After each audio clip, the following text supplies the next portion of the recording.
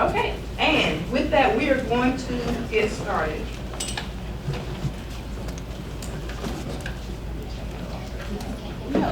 Okay, you guys should have a note-taking tool in your notebook. If you would, please pull that out.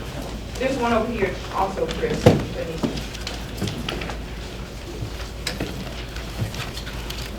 So throughout the day, today and tomorrow, we want you to use this note-taking tool. Anything that we say, it kind of makes sense. It squares with your thinking, you'll put it in that first column. Anything that we say, that we discuss, there are points that you need to remember. You need to take back to your district, you need to tell somebody, there's maybe some next steps, some action steps for you. That'll go in the middle column. And then for the circle, anything that's rolling around in your head, you have additional questions, we said something that's not connecting for you, put it in that third column. And those things we're going to make sure, hopefully, we can address those before we leave on tomorrow. Okay, so this is our federal program staff. The staff that's here today. I'm Molly Killingsworth, the Director of Federal Programs. And guys, if you would stand, please, as I call your name. Calandra Hawkins, she's one of our administrators. Jacqueline Davis, she likes to be called Chris. I'm not quite sure why, but we call her Chris. Amanda Ryland, another administrator. And then we have Jatias Kelly. Jatias is over here doing registration. She's our ASA. She's one of our ASAs. She is the one who sends out all the emails, all the notifications. If she sends you something, she's not saying, hey, how's it going, have a good day. It's something you need to read, act on, respond to, or do something. So please make sure you read the emails from her. Dr. Dana Williams, the Ed Specialist. In the back, Mr. Eric Cohen. Dr. Kelly Smith, where's Kelly? There's Kelly, and then Becky Wilson. Perfect. So this is our staff. I will go over this 2-day training. We want to make sure we equip you with the skills, the tools, the resources that you need to be successful in your positions. Please don't think for a minute that after these 2 days, we're going to tell you everything you know about federal programs. You're not going to learn it in 2 days, 2 weeks, 2 months, 2 years. But hopefully, don't look like that. Hopefully we will give you enough information so you'll have a solid foundation, at least to know where to go. The big main points we're going to hit, but you'll know where to go for additional information. And before I move on, I also want to mention we have one of our partners here. We affectionately call them the Jeffs, Dr. Jeff Wooten and Jeff Langham from Cognia. And if you don't know about Cognia and federal programs and what we do, we'll discuss that when we get to the ASIP and then compliance monitoring. We'll talk about that. Okay, so let's talk about the roles and responsibilities. Lots of roles and responsibilities. Overseeing the management of the federal grants. So that means everything that falls under us, all federal grants that the state of Alabama receives, you guys are responsible for managing the grants. Managing means implementation of the program. For Title I, what does implementation look like? Make sure you're purchasing items, your expenditures, everything is lined up with that. Aside from the expenditures, it also means what does ESSA say that we're supposed to be doing? Being aware of, knowledgeable about, and implementing all aspects of the program. Compliance with all federal guidelines.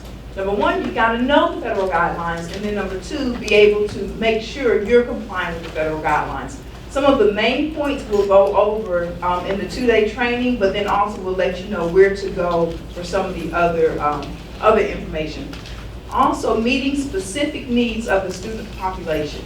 If you're using funds, migrant funds, make sure it's helping migrant students. If you're using EL funds for something, make sure it's helping EL students.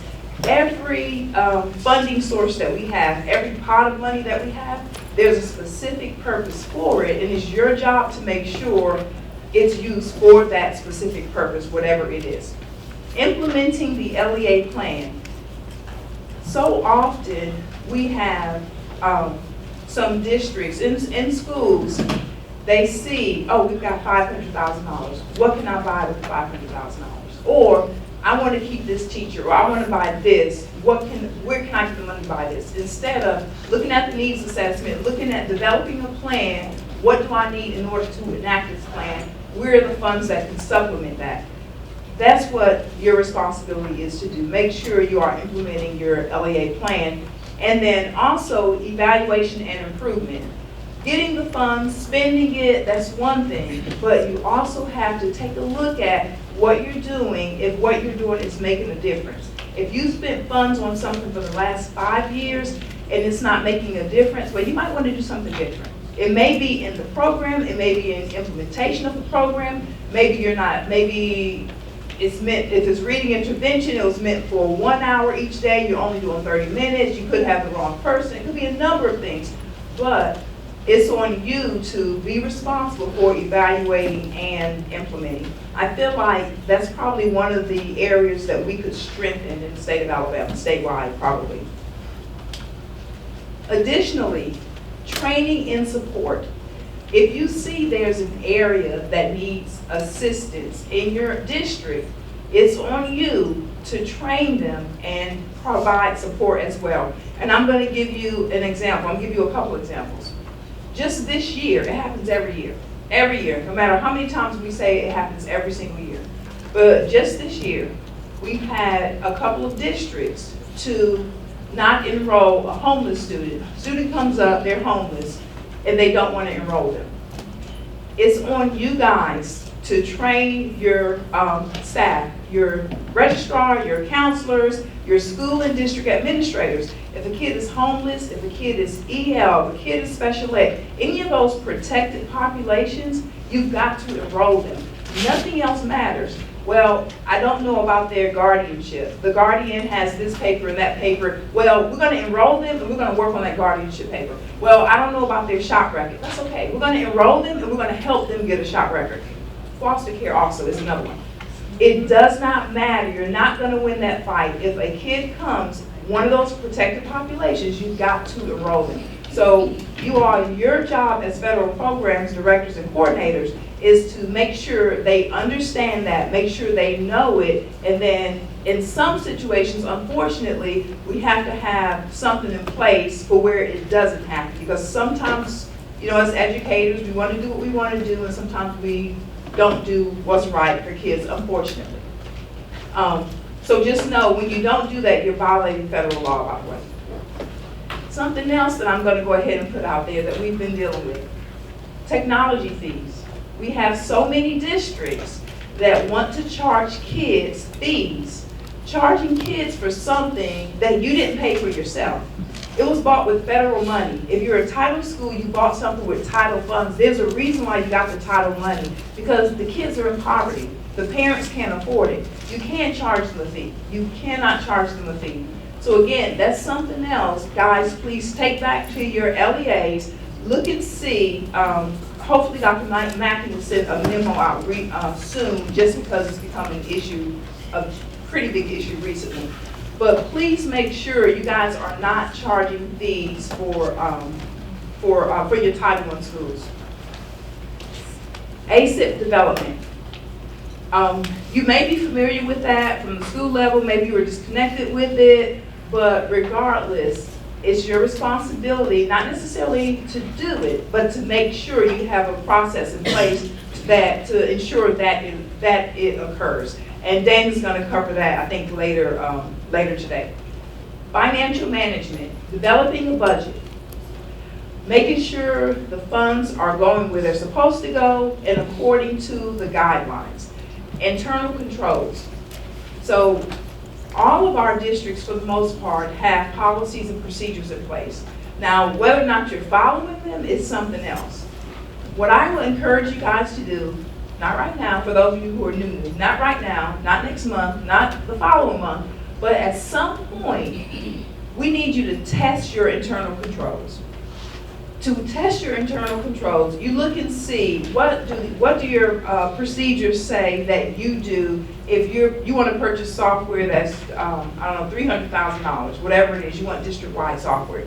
Well, your procedures probably say, procurement procedures probably say that you're going to get a bid. You may have to get 2 bids, 3 bids. It has to be out there for X number of days. You have to go through that whole process. So you know that's in your procedures. You want to see if you're doing it. So you just pull a couple of purchases and then you just follow it. Follow it down the line to see the timeline. Make sure you went through the process. Make sure it's more than one person, that there's no one person that's handling all those different duties, segregation of duties. Just follow that because you don't want us to come in monitoring and we find it. You want to find it, you want to go ahead and correct it. So even if we see it, you can say, well, yeah, I found that a couple months ago, and this is what I've done to correct it. And then record retention. You have to retain records, certain records for 3 years. We encourage you to retain them for 5 years. And we do the same thing at the state level. We have to do the same thing at state level. If either of you need help with internal controls, with any of the financial stuff, with your policies and procedures around that, we have our own accountant in federal programs. Her name is Teresa. She's not here today, but she's more than willing to help you guys if anybody needs any help with any of that. Additional roles and responsibilities. Compliance monitoring. I'll talk a little about compliance monitoring later, but just know that our districts are monitored every 5 years, unless there's an issue. An issue meaning you were monitored 5 years ago and there was something major, so we monitored you again, and then it was still major, so we went again and again. Or there's a the auditor's report found something. There's a single audit requirement that every single LEA has to do in the state of Alabama. The feds require it if you receive like over 750,000 or something like that, but it doesn't matter because the state requires everyone to get it every single year. Well, anytime there are findings or issues, all of them come to us. So if you were not being monitored and all of a sudden you're being monitored, that's likely why. Receiving and resolving complaints. Please make sure that you have in your LEA some type of process where if there's a parent out there that feels like a lot of LEAs automatically have special ed, feels like their child is not getting services for special ed, but sometimes we don't have it for homeless, we don't have it for EL. If a parent wants to file a grievance or they have a complaint, it's your job to make sure you have something in place. Most federal programs coordinators throughout the state, they actually are the person that resolves it. Somebody else in your district may do that, but you just need to know who that is and make sure it's clearly communicated everywhere. I would encourage you as much as possible, try to handle those complaints at the LEA level. Don't let them come to the state level. Because I'm telling you now, if it's an issue with enrollment, with any of those protected populations, an issue with those technology fees or any fees you're charging a kid at a title school, you're not going to win that argument. So just handle it at the LEA level and move forward. Also, public transparency. So the feds they expect anything that you do with federal money, you know, the public has an interest in it. The public should be able to see. Little Johnny's uncle shouldn't have to come up to the school to see what is the plan that they're working on, how are they spending their funds. There are certain things that have to be in the public domain, i.e. on the website. There are certain things you have to do to make sure parents have access, and that doesn't mean we have something in the registrar's desk on the corner and they have to come get it, you know. So just be aware that there are several things that fall into that area. Collaboration and communication. It is so important, such an important part of our role with federal programs to collaborate, to talk to each other, and there are a number of roles that we need to collaborate with. So I'm going to just touch on some of these. At the end of the day, the superintendent is ultimately responsible for any and everything that happens in that district. Mr. or Mrs. Superintendent, the buck stops there. Some superintendents are more involved when it comes to federal programs than others. And for those of you who are brand new, hopefully you know that already. If not, you'll find that out soon. There are some that are kind of, I don't want to say hands off, but they're more, I need you to handle this, let me know if you need support, da da da. And then there are others that are there along the way, and they may be in your business more than you want them to be in your business. That's a superintendent's issue. That's an LEA decision. But just know what that looks like in your district and what your responsibilities are as it relates to federal programs. And for example, with the ESSER funds that, thank goodness, are going away September 30th, but with ESSER funds, we had some federal programs coordinators that didn't even touch the ESSER funds. In some districts, it was the CSFO and the superintendent. But again, that's a superintendent's decision. There are also several sections, departments that you need to make sure you're in close collaboration with.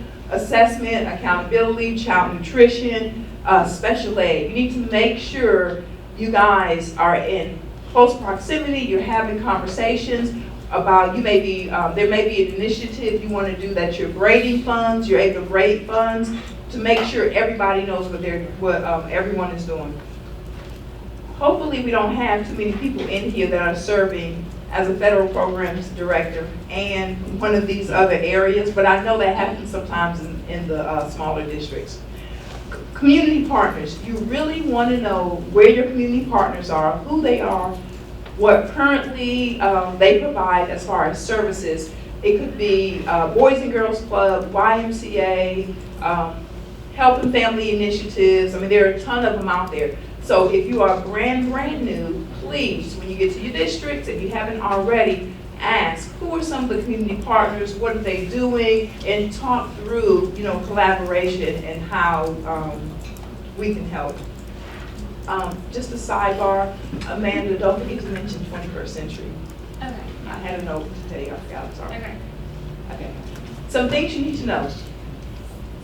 Just general things you need to know. GEPA, General Education Provisions Act. There are specific things, there are 4 provisions, a couple of provisions in there. It addresses confidentiality, equal access, just basic things that it's like assumed that you absolutely have to do. Uniform grant guidance. Uniform grant guidance is part of EDGAR. It's in EDGAR. This book we're going to go over in just a few minutes, and this is like your Bible. Hopefully by the end of the year, your EDGAR book is nice and clean. It'll have markups and sticky notes and everything else in it as you use it. A couple other things you need to know. So the U.S. Department of Education has what we call their statutes, their regulations, and then there's guidance. So I'm going to give you just a brief overview of the difference so you'll be aware. So statutes, those are the overarching, that's a law. ESSA is a statute, IDEA is a statute. It basically says these are funds for Title I. These are funds for IDEA for students with disability. It's overarching what the funds are for, who's eligible to be served. But then we have regulations. The regulations give you more specific information. So it may tell you who has to be served in the statute. These regulations tell you what that looks like, So imagine if they said for Title I, anyone who has whatever % poverty can be served and nothing else. Didn't tell you what those funds can be used for, didn't tell you if a school wanted to not do rape and serve, didn't tell you any of that. All of that stuff is in here. Uniform guidance, again, is part of EDGAR. And we're going to go through EDGAR, and I guess we'll go through EDGAR now. When I get my glasses. All right, so you guys get your EDGAR book. We're just going to look up a couple things.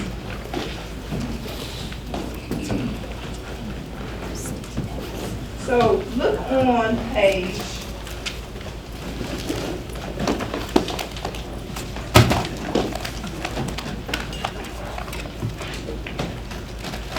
Okay, go to page 140.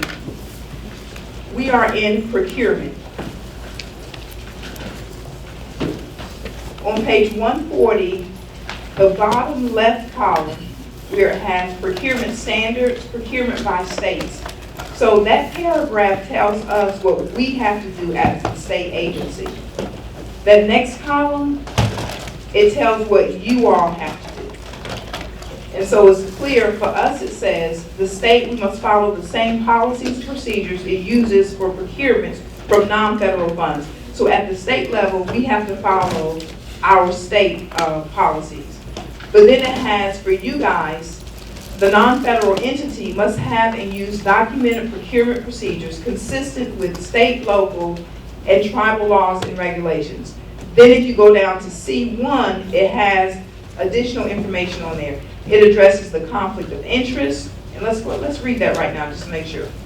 The non-federal entity must maintain written standards of conduct covering conflicts of interest in governing the actions of its employees engaged in the selection, award, and administration of contracts.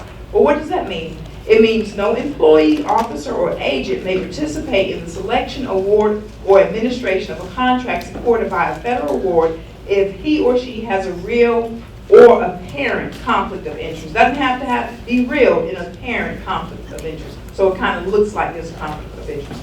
That's why this is so important to be able to find what you're looking for. We're going to go to monitoring real quick.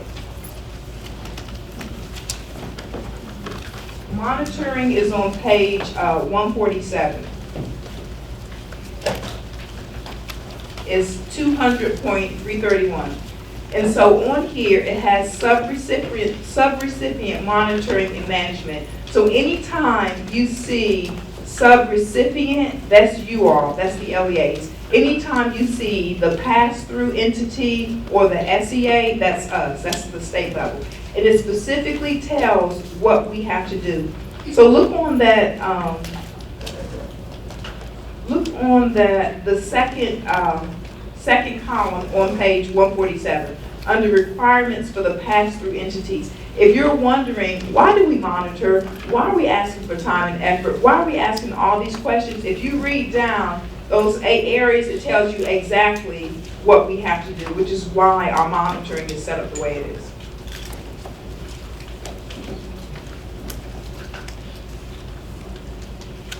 Landry's going to discuss obligations, so I won't go there. All right.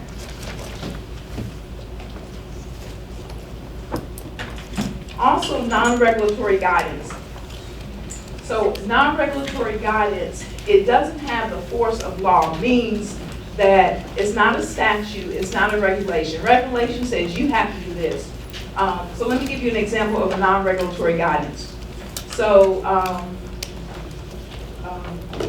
had a good example, I forgot it. Okay, so for example, EAMS. Y'all, if you're brand new, you don't know what EAMS is, but it's okay. EAMS, basically, the federal government wanted to give funds to the private schools, but they couldn't give them money. They wanted services, so the states had to buy a whole bunch of stuff for the private schools. So, non-regulatory guidance, if in the legislation it says the private schools get services, they don't get money, and then it also says this is the window.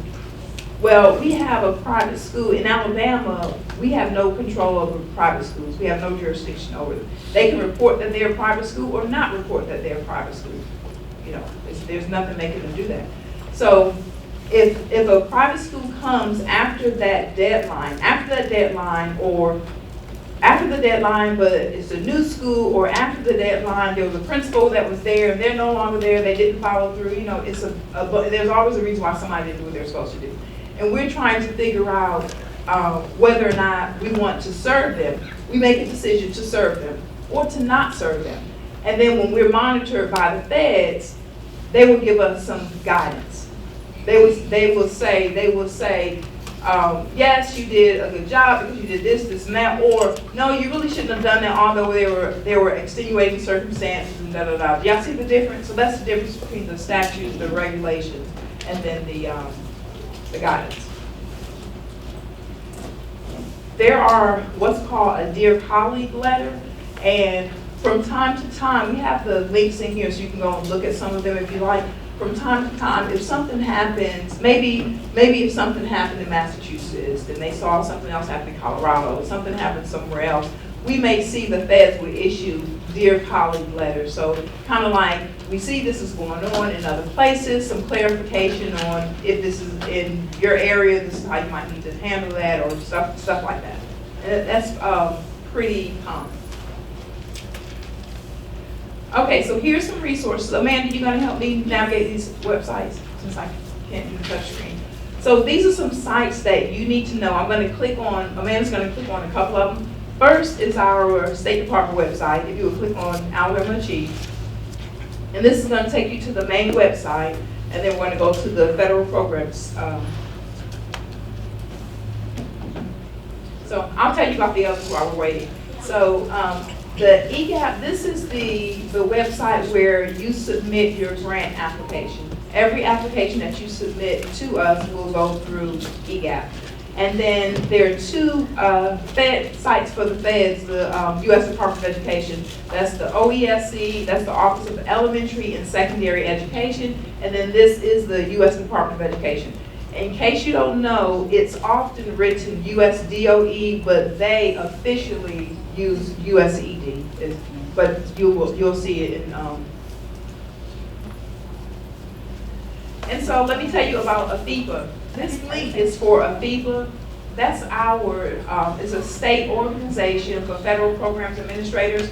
The conference is an annual conference. It's November 6th through the 9th in it's not in Gulf Shores, I'm sorry. It's in Florence. It's a really good opportunity to network and meet others within your region, outside your region. So if you're able to, you might want to go to AFIBA. Okay, here we go. So click divisions and offices, and then scroll, and you'll see federal programs somewhere in here. Okay, click on federal programs. So this is our website, and on the left side, scroll, Eric, please, just so they can see the options to choose from. If you would click on the COVID relief funding dashboard, so this is part of our transparency. The feds want to make sure we have in the public domain how much of the COVID money we spent and what we spent it on. Okay, so if you'll see the state of Alabama, we had a total of $3.2 billion. We've spent 2.63, and we have 1 month and 9 days left to spend the funds. If you are one of those LEAs, and if you don't know during a break, come, I see y'all grinning, you know what I'm talking about. If you're one of those LEAs who did not spend your money, let me go ahead and say this. I know I'm getting off script, but you guys, we are a poor state. We cannot afford to send money back to the U.S. Department of Education. There is no reason why we should be sending any money back. You tell me what LEA, what your needs are, we can figure out a way to spend the money. 1 month and 9 days remaining. Okay, so Eric, if you would, go to select programs, because this is all of the money. We're gonna look just at ESSER 3. I'm sorry, yeah, ESSER 3. So do those first three. Select the first four, I'm sorry, to include the reserve. 66.7% of the funds have been spent. Y'all, that's crazy. That's crazy. This is where we are as a state. Okay, I'm gonna move on from that. Can you go back to the PowerPoint? There are two other sites.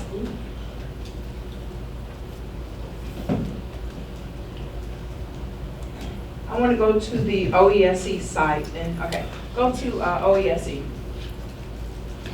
This is a really good site to go to if you're brand new and you just want to look at the different programs, what's out there, where to go for help, read what guidance is out there, what has come out over the past, couple of months, the past years. This is just a good. Okay, so we're going to click on programs, please.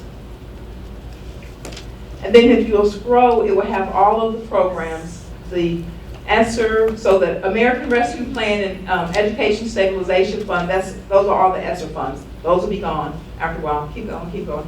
So here we go, keep going a little more. Discretionary grants and support, go a little more. We'll have our formula grants. Okay, and then we have our formula grants. So if you want to know anything about any of the grants that we have, it'll give you the basic information about that. It's kind of like a, if you have like a one-pager on all the grants that gives you just an overview.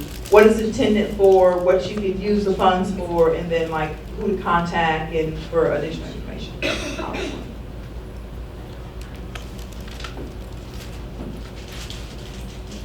And I won't do the last one. You can put it back in PowerPoint mode, please. And then the other one is just U.S. Department of Education. It's the Office of Elementary and Secondary Education, of course, within the U.S. Department of Education, but the site is just easier to pull up and find, to me, what you're looking for in there. Okay, thank you, Aaron. Okay, so speaking of needing assistance, who's here to help you? This is our entire staff, our entire department. And as you see, we've got a couple vacancies we're about to fill, like ASAP, but each one of our program staff, everyone has a specific program that they're responsible for. Rural education, homeless, Title I, Title III, doesn't matter. Everybody is responsible for something. In addition to that, everyone also has a region. You should have this in your notebook, the regional teams. If not, you might want to get a snapshot of this, because this tells you who is responsible for your region. And so let me tell you what that means. What region is this? Region 2. Okay, Region 2, you all have Jennifer. So that means when you submit your application for your funds, Jennifer's going to review your applications. She's going to, hopefully within 7 days, because that's our guidelines, within 7 days she's going to approve it and move it on, or she's going to send it back to you because it needs some corrections or something like that. Also, if there's a timeline, there's a survey, there's some reporting with the feds, there's always some type of reporting we have to do, reporting element. And we're coming up on the deadline, you haven't submitted yours yet, she's probably gonna reach out and give you a gentle reminder that we have to, get the stuff in. So our regional teams, regional meetings, I wanna say how often, they don't do them, some do monthly, but I would say more quarterly. The regional teams meet, and so all of the LEAs that are in those regional teams we meet. We don't direct those meetings, but we're always either there virtually or face-to-face or providing information, just updates or whatever, as we're able to. For the charter schools, we realize that the charter schools sometimes have a separate needs, different needs, and so we have one individual, Yolanda, that's working just with the charter schools. Okay, now that I have gone through that information, I want you to think for just a minute. Kelly? 5 minutes. Oh, perfect. Okay, so I need you to think for just a minute. What squares with your thinking? What have I said that makes sense? That's no big deal. I got it. I knew it already. What points do you need to remember to take back and do something with? To tell somebody, to look into something, to make sure you're aware of something. And then third, what's rolling around in your head? What questions do you have? So I'm going to give you just a few minutes to do that. Can I do a 2-minute share out? 2 minutes. Anyone want to share out? Any volunteers? I saw something really good on some paper over there, but I won't point you out. I'm sorry? Whatever you want to share out. What do you want to share out? Well, I have a question. Okay. Okay, put it on. Okay, that's fine. Okay. So, all right, good morning. So I want to know, when you say as far as the federal programs, coordinator oversees all federal, funds, are we looking at like all federal funds over, like you got SPED, you got CTE, you got all these federal grants that come through? That's a great question for your superintendent and your LEA, yes. So at the State Department of Education, you will oversee everything that falls under us at the State Department of Education. And actually, Chris, that's coming up next, is actually going to go over what all falls under us. one of the LEAs, the federal programs director, was also special ed, and I cannot imagine somebody doing that job. But I know it's unfortunately reality sometimes. Anyone want to share out what's on their note-taking tool? I put checking for charging fees for Title I. Oh, good. A point to remember. Okay, I see some heads nodding. Okay. And testing internal controls, because being new, this is my first year, I have no idea if they're doing what they're supposed to do or not. Gotcha. Okay, good, good, very good, very good. Anything else? Anybody else want to share? Yes. I still have rolling around in my head Okay. with the, and I understand the immediate enrollment of homeless and all of those special populations.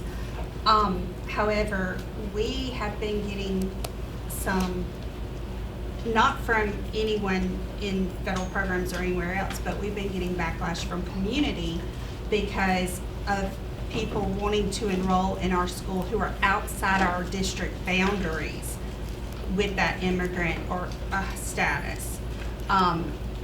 Is it still, I mean, I don't know, that's kind of a fine, you know. Like if we take them, If when do they have to show us their proof of residency? Well, What's even reasonable?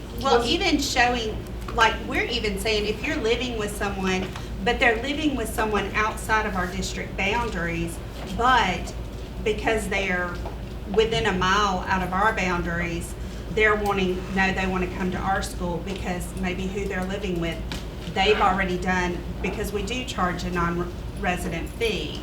So that's kind of the, you know, we allow non-residents because of where we are, but it's a fee, and it's kind of an iffy, so you can't charge them a fee. Yeah.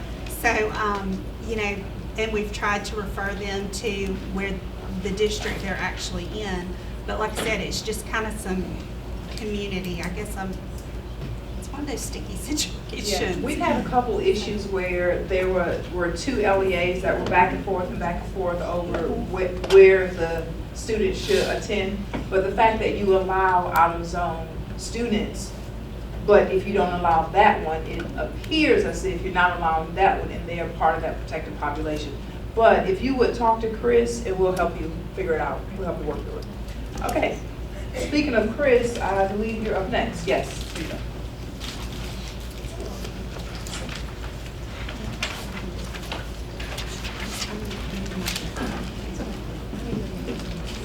Good morning. You'll see Jacqueline up here, and I always have to give an explanation for that. That's my first name. For whatever reason, my mother decided to call me by my second name, so Chris is what I go by. Jacqueline is my government name. So I do want to talk just a second, just briefly, enrollment. Okay. Just enrollment. And where you had the question about how long to give them. That's an LEA decision, but just make sure that it's reasonable. Okay, you have to follow your policies and procedures for enrollment, but you do have to make a few accommodations for these special populations. It's going to take them a second to gather the information that you want. They may not have immediate access. You know, they may not know where to go and get an immunization record. They may not know where to go get a birth certificate, that kind of thing. So give them a second to get that. Now, I'm not saying 30 days, you know, but you need to make that decision within your LEA, what's going to be reasonable. Okay, some districts will give them 5 days, some will give 2 weeks. So that is a conversation you need to have within your LEA because you do have to have some requirements and you have to have a cutoff point, but you just need to work with them as much as possible.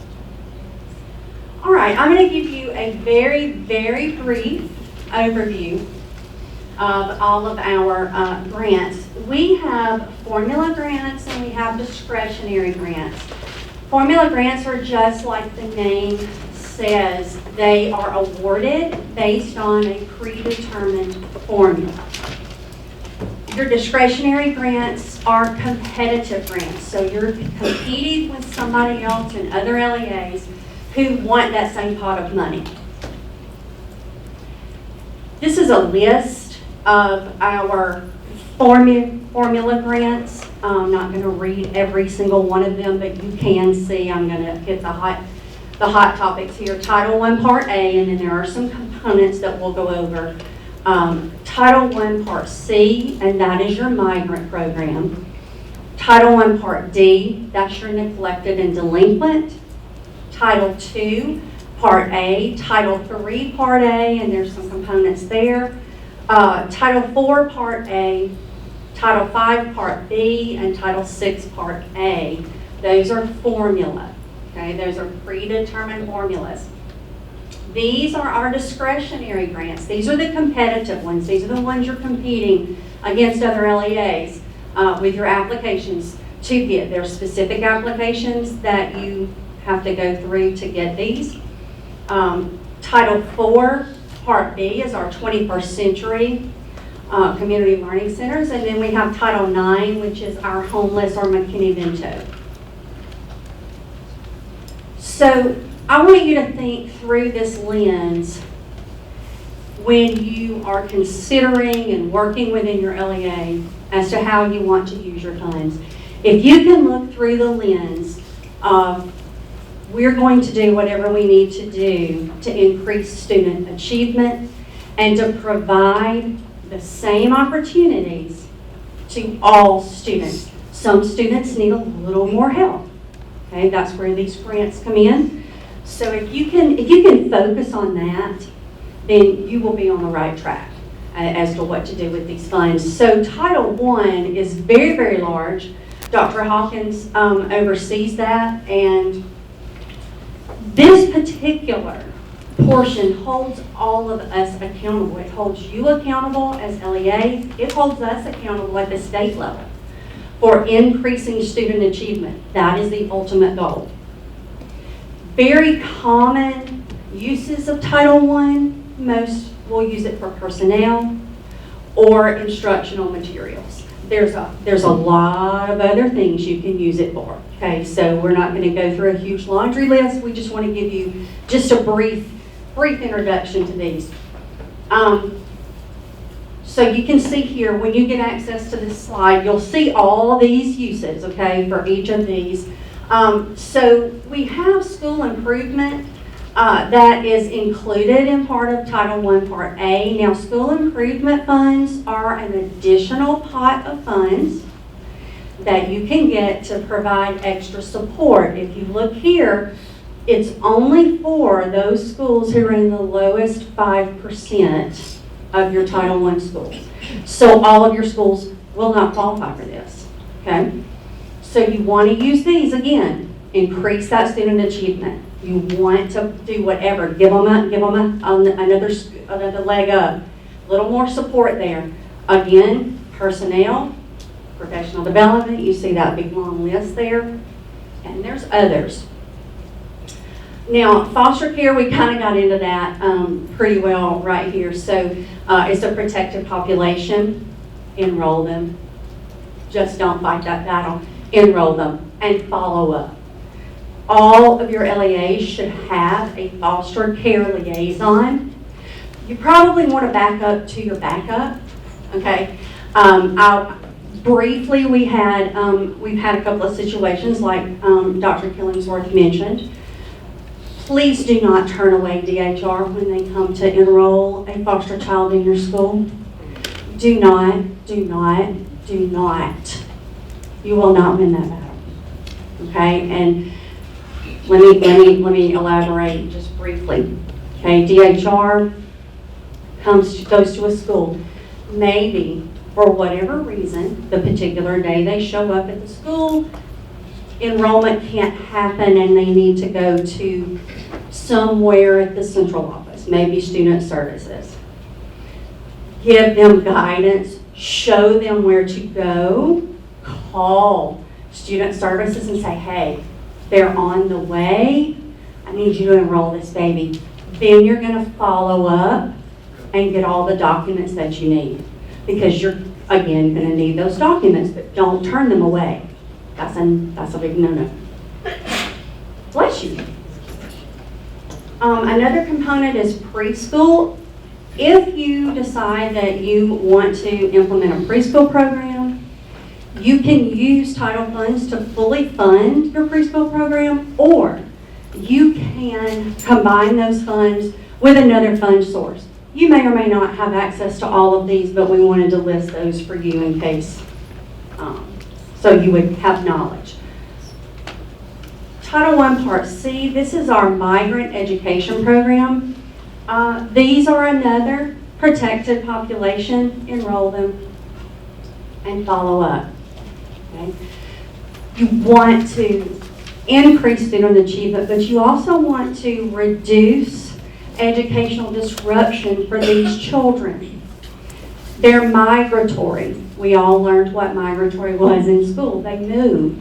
Okay? Example, they may start out somewhere in South Alabama and maybe their parents are working in a fishery. That comes to an end and they move to Central Alabama. I'm from Chilton County. Peaches are huge, so we have lots of migrant folks who come there. So they're going to be there during that season. It's over. Now we may move to North Alabama to pick tomatoes. We may go to Georgia and do something there and then come back to Alabama. Okay? So they're very transient. That often leads to social isolation. You can see as a child when you move, it's very difficult to make friends. So they need some support to overcome that. Again, that's what these funds are for. They're supplemental. Like Dr. Killingsworth said, make sure you're using them for your migrant children. I put a definition, a brief definition, okay, of a migratory child. I want you to know the difference between a migratory child and an immigrant child. We will talk about immigrant a little later. A migratory child is a child or youth, and I'm going to read it straight from the slide, who is not older than 21.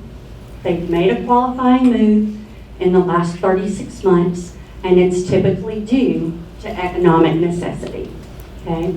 Mom, dad, brothers, sisters, family members. It's time to move on. The season's over for tomatoes. We're going to move to the next place. All right. Some of your allowable uses here, of course, for instruction, you can use it. If you have some school-based mental health services, that would be really helpful for them, just so they can kind of see, hey, it's okay, you move a lot, here's what you could do beyond this. Maybe they want to stay in that lifestyle, maybe they don't. Sometimes you don't know what you don't know, and so they just need a little information. So there's a list of that. Could you go back to that? Yes. Support services. Mm-hmm. When I read it, always says referral. Is that like a referral to report services? You can, Referral. yes, you can do that. You can refer them to different services that you have available in your LEA.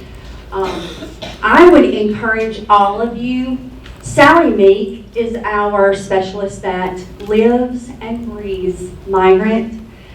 She can give you specific details. She can help you with anything. So I would say with questions like that, because she works so closely with other districts who have a lot of migrant children, and she can share some specific things that those other districts use. You may or may not have access to the same thing, but it could get you thinking about what could be available where you are.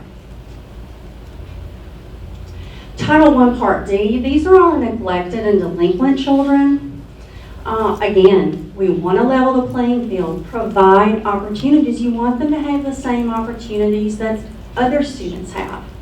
They need extra support. We want to increase their achievement. Sometimes this is difficult. They have lots of educational disruptions. You want to reduce those education disruptions for them as much as possible. And think about this in this way, okay? The students are at school, for whatever reason, Now we go over here and we're in an institution or a facility. Hopefully, we go back to school. That's often difficult. They need transition services. They need help. They've had a rough patch, and sometimes they don't know how to get out of that rough patch. So that's where your transition services come in to help them see, you want these kids to graduate high school, preferably, or get their GED. We need to keep them in school. That's where your dropout prevention also comes in here, our third thing. These kiddos are at huge risks for just giving up and walking away. So we want to do everything we can to keep them in school, help them achieve, help them see what they can do with their lives. Here's a big list here of what you could do. Of course, counseling, career counseling for these babies is huge. Sometimes they just don't know what they could do. Of course, and we've had someone lately that has really invested heavily in GED preparation. Now remember, our preference is that they graduate high school. Do credit recovery, sometimes that's not possible. And so you have to take the path of GED preparation. Title II, you all probably think about this most commonly as professional development, but you can use it for other things as well. You want to increase student achievement, of course. So you want to give your students access to effective teachers. You may need to recruit teachers. You may need to try to retain those teachers once you get them recruited. Okay, you can use these funds for that. If you need to increase your capacity, okay, you need more teachers, you need more principals, you need more other school leaders, okay, you can use these funds for that. Now, one thing I do want to talk about here, because you typically will use these, again, for your recruitment. Okay. Class size reduction, a lot of people will use it for class size reduction. I do want to throw this in here. In the past, there have been, the tendency has been with class size reduction to just put the latest person, the last person hired, and we're going to put them in that class size reduction unit. Boom, we have less students. That's a no-no. We had a extensive meeting with USAID. Other states were getting findings for that. So please make sure you have an academic reason that you are putting a teacher in a class size reduction unit. Think heavily about an effective teacher. I'm not going to tell you you can't put a first-year teacher there. I'm just going to say you have to ask yourself the question, how am I going to determine that that first-year teacher is effective? What evidence do you have? Because you need to give us evidence. We're not going to say you got to give it to me right now, okay? But if it's asked for, you need to be able to provide that. So think about what you're going to do with that. It's very difficult to put a first-year teacher in a class size reduction unit to accomplish an academic need. Okay, so just kind of put that in the back of your mind. And if you have specific questions, you can contact me, and we'll work you through that. We can help you. Okay, we'll be glad to help you. So professional development, we have some requirements for professional development. Right here at the bottom is what we preach the hardest about. Make sure it's not a one and done. It needs to be sustained, intensive, collaborative, job embedded, classroom focused. Okay? Cannot do a one and done. Make sure that it goes across time and your teachers can actually use it, and your goal, increase student achievement. Title III. This encompasses your EL students, okay, your English learners, and your immigrants fall oftentimes into this. You want them to develop English proficiency. You want to increase student achievement. I have the definition here that Becky Wilson in the back. Becky is our Title III specialist, and so she gave me this definition to make sure that we can give you a clear distinction between migrant and immigrant. Okay? They have to be between the ages of 3 and 21. They're not born in the United States. They haven't attended school in the United States for more than 3 academic years. Okay? So there's a distinct difference between migrant and immigrant, and we always have a little confusion over that, so that's why we wanted to be so clear for you. Again, mentoring, academic coaching, educational software is a typical use of this for that language acquisition. With your English learner funds, they're all supplemental. And I'm going to give you an example. We've had an issue with this. Well, not an issue. We've had some questions about this. You, as an LEA, are completely responsible for creating, implementing, and maintaining your EL program, and it has to be implemented to fidelity. If you're going to use Title III funds for a teaching unit, it must be supplemental. Okay, keep that. Has to be supplemental because that's been a big question. Okay, so just make sure that you're able to provide documentation if it's ever requested that those units are supplemental. Okay, just be very careful about walking that line. Of course, your parapros are there and professional development specifically for your EL students. Title V Part A, this focuses directly on student support. If you look at the bottom, okay, this grant money comes through us, but we don't monitor that part. Student support takes care of that, okay? So this is access to well-rounded education. Again, providing those opportunities for everybody. Improving your school conditions. And then lastly, technology. You want them to have digital proficiency. All these kids today know their way around a computer. I have 3 granddaughters, 5, 4, and 3, and every one of them can do anything on my phone, iPad, and computer that I can't even think about. So our kiddos today know how to use technology.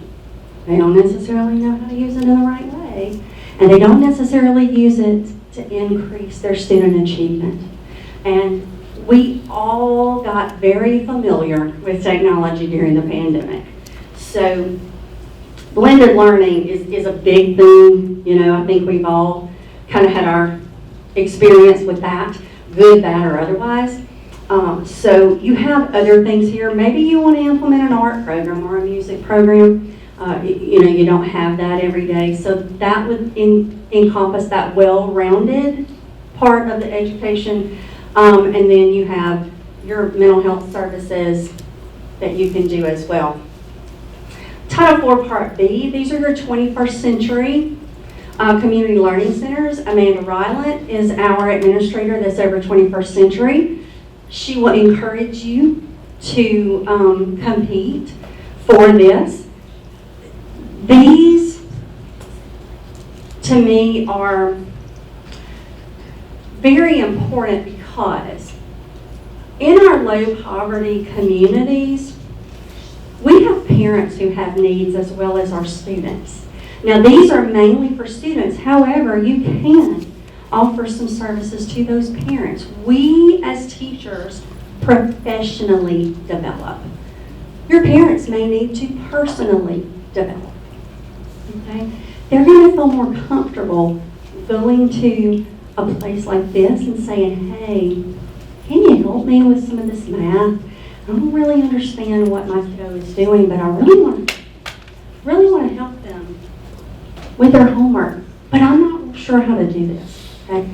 So your 21st century centers extend, think about it as enrichment, okay? They extend what the children have learned in the school day. Now don't confuse it and think that because you have one of these that they're going to extend the standards for that exact day, okay? Think of it like this.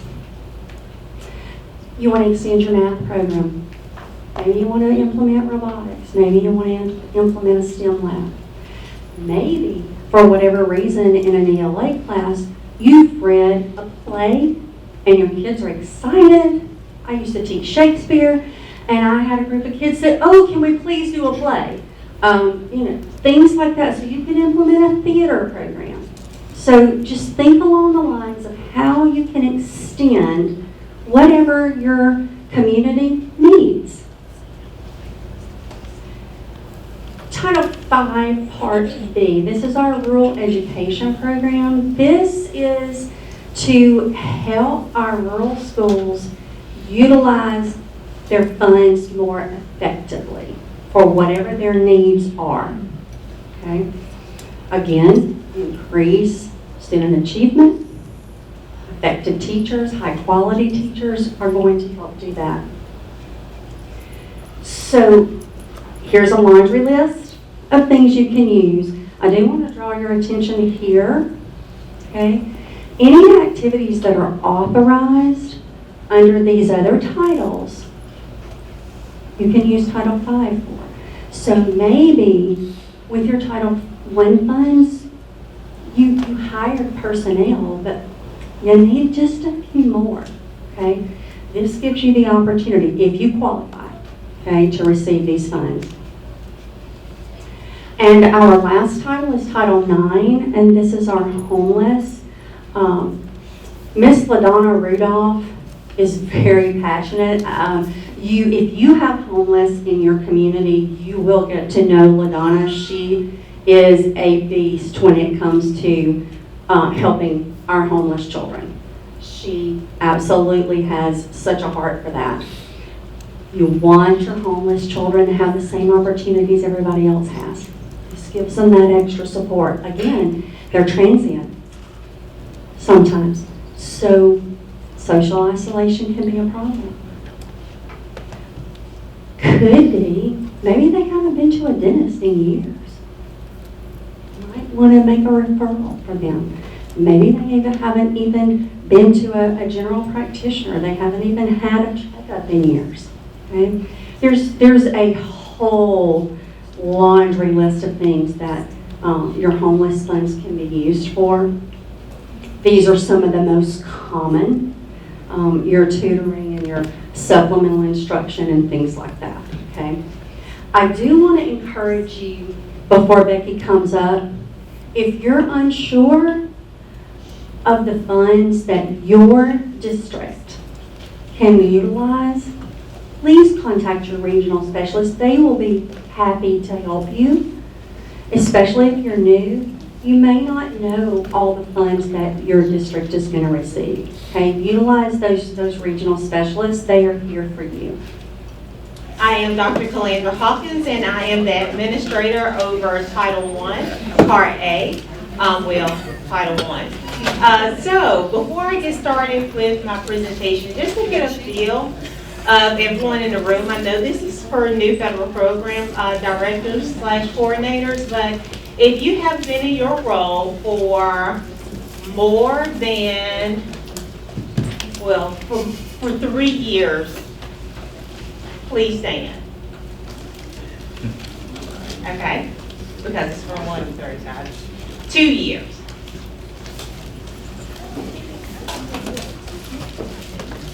Okay? For 1 full year. All right, less than a year. Okay, great. All right, less than 6 months.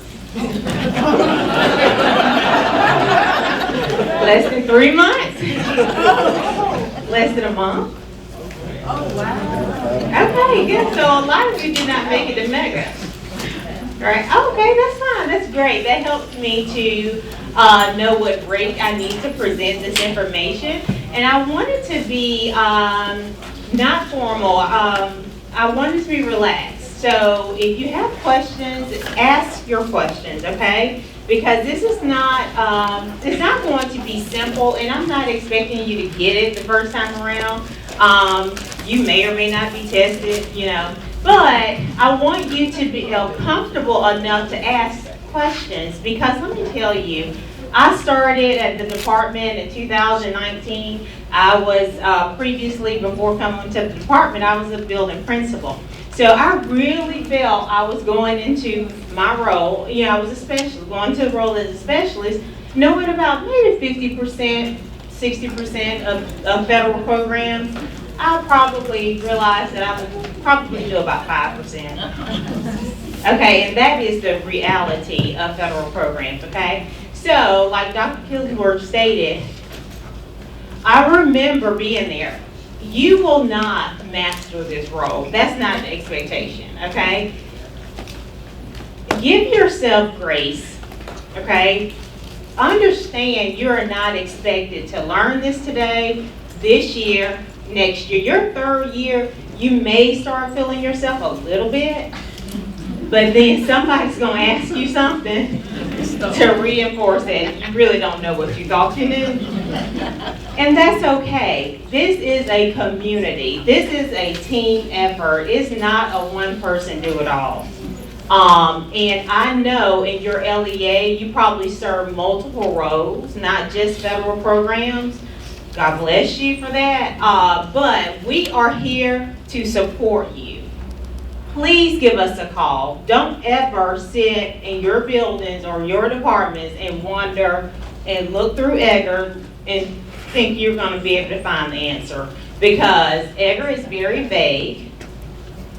Even when you call us, we're not going to give you an answer. We're going to say, well, maybe, or it depends. And it really does depend, okay? And when we ask you multiple questions, it's not that we don't trust you. It has nothing to do with you. We're really trying to get insight, because what you're going to learn here, there are multiple components and aspects, things you have to consider when it comes to the allowability of spending these funds, or just the various regulations that's applicable to whatever situation. Because it's not a one-size-fits-all. What goes on in one LEA may not be applicable to the next. It depends on your needs assessment, depends on your plans that you have previously written at your LEA. So this is a team effort. We're in this together, and together we're going to conquer every single year, and it's going to be okay, and nobody's going to jail. Okay? All right, so let's get started. We're going to talk about the cross-cutting fiscal components. And what that means is the information I am about to share with you is go across all your title programs, okay? Dr. Killingsworth went over the EGGR, your purple book. I guess I left mine at my seat, and I'll grab it when I need it. Your EGGR is your education department, your general administrative regulations. That means it's applicable to all federal programs, whether you're in special education, thank you, whether we're talking about Title I, whatever it is related to education grants, EGGR is applicable. So you can go to your SPED or your Perkins CTE and discuss EGGR, and it's the same, okay? However, each program have their components, their laws, their part when it comes to the Every Student Succeed Act. That tells you how to administer that particular program. But what I'm going over to today now is applicable for all programs, okay? All right, there are some things specific to one, and we'll talk about that when it comes. So, the fiscal requirements that we're going to discuss today is allowability. We get so many questions when it comes to allowability. Can I use the funds for this? Can I use the funds for that? there are more than just EGR you have to consult when it comes to allowability. I am talking about the components of EGR right now, okay? So, then we're talking about indirect costs, maintenance of effort, S&S, and waivers and flexibility. Allowability. Okay, so ensuring the allowability of costs is critical for compliance when spending federal funds. This is what will keep you out of jail, okay? All costs supported by federal education grants must meet the standards outlined in EGR, okay? All education grants must meet these standards here, all right? Also, the uniform administrative requirements, the cost principles, and audit requirements for the federal award. They're all outlined here. We're going to talk about those now, okay? So, I have a lot of citations provided for you, and I want to show you how to look those citations up. Now, allowability expenditures must comply with the 8 criteria listed in 2 CFR 200-403 to be considered allowable. So, let's go to 200-403. Can you all hear me without this? You can't hear me? Okay. Use a little help if you want help. Okay, perfect. All right, I'm gonna see who can find 200-403 by the time I get this mic on.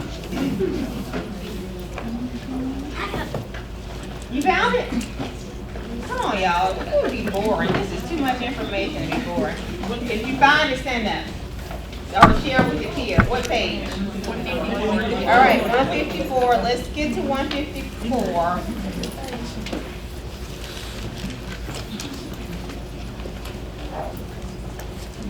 Okay, this one, I'll be right there. Can you all hear me? Come on, Eric.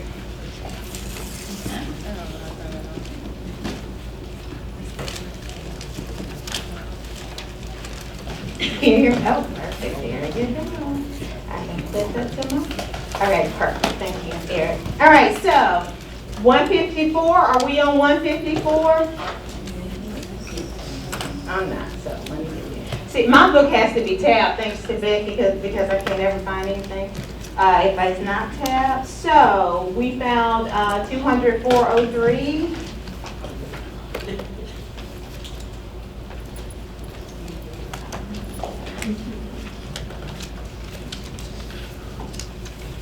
All right, so you see here where it says the factors there, factors affecting allowability. We're going to talk about all of those right now, okay? So you want to mark that, you want to tab this, you want to be able to reference this area when you're talking with your superintendent and he comes to you and he say, hey, I want to be able to do this. Now, superintendents, they have 101 things to master, so they're not going to be the master of EGR, okay? That would be your responsibility to justify why we can or we can't do it, okay? This is just one component of allowability, and it's applicable for every grant, okay? Now, LEAs must also follow your district's local written procedures when it comes to allowability of costs.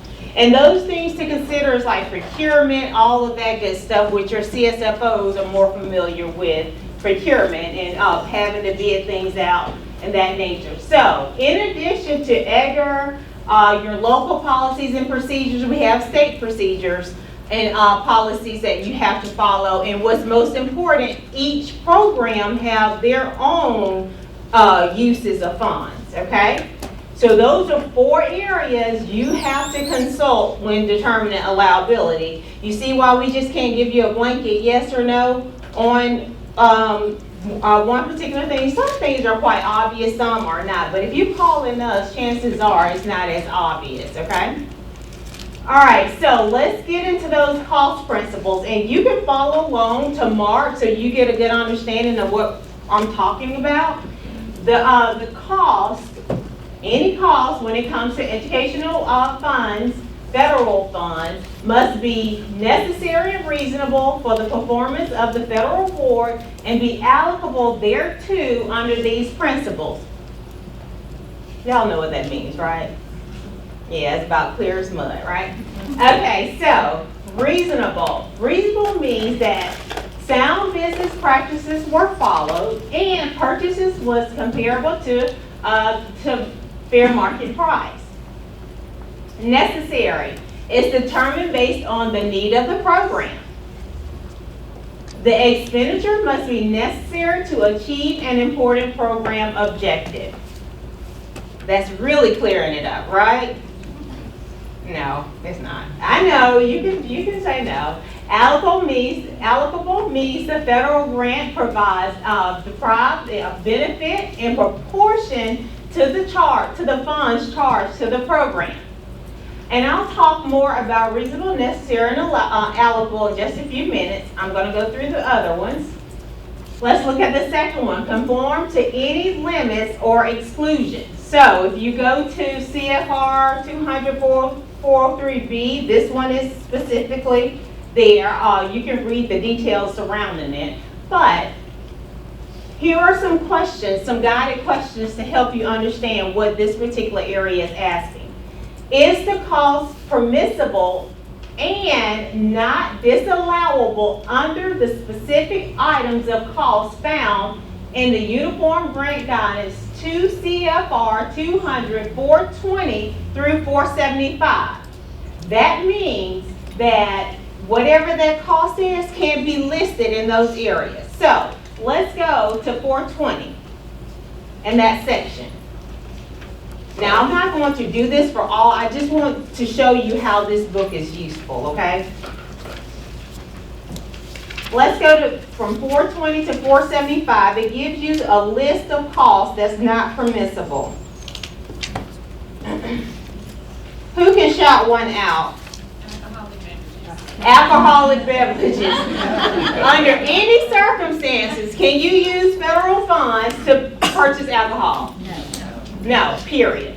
There is no level of creativity that you can come up with to make this expenditure allowable, okay?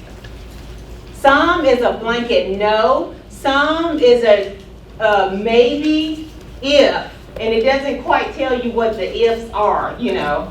But those are discussions that we'll have. Who can give me another one?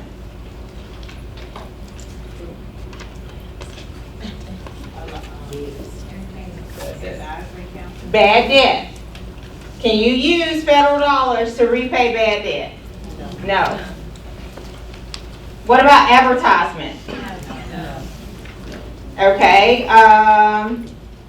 What about audit services?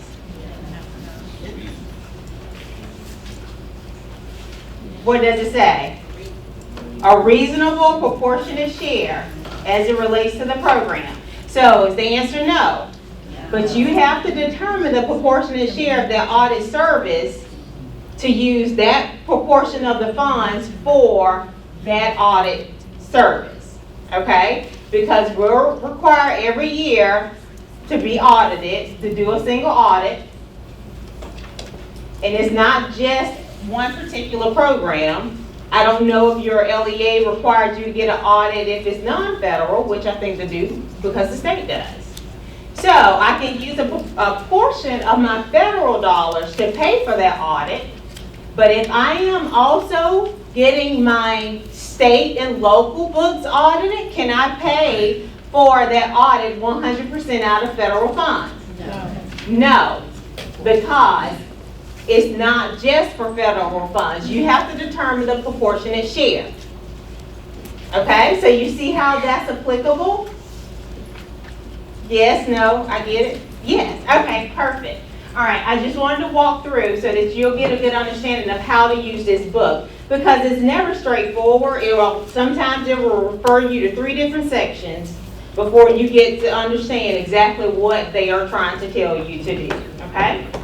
Now, is the cost permissible under the program statute and regulations as well as non-regulatory guidance? That's important. The program statute and regulations, that's ESEA, regarding that particular program that you're questioning, okay? Non-regulatory guidance is like your FAQs. So, if the statute states that because the statute gives you the allowable uses for each of those programs, if the statute states that this is allowable or it fits under the components, then it is permissible. If it does not, then it's not permissible. Is the cost permissible on the state statute, okay? And then your LEA policies and procedures. So those are all the factors you have to consider to determine if it conforms to any limitations or exclusions. All right, our next cost principle.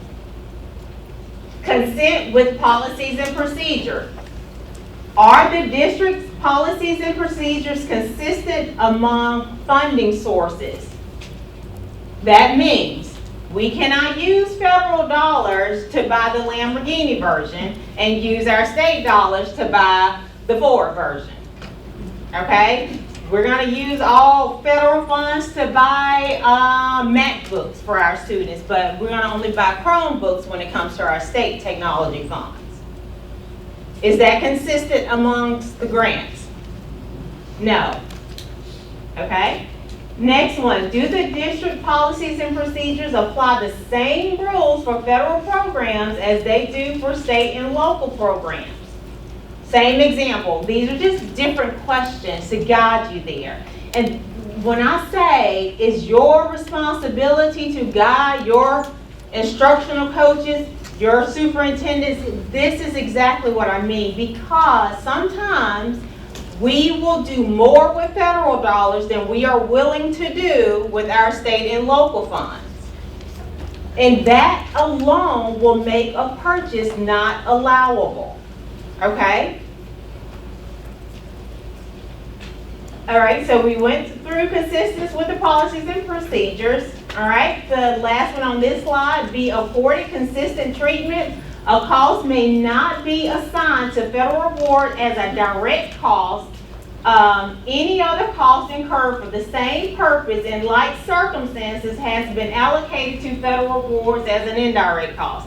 I'll talk about direct and indirect costs in just a few minutes, okay? And that means you just have to charge them the same. You can't charge one thing as a direct cost to a program and then charge it over here as an indirect cost. But you probably like, what's the difference in the two? Which, hold that thought, I'll answer that in just a second. All right, now, costs must be determined in accordance with general acceptable accounting principles. And that's what we call GEFA. You'll hear a lot about GEFA. That is a hyperlink. And that GEFA stands for your general accepted accounting principles. That's your universal accounting principles. And I think there are 10 and I can't tell you one right off the hand for some, well, I can't. But if you go there, they list them all for you. This is when your CSFO you would rely on your CSFO a lot. We are more programmatic. They are fiscal, but you're responsible for the budget, okay? Now, is the cost determined in accordance with GEFA or otherwise provided for in the Uniform Grant Guidance? UGG, hyperlink, have access.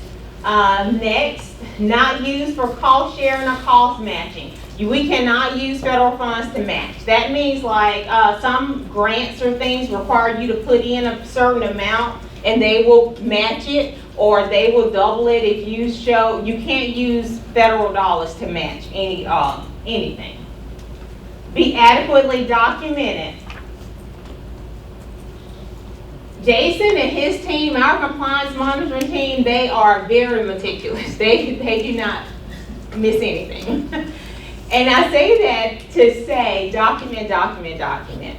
The mere fact that you don't have documentation of purchases causes them to be unallowable and you would have to recode and repay the grant.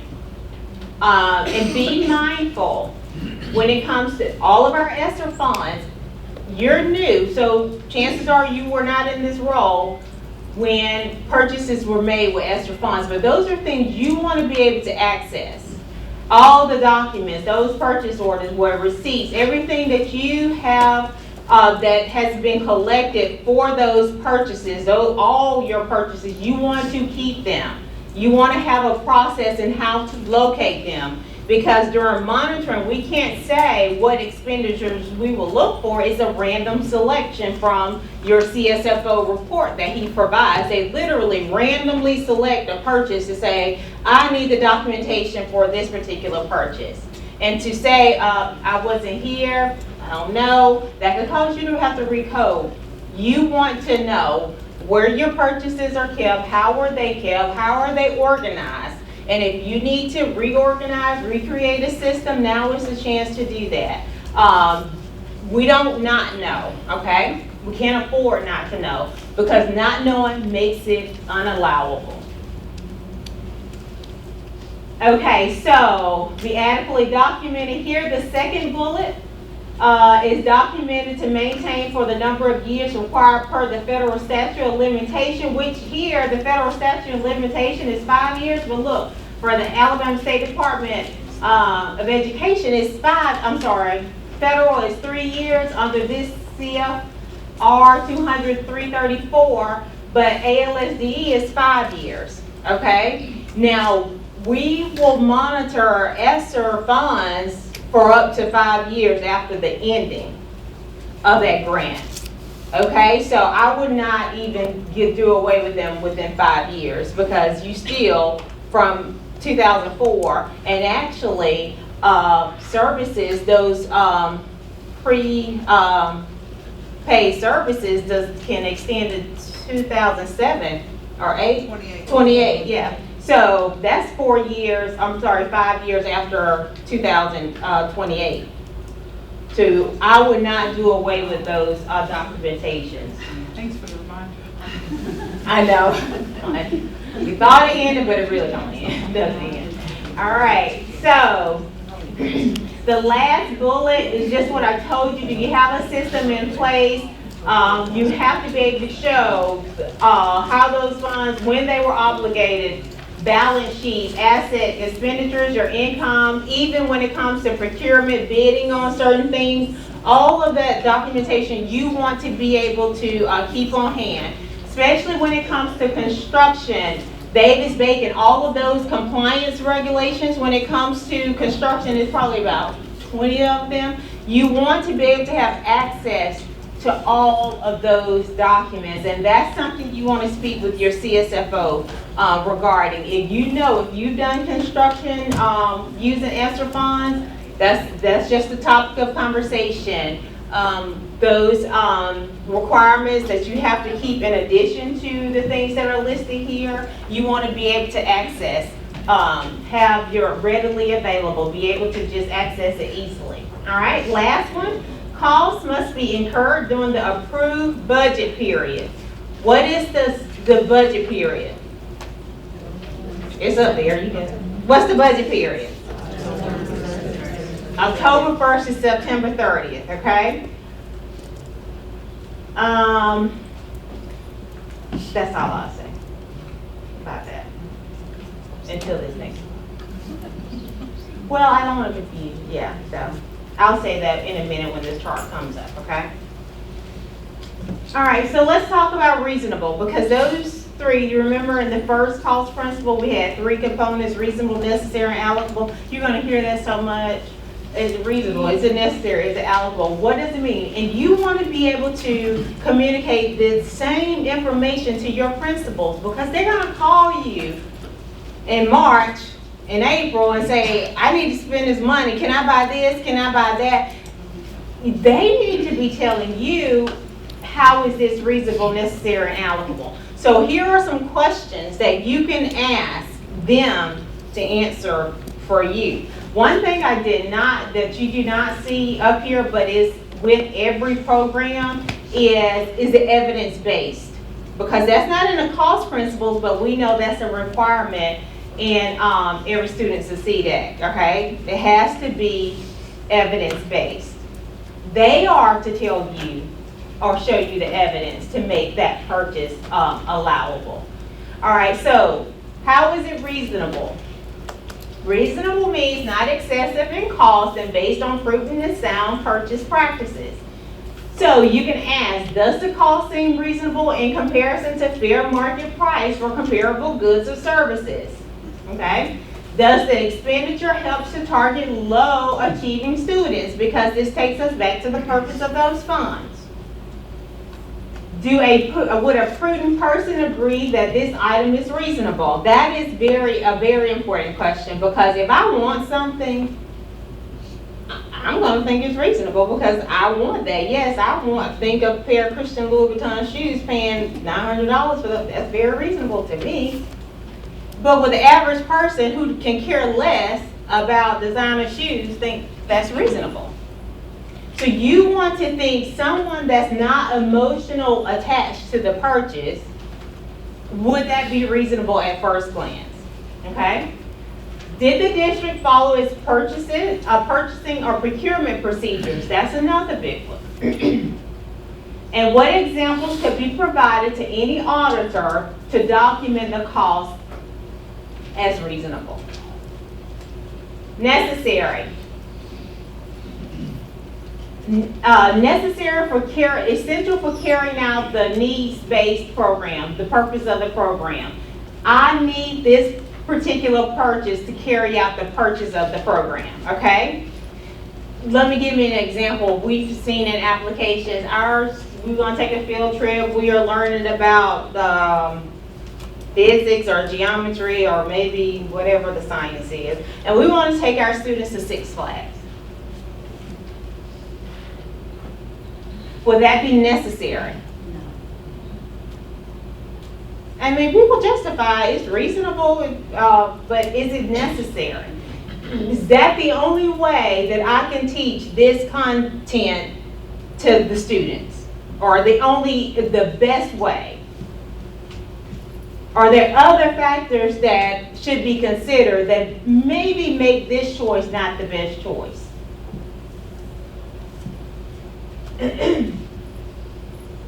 All right, so I don't have to read all those to you, but that's a good example. You can think of something else, but a lot of times you really want to just kind of drive that home to the principals, because we try to do kill two birds with one stone. Oh, we want to have a good fun activity, but we can tie this to a standard.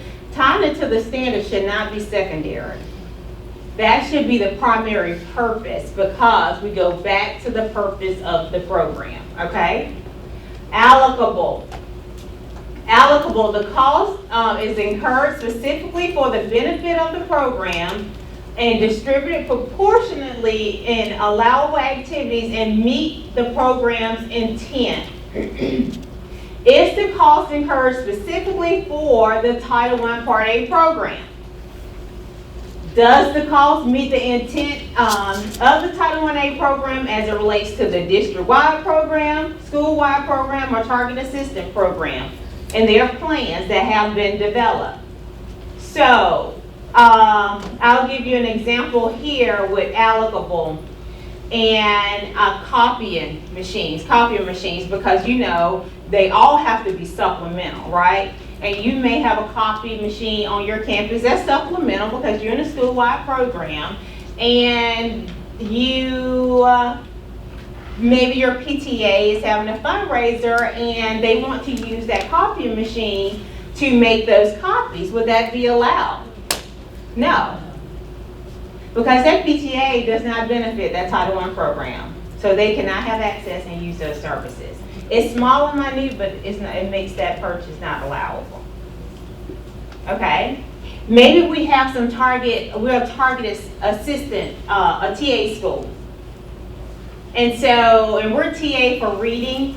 We decided our need is reading, and we are working on specific grade level when it comes to reading, and we purchase a program to target those TA students, or students that have been identified for the services of the TA program, and we are really seeing some positive gains.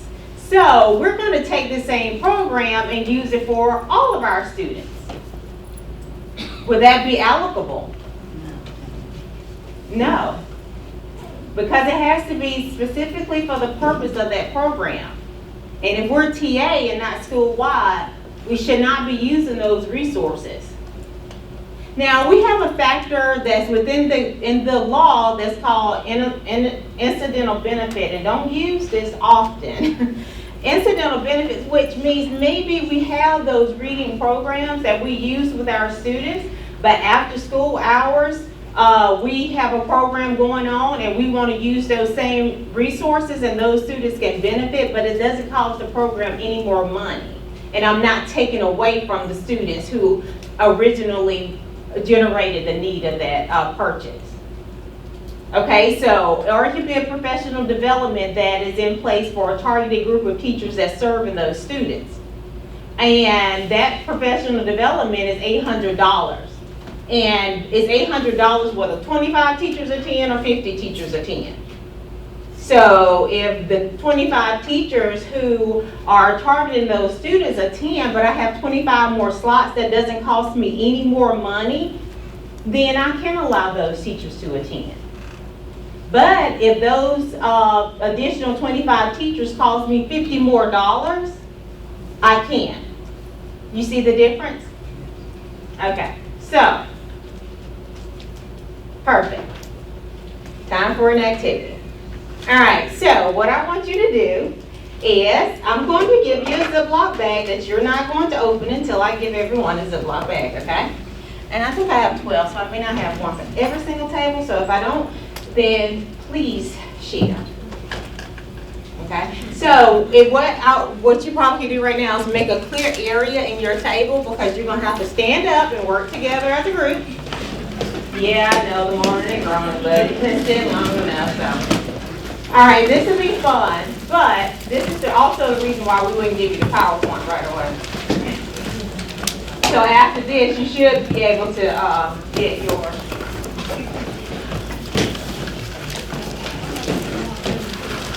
If y'all can join in, wait, I may have to, hold on.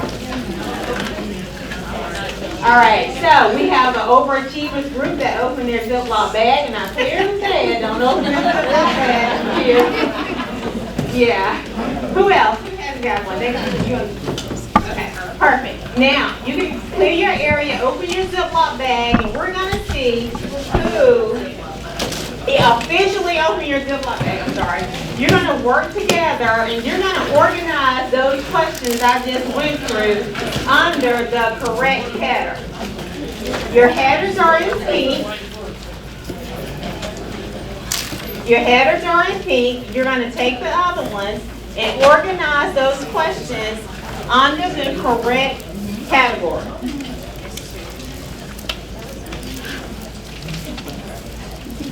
And when you're done, I want your group to show some excitement and raise their hand.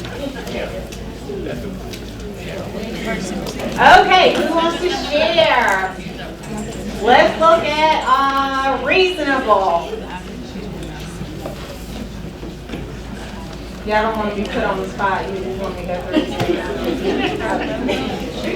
I don't mind reading. We got a lot of learning to do. Yes, you kind of So reasonable, we said, would a prudent person agree? All right, what do you think? Reasonable, would a prudent person agree? Yes or no? Yes. I don't know how to get my notes.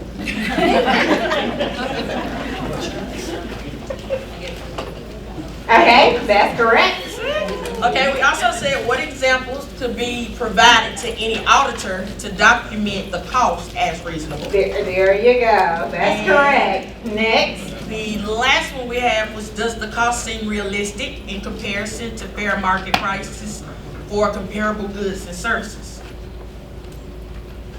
Yes, because I changed realistic. Because you have to get all the quotes to compare it. So yeah, I would think that would be a reasonable. So I think those are all of our reasonables. That is correct. Give them a hand. Does anyone else have something else on the reasonable?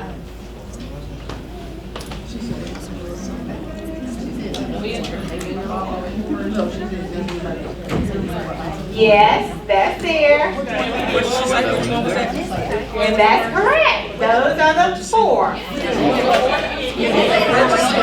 All right, so let's go back to reasonable. Make sure you have yours correct so you can do some little changing if you need to.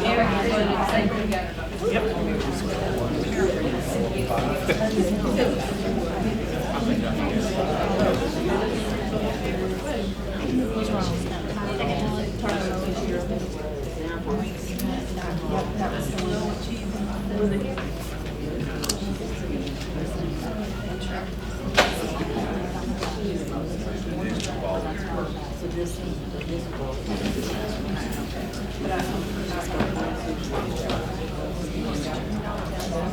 right, we good?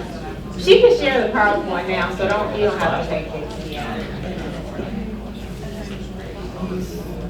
Kelly, are you gonna be able to share the PowerPoint? Yes. Okay. All right, so who wants to take on necessary?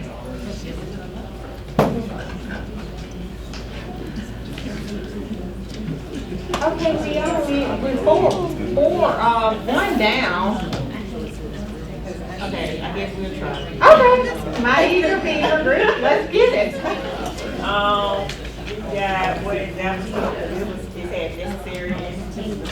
Question, what examples could be provided to any auditor to document the cost as necessary? Yes.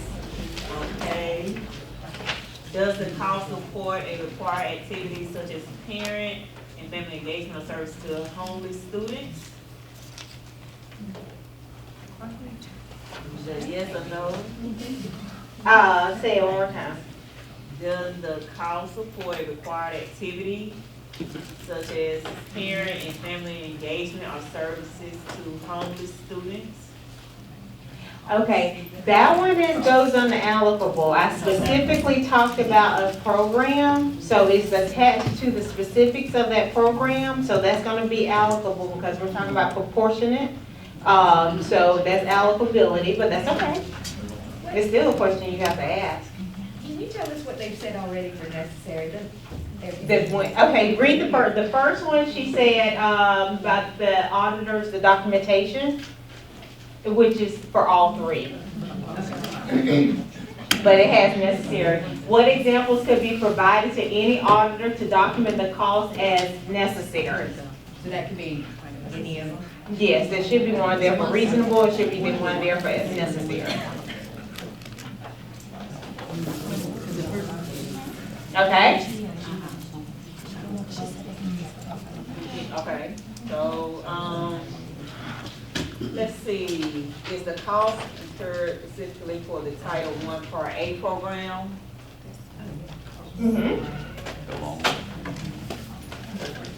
For the operation of quality, efficient Title I-A program as outlined in the district Title I-A application. You got that one.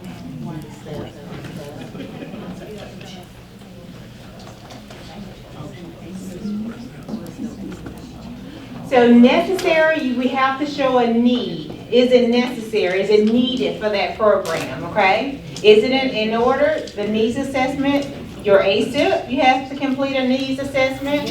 The EGAP application, you have to complete a needs assessment. So remember, necessary need. Is there a need for this? Is it necessary for the purpose of the program? We identify our needs based on the needs assessment that we complete in EGAP, that we complete with our ASIP. And of course, what examples could be provided to an auditor to document it, that the purchase being necessary is going to be the same. What could be provided to an auditor to document the purchase being reasonable? Okay, so you'll see that one under each option. And then here we have for allocable.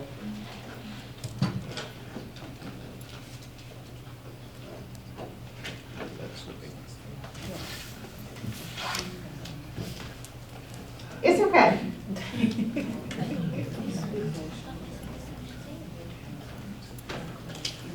So, Where is the one with the capacity now?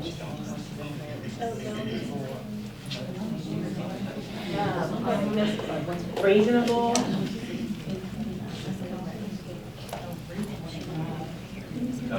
Yeah. All right, any questions?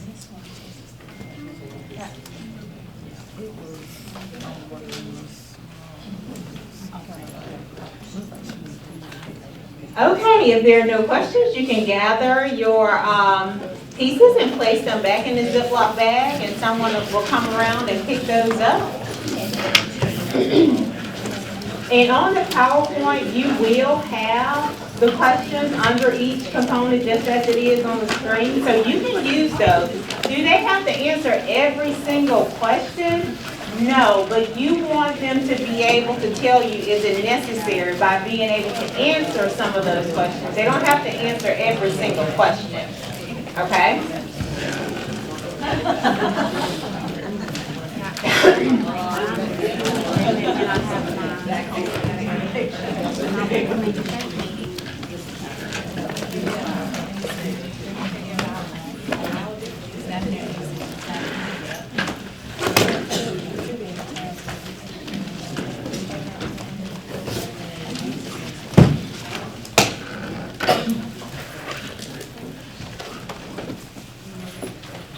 Okay, so we're going to talk about financial obligation, and this is where I said I will talk about, when I talk about the performance period we had from October, the budget period. October 1 to September 30th is our budget period, okay?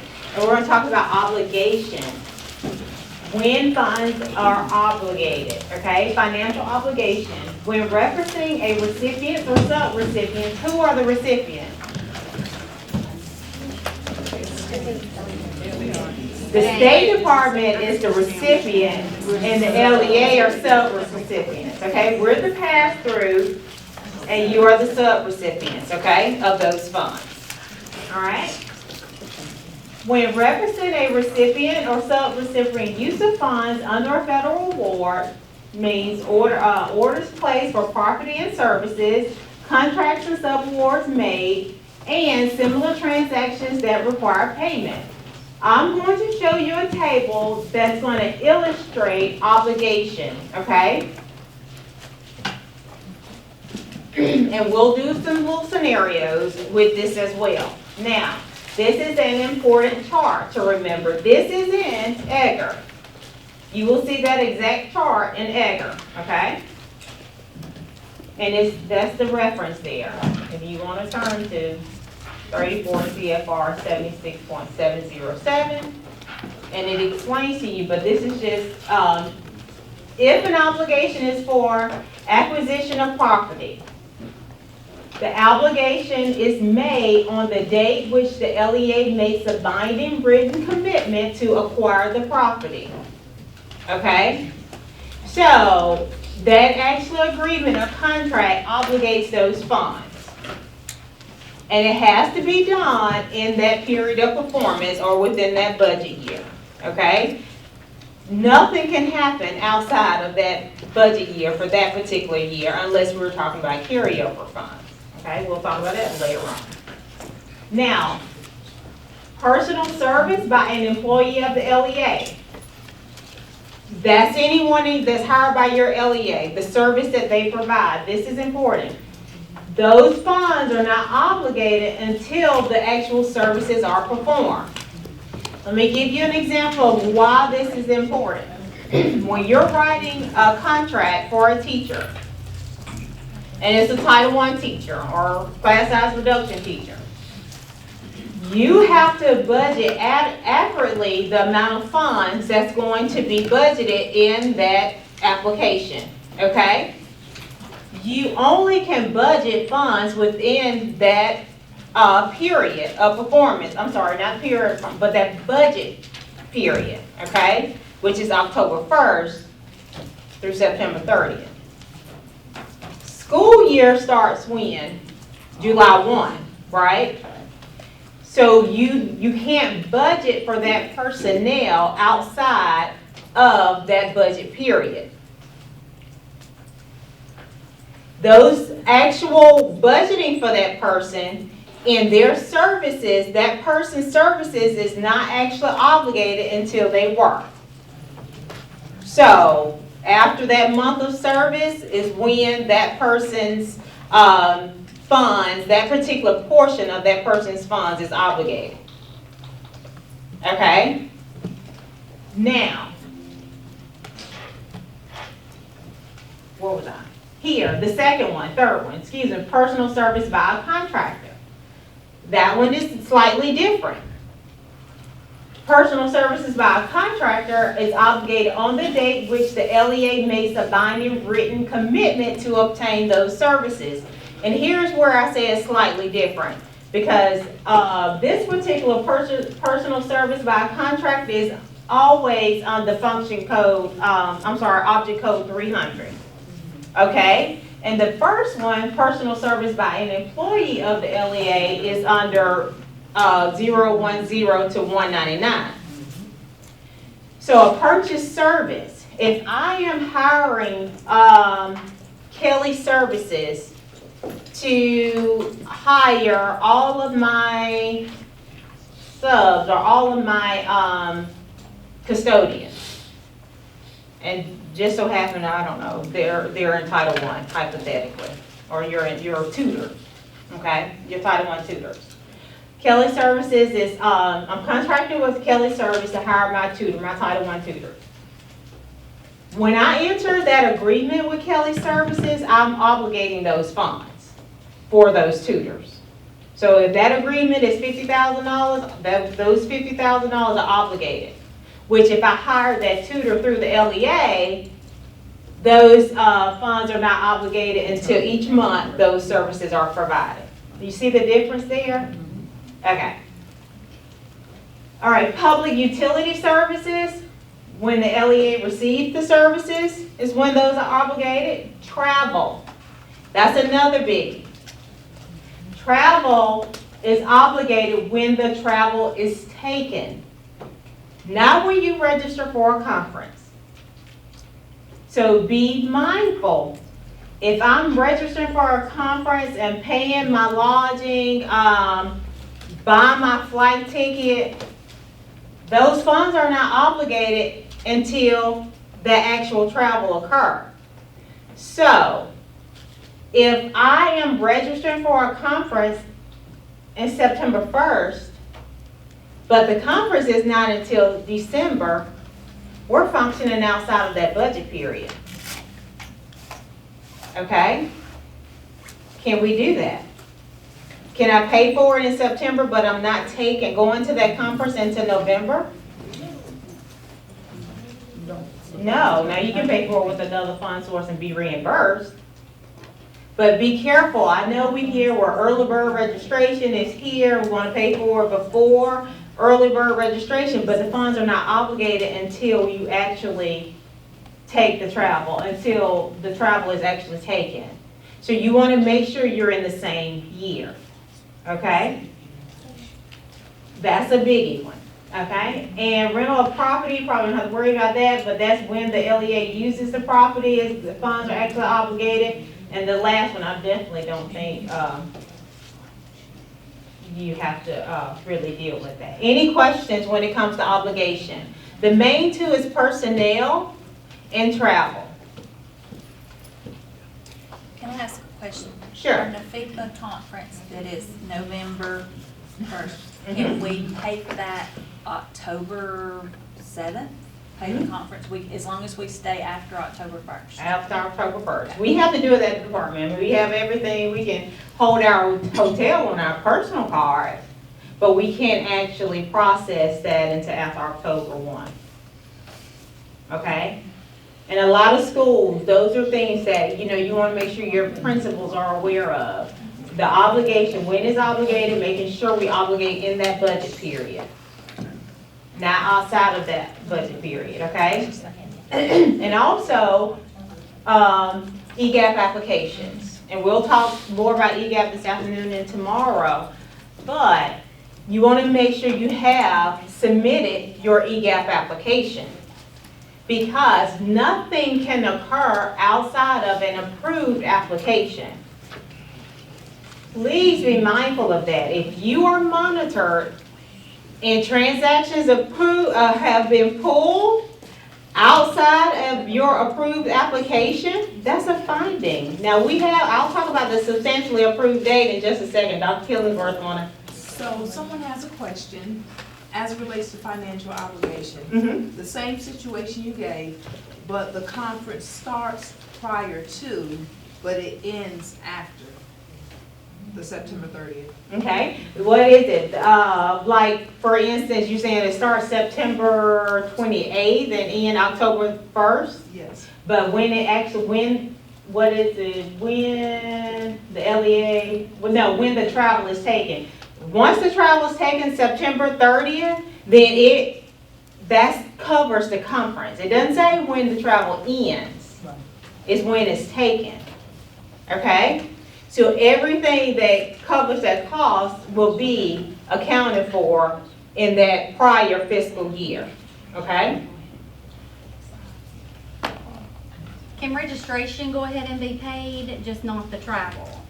No? For, For FIFA coming up, actually. you want to pay for it before October 1st? It's just a discussion we're having. I'm waiting because I'm out of money, but. with registration that paid. No. No, and I'm saying this because I've heard LEA say this now. You can pay with another fund source and then reimburse, but we cannot register. No, the law, it clearly says nothing related to the travel takes place until the travel is actually taken. Now, I know Tiffany did say talk about the registration, but we agreed as far as the ALSDE and the state that all travel is obligated when the travel occurs. Okay? Now, you said register or pay for? Registration. Yeah, but you're not paying for it until after October 1st.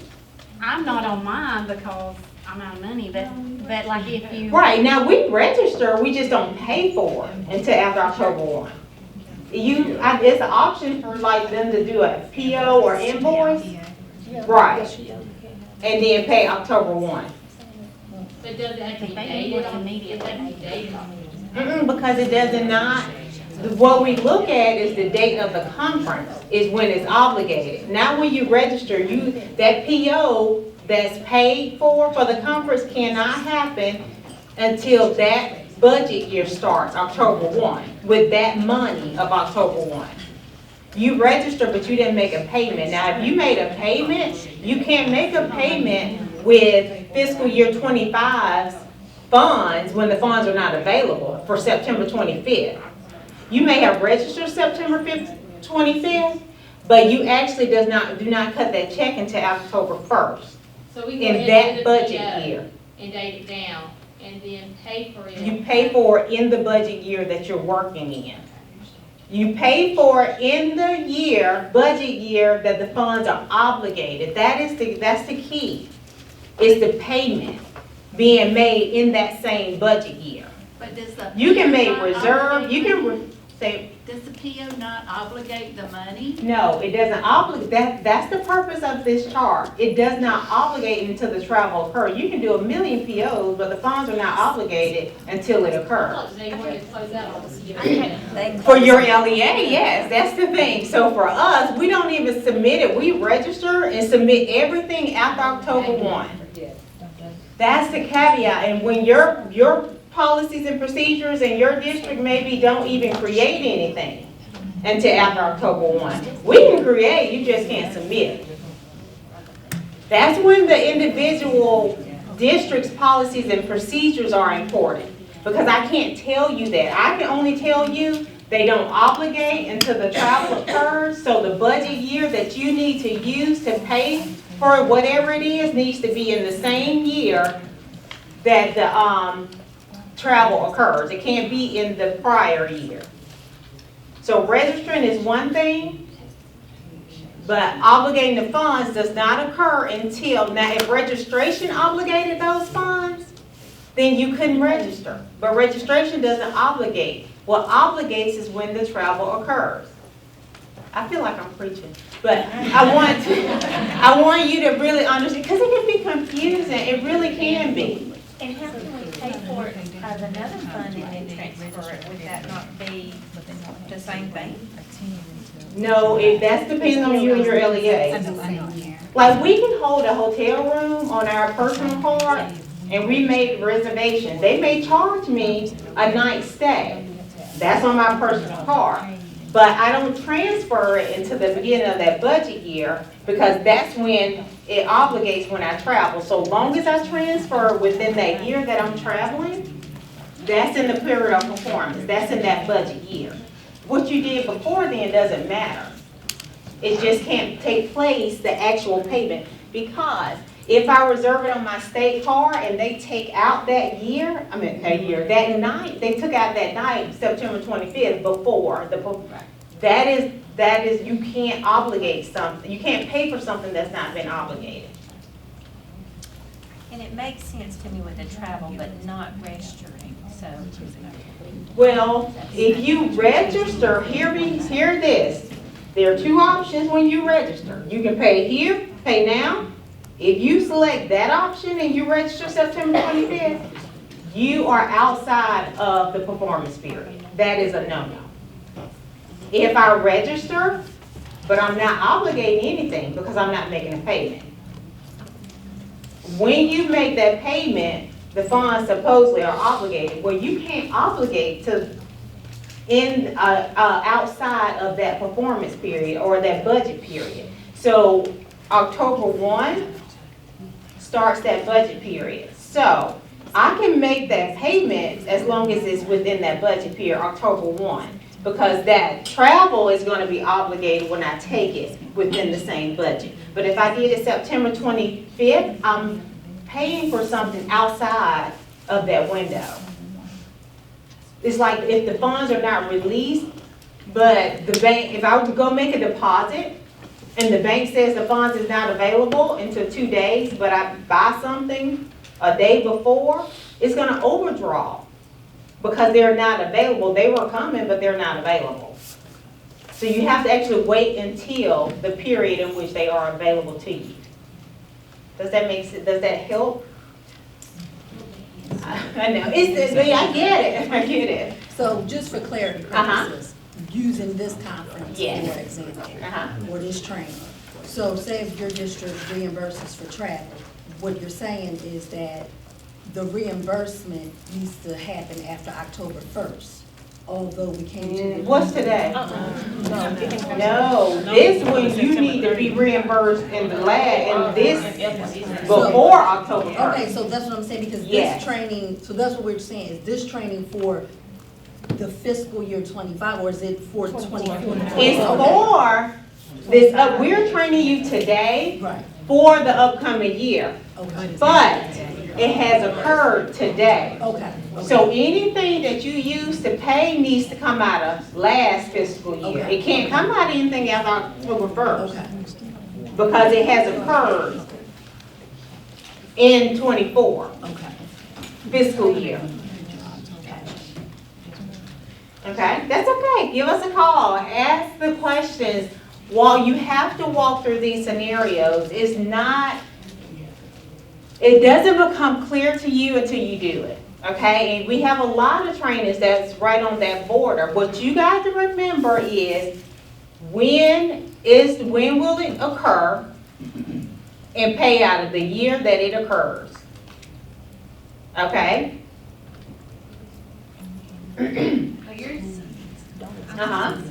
You're saying, so a FIFA, if registration, they put it out for registration now.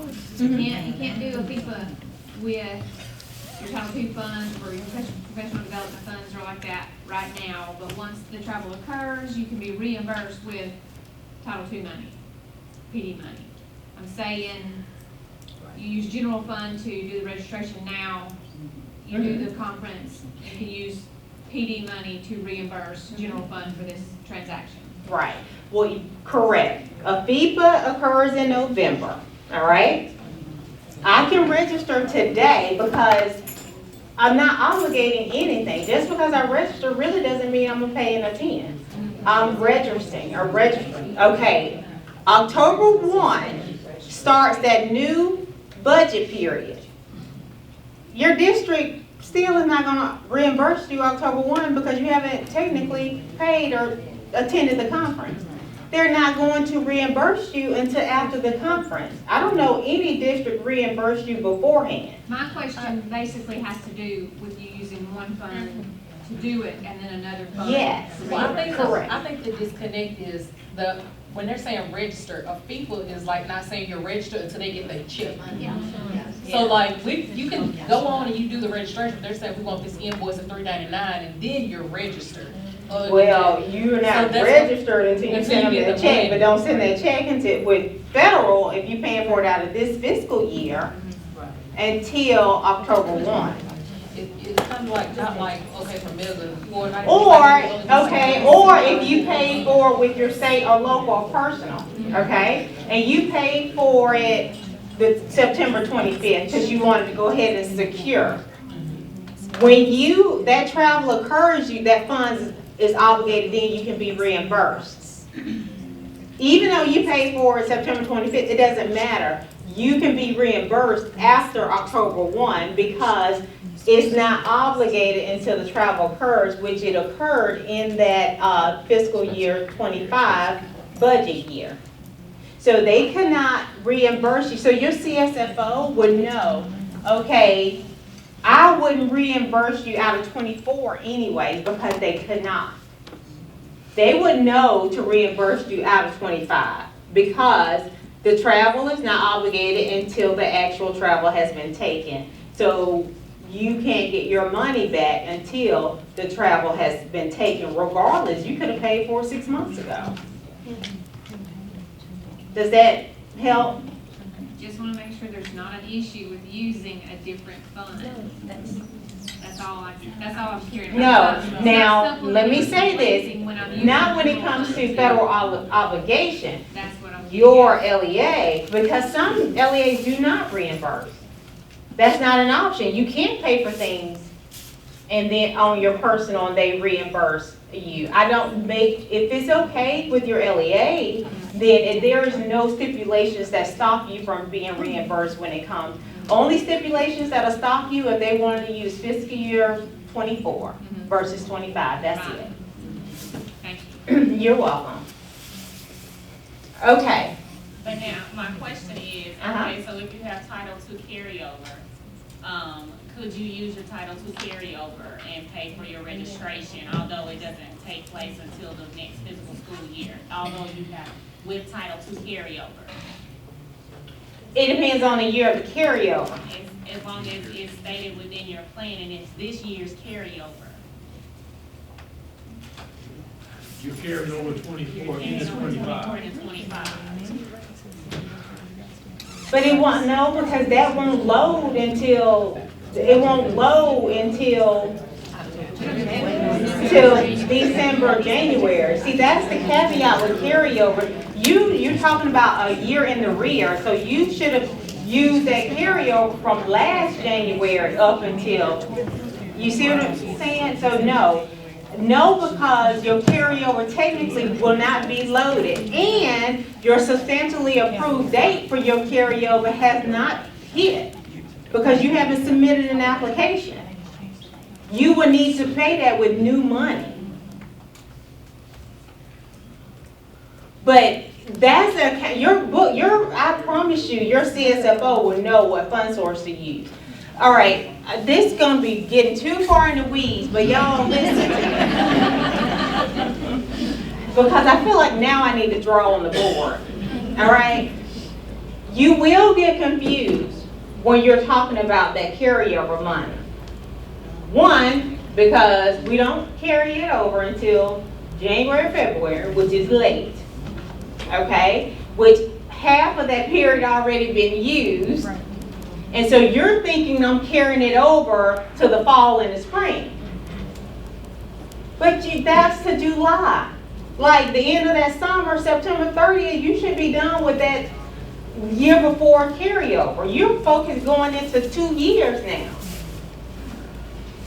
That is why it's so important to get your applications in and get them approved for this year's kids, because when you start working in the rears, you get confused with the old money versus the new money. I'm not fussing, but I'm saying to keep things on track for you, spend your money on those students that generate the funds. Okay?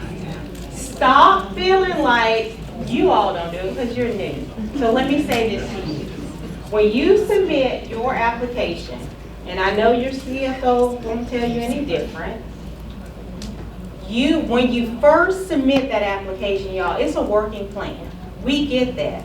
You can amend that plan 100 times. I know your CFO, y'all don't like to do amendments. Their amendments is not our amendments, okay? And they don't tell you, we cannot amend this plan. You can amend EGAP as many times as you need to amend EGAP. It is a working document. It does not have to be perfect before you submit it, because I promise you, have we ever had anybody to submit it and we don't send it back? Not yet, but we're getting there. We are trying to get there.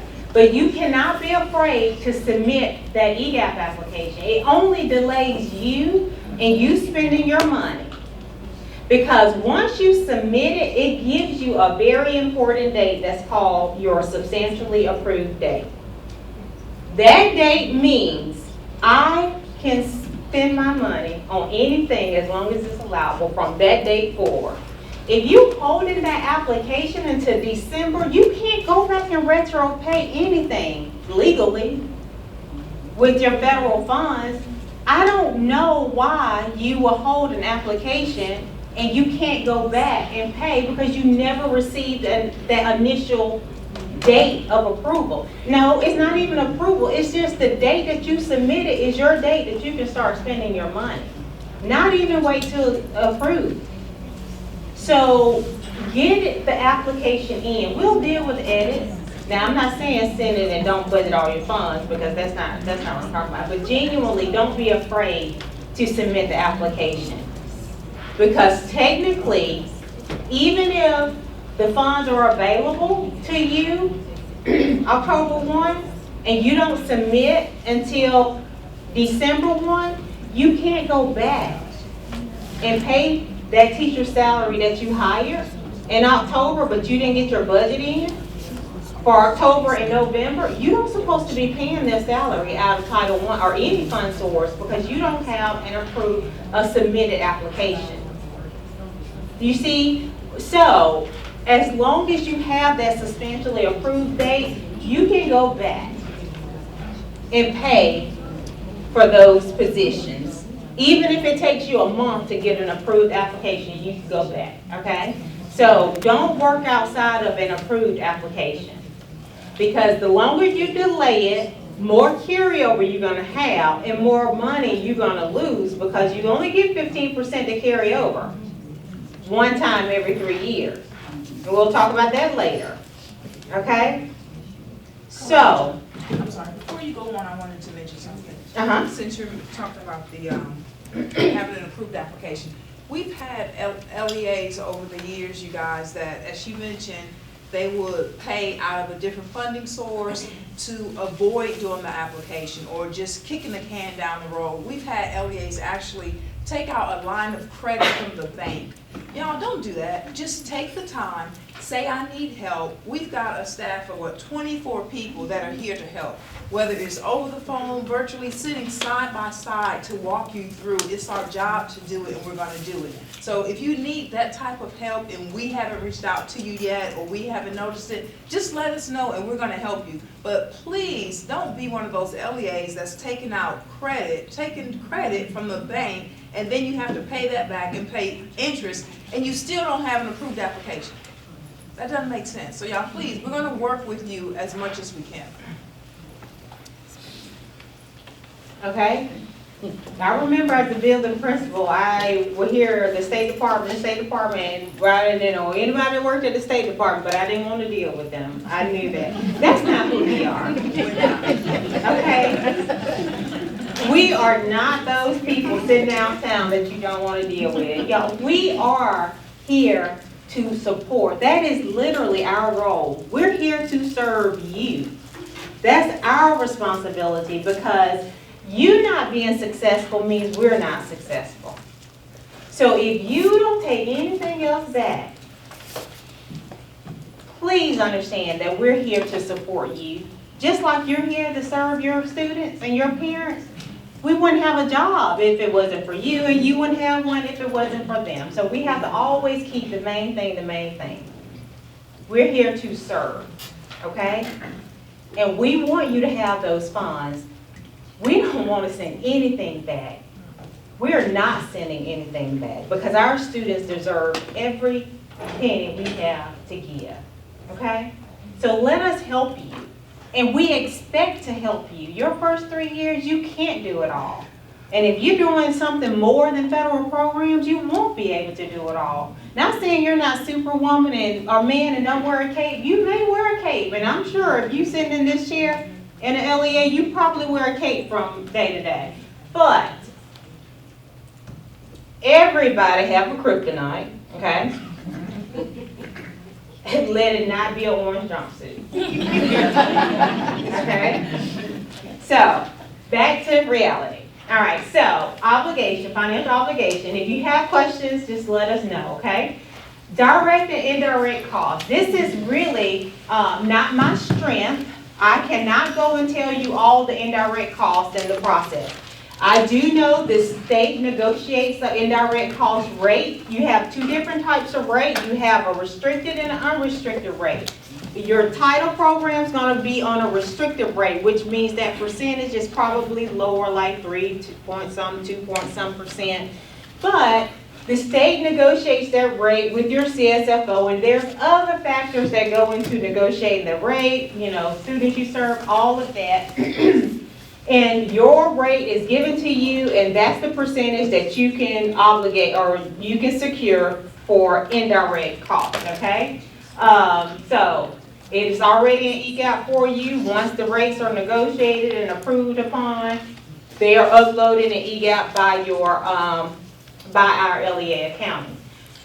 That is the maximum amount that you can secure or reserve for indirect costs. All indirect costs would be on the function code 6000, object code 900. You don't have to tell us anything else but indirect costs. Okay? But let me tell you. What case? It's on the 6,900. More than likely, your CSFO probably tell you this is how much we want you to hold in indirect costs, and I'll probably just put it on your budget item. But I want you to know what that means. So indirect cost is a cost that is indirectly charged to the grant. Okay, once that it's used for things that cannot directly be charged to the grant, like. Remember we talked about proportionate cost? Like the lights in your building. Okay, you gotta have lights to run up any federal program, but what proportion of lights are being used for Title I versus your state to run your state and local funds? Can you figure that out? No, it's an indirect cost. It's just a necessity, but there is no way to figure out the proportion, okay? So that's calculated in that percentage. A lot of times you have like your CSFO salary could be, maybe people that in your finance, that section, a lot of times a portion of their salary can come out of it. But the caveat, what you have to know is any cost that can be charged as a direct cost can't be an indirect cost. Wow, what does that mean? So here is your accounting manual. Eric? No, we don't have to do that. Here's your accounting manual. Amanda provided each one of you with a copy in your notebook, your accounting manual. You in there, you have a list of codes. There are a list of function and object codes, okay? If a cost can't be directly associated to a function code, then it's an indirect cost. All right? So we know a function of 1100 is automatically instructional support, right? All right, we know an object, the object, thank you, is 1100 010 to 199 is what, Shalisa? Salaries. We know what a salary is, there's no guessing, right? We know 11,000, 300 is what? Look at y'all. 1,100, 400 something is what? All those are direct costs, right? If you look in here, it'll tell you if what 401 is, or what 432 means, what type, it'll break down like salary and benefits from that 010. Every position has a specific one under those ranges. Like a 132 could be this type of teacher. Those are specific costs, they don't change, it's our county, it's universal, da-da-da-da. So never could those be an indirect cost, okay? But there's nothing for lights or things that are not listed, so I can't come up with. But your CSFO knows, but here's the caveat there. What happens is that proportion, that percentage that's taken from each of those programs, once it's removed from that program, it no longer follows the rules and regulations of that program. It's transferred into general funds. So then they have the capabilities of using those funds however they need to use those funds, because paying bills, paying this person's salary, whatever. So that's important for you to know, because we don't feel like you need to provide us with a description when we talk about the narratives, okay? All you have to say is this amount in direct costs, period, all right? And so, which is different for your direct costs. Direct costs are anything that's outlined here in this manual, okay? We do take the applications overall in general to make sure you have salaries and benefits where they need to be, purchase services, professional development, but there are some things that maybe professional development may fit better on the 215 based on this description versus 2290 or something like that. We don't get that intricate into it because accounting does, and they'll deal directly with your CSFO. But the more accurate you can be, the better off it is. Like 9130, that means anything after school that's instructional credit based. Okay, so we do need those things on the 9130. 9200, private school, things of that nature that I'm going to talk about more tomorrow. Okay, and you'll be able to kind of jot down some notes so you'll know. But we don't get into making sure it's exact, because some purchases can function in multiple areas. Okay, and preference becomes with your LEA. All right, maintenance of effort. Maintenance of effort. An LEA may receive its full allocation on Title I Part A funds for any fiscal year only if the state, the SCA, determines that the LEA has maintained its fiscal efforts in accordance with Section 9521 of ESEA. Now, maintenance of effort is calculated in LEA, in our LEA in sections. All that means is LEA, where is the beginning of that sentence? Well, it's the whole thing is not sentence. So basically, you cannot withdraw.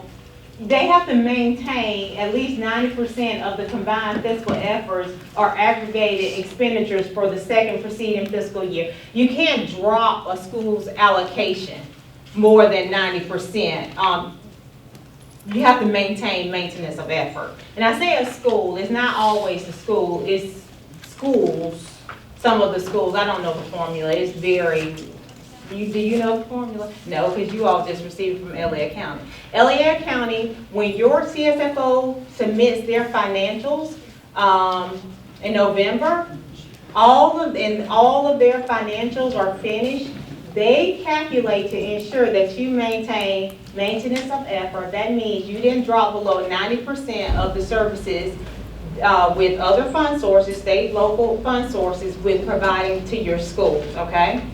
You have to maintain maintenance of effort. If you do not, you will be required to give those schools the money that they are due. Okay? So that's calculated every year. And yeah, LEA, you'll be notified by LEA County. Now, S&S, that's another fiscal rule that we'll talk more about that is your responsibility. Because sometimes you may meet maintenance of effort, but you could have supplanted, or sometimes maybe you did supplant, but you may not have met maintenance of effort and comparability. Those are all fiscal rules that are in place to ensure equity, that you're giving schools what they're due, basically. All right, so S&S, is it time for a break or anything? Y'all have to let me know. We have 20 minutes. Okay, perfect. S&S. So this is important. I think I probably say that about everything, but it is. All right, so supplement, not supplant, which we refer to as S&S. An LEA, and I'm going to read this one verbatim, and then I'll explain. An LEA shall use federal funds received under Title I Part A only to supplement the funds that would, in the absence of such federal funds, be made available from state and local fund sources. Local sources for the education of students participating in programs assisted under Title I Part A and not to supplant such funds. Part 2. An LEA receiving Title I Part A funds must continue to use its Title I Part A funds only to supplement, not supplant, the funds that will be made available from state and local sources in the absence of federal funds. Sounds the same, the difference in the two. The first one says you must do it initially, the second one says you must continue. Okay, so what that means in a nutshell is you cannot take away a school's state or local fund allocation because they're receiving federal funds. Okay? Give you an example. All right? I have district split, half Title I, half non-title. They are my Title I schools. I want all my schools to receive an instructional coach. And I'm going to use my state and local funds and fund the instructional coach with my state and local funds for my non-title schools. But since these schools get an extra pot of money, they will be required to use their Title I funds. I'm taking the place of, okay? It has to supplement, give more, all right? Think about your vitamins. Just because I'm taking vitamins, I'm not going to stop eating food, right? Supplement adds to my nutrition. It doesn't cause me to stop receiving the food that I am intaking every day. Make sense? Yes, no? Yes. Okay, perfect. All right, so this last bullet here is a hyperlink. This is the non-regulatory guidance. Remember we talked about non-regulatory guidance? Here's the non-regulatory guidance as it relates to supplement, not supplant. Feel free to click on it.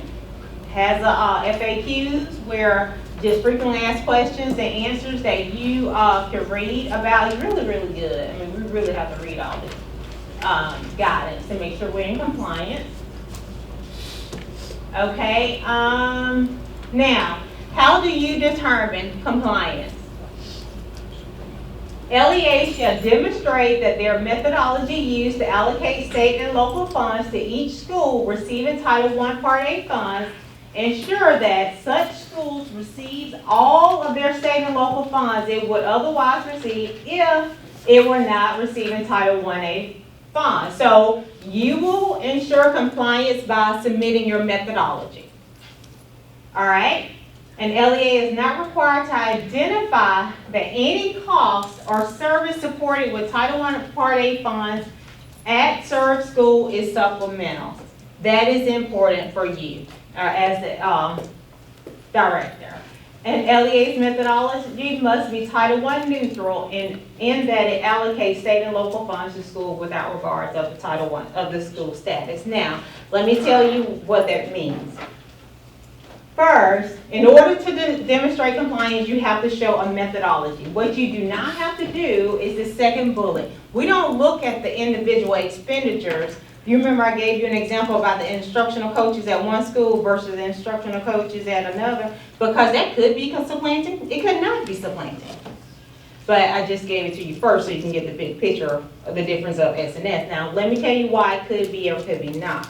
The law requires you to give your state, make sure each school receives their state and local funds. You have to demonstrate to us, how do you ensure each school receives all of their state and all of their local funds? And it's simple, because it's already done for you. Basically, we give you a sheet that gives you the options on how you show this. You select the option that's applicable to your LEA, your CSFO signs off on it, and you upload it in eGap, okay? Those, there are like 4 or 5 different methodologies that you can select, okay? Like your teacher units. You can just say that we give our teacher units, all their state and local units are given to the teachers, I don't know how it reads, but it's there for you to select. And really, you could look in the previous year's application and see what the methodology is, okay? The caveat, you have to send that in every year, and if it changes, you must send it in, okay? Now, what I do not want you to get in the habit of is looking at those individual expenditures at the school level. So the example I gave you is technically wrong, but it could be right, it could be wrong. And here is why. We don't look at individual schools when it comes to S&S, the individual expenditures.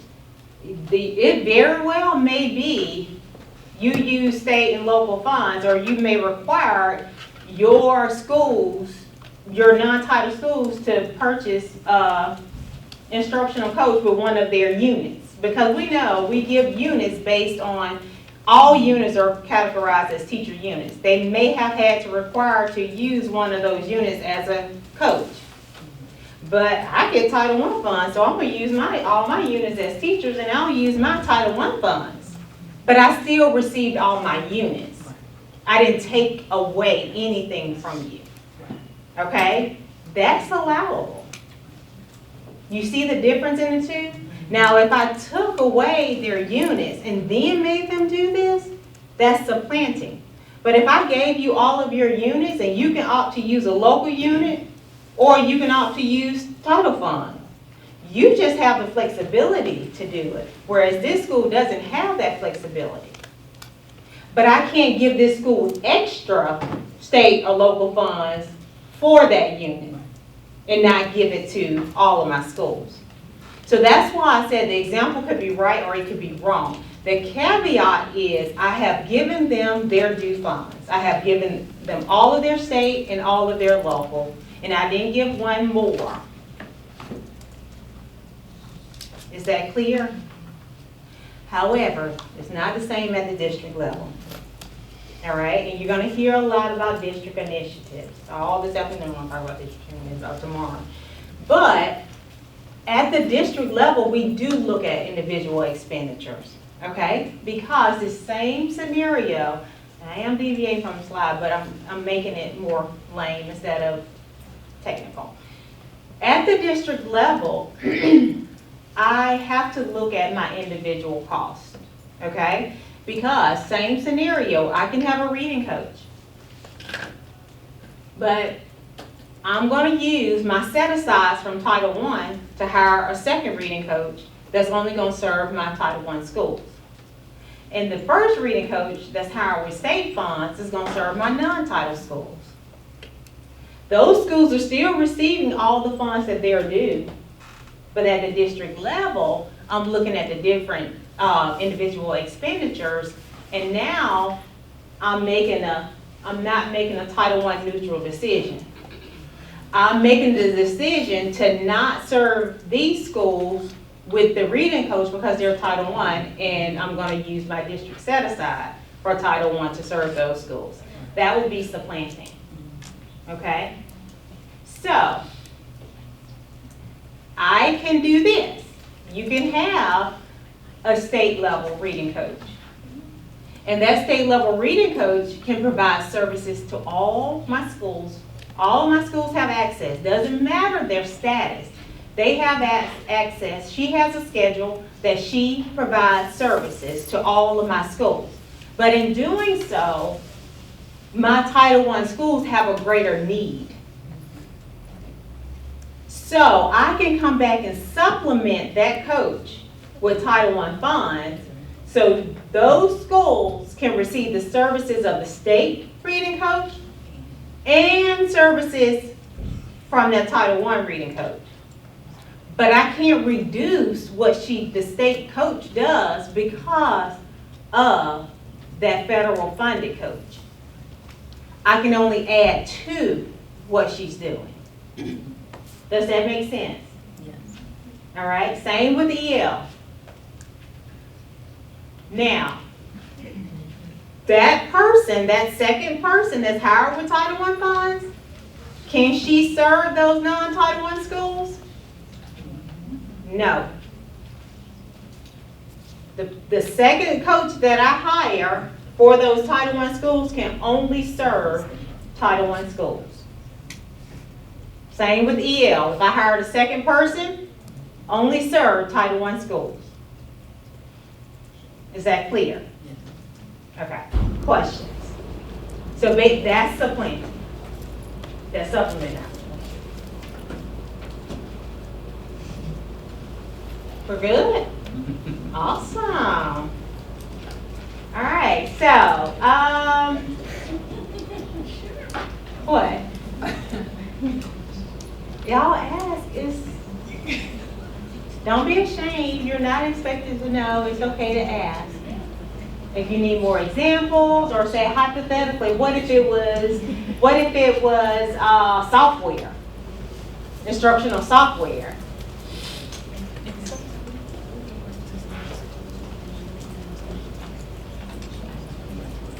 Buy it for everybody, so you can buy more of it. How do you know why? So you cut it. Right? Instructional software.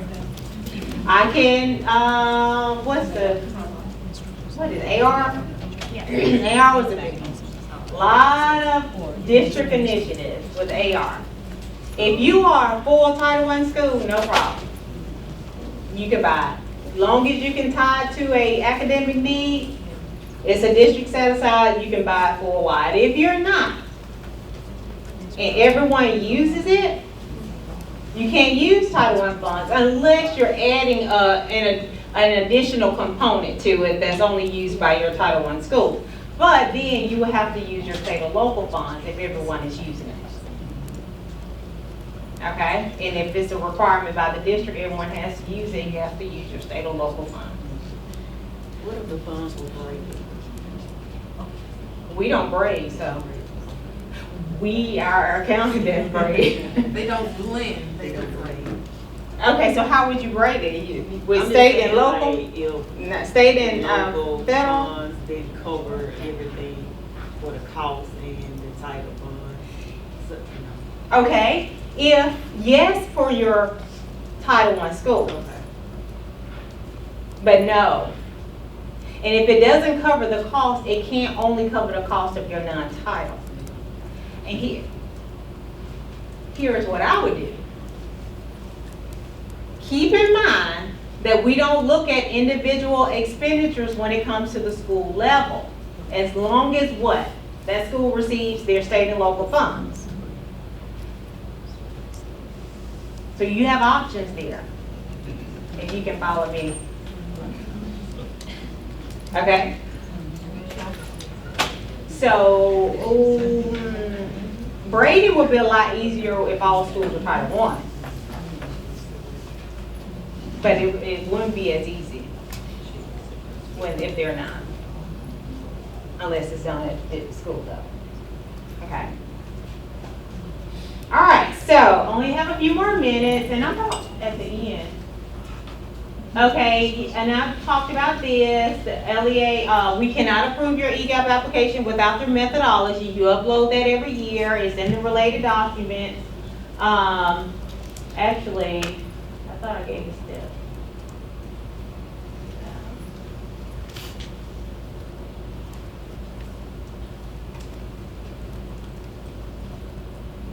Okay. That's the steps on how to complete the form. All right, so now, really fast, that particular SNS that I just reviewed is only applicable with Title I, okay? Now, in the other titles in Title VIII, which are here, Title I Part C, all of those listed has another SNS rule, okay? And this is probably the one you're more familiar with because the only thing changed in 16 was Title I. But this is probably what you're more familiar with, okay? So, here is a chart that is basically what a program can supplant against, what other fund sources, okay? So for instance, Title I Part A, you can supplant using state and local funds. That's what you test, state and local funds. Migrant education is the same. Title II, remember, everything except Title IA falls under this rule that I'm about to tell you, that I haven't told you yet. But keep in mind that there are different fund sources that they can supplant against, okay? And I'll come back to this in just a second. So, now, with titles, everything but Title I, here are the 3 rules that determine supplanting, which we call them presumptions. So here's the presumptions of supplanting for other title programs. The questions you want to ask.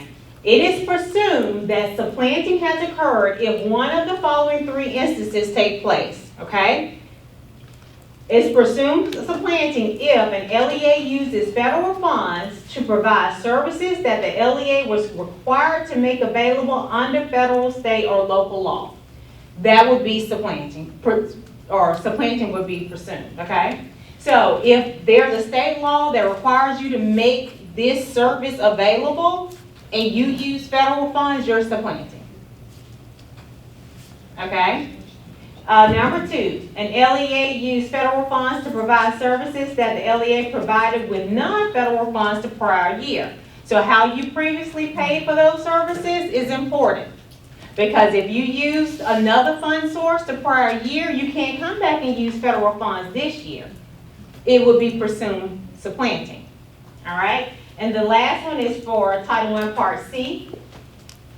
An LEA used federal funds to provide services for participating migrant children that the LEA, this is similar to Title I, that the LEA provided with non-federal funds for non-participating children. You can't say you got to use migrant funds for this group, but use other funds for another group, okay? So, supplanting will be presumed. Do we need examples of those? So for number 2, that doesn't, not ESSER money, ESSER, we spent ESSER.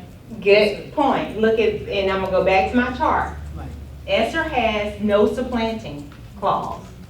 You can't supplant. So a lot of us would be in trouble if we could. But you're right, perfect. That's why this chart is important, okay? So if I'm talking about Title II, I have to consider every other fund source except non-federal. How did I pay for it last year? Any other fund source besides the federal fund source? That could cause me to supplant. All right, Title III. I can supplant against federal, state, or local. So if I bought something with Title I Part A last year, now I want to do it with Title III, supplanting can't be presumed, okay? I need to know why you're doing that. Why are you changing fund sources? Okay? Do you get how that chart is being used? Those are the things you can supplant against, okay? So I have a question. Sure. So let's say it's the total opposite. You pay for it with federal funds one year, and then you want to pay for it for your state, with your state and local funds. Is that allowable? It is allowable, but be careful, because if you ever go back, it'll be supplanting. So stay there, don't go back.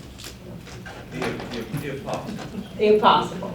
Now, yes, it's possible, but you may say, like Esther, there was no supplanting, so I could have went there with Esther and then go back because there's no supplanting again with Esther.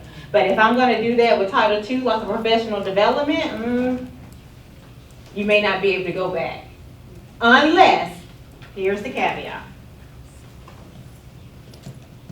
All right, automatically, if those 3 happen, supplanting is presumed, but it doesn't mean you're supplanting, okay? Because these presumptions are rebuttable if the LEA can demonstrate through documentation that it would not have provided the services in question with non-federal funds had the federal funds not been available.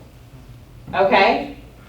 And some examples of documentation that can be used to refute the presumptions of supplanting is, for instance, fiscal or programmatic documentation to confirm that in the absence of federal funds, would have been eliminated the expenditure in question. Like, for instance, if we didn't have federal funds, we really wouldn't have bought this. We couldn't have afforded to do that. Okay, or maybe the state or local legislative action had a reduction in funding. And you can show that the funding was eliminated or reduced. Example of like the OMI coaches, hypothetically. Right now, it's a state requirement. You cannot use federal funds for them right now because the state is a state requirement and it's state funded. Hypothetically, the legislators say, okay, we're not putting that in the budget anymore, it goes away. You can show proof of the new law, it doesn't exist anymore, and they do not provide this funding, but these individuals have been proved to be effective, and we want to use another fund source. Then, although supplanting would have been presumed, we're able to rebuke that because it's no longer funded and it's no longer state required. Okay? That makes sense? Well, it may still be state required. Sometimes we'll do that too, right? Well, it better be state funded. Because the caveat, it can be one and not the other, but supplanting still occur. If the state required, you can't pay for it with Title 8 funds, like everything but Title 1. I have another question. Sure.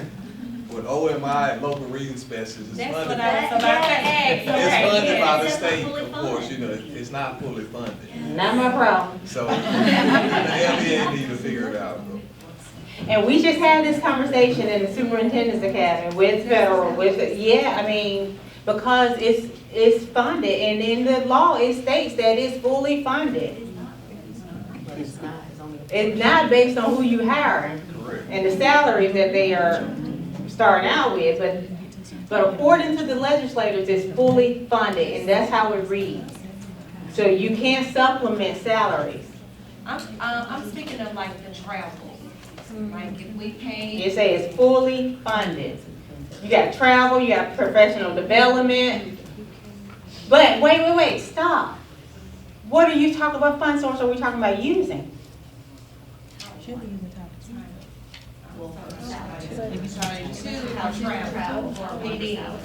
Okay, Title 2, no. You can't. You can't? Title 1, we don't function under these rules. You said we can't out of Title 2? Title 2, yes. No, I'm saying you can't. Because, hey, it's fully funded by the legislature. But Title 1 does not function under these presumptions. Okay? So we can't supplement those not fully funded salaries through Title I. That's It depends on what it looks like. And I can't say yes because you may not be a full title district. I don't know who they serve, those type things. Keep those, that's why those questions are important, and that's why I can't publicly say yes or no. But we can have a conversation, and actually, do we have time? We need to go for lunch? Because we can walk through that scenario. It's lunchtime. They learning. Okay, after lunch, or we can walk through that scenario to help you determine yes or no. But I can't publicly say it will be a yes for everyone. Okay? All right, so that's all. No, really quick. I love you. All right, really quick. Let's test our knowledge. Please. Let them think about it. Think about it, and you can test after lunch. See, she couldn't be in my class. We have to keep going. The bell ring means nothing. All right, let's stop. All right, lunch. I have to listen to my boss, okay? Lunchtime. So let's break. All right, Amanda. Been told to take the microphone away from her. Okay, so we have lunch that has been provided by the Bailey Education Group. And so they actually have provided all of our lunches for both days and all of our snacks and drinks and things that are in the other room. So if you ever get a chance, tell them thank you, please do. They're gonna come and speak. Well, not gonna come and speak, they had to go to somewhere else, but we're gonna WebEx them or virtual them in somehow tomorrow for them to talk to you during lunch tomorrow. But next door we have Tzatziki's today. All of them are the same thing except for 10. We have 10 veggie pitas for anybody who might be a vegetarian. All the rest of it are chicken roll-ups and then the stuff that goes with it. So please help yourself. There's drinks in the cooler. But also please, before you go get your lunch, there's plenty. Don't worry, we're not gonna run out. But before you go get your lunch, if you do need access to eGap, please make sure you did put your name and information on the sheet that's on the tables so that we can work on doing that during lunch for some of our afternoon activities. Is there anything else? Do they have to eat over there? No, I think you can eat in either room, but there's plenty of space over there for you to eat, or you can bring it back in here, however you want to do that. We're only taking 30 minutes though, so we're going to try to be done by 12:30, even though Calandra went over your time, so you can blame her, or Dr. Hawkins. You took some of their lunchtime. No, I'm just playing. We'll have 30 minutes for lunch, so help yourself. For the sake of time, I'm not gonna go through the quiz, but because we gave plenty of examples and I feel comfortable that you're okay with SNS. But I do want to go over waivers. We talked about carryover and I mentioned briefly the 15% carryover that you have the option to do once every 3 years. So I'm just going to give you the guidance to support the carryovers and make sure you understand the process to request the carryover.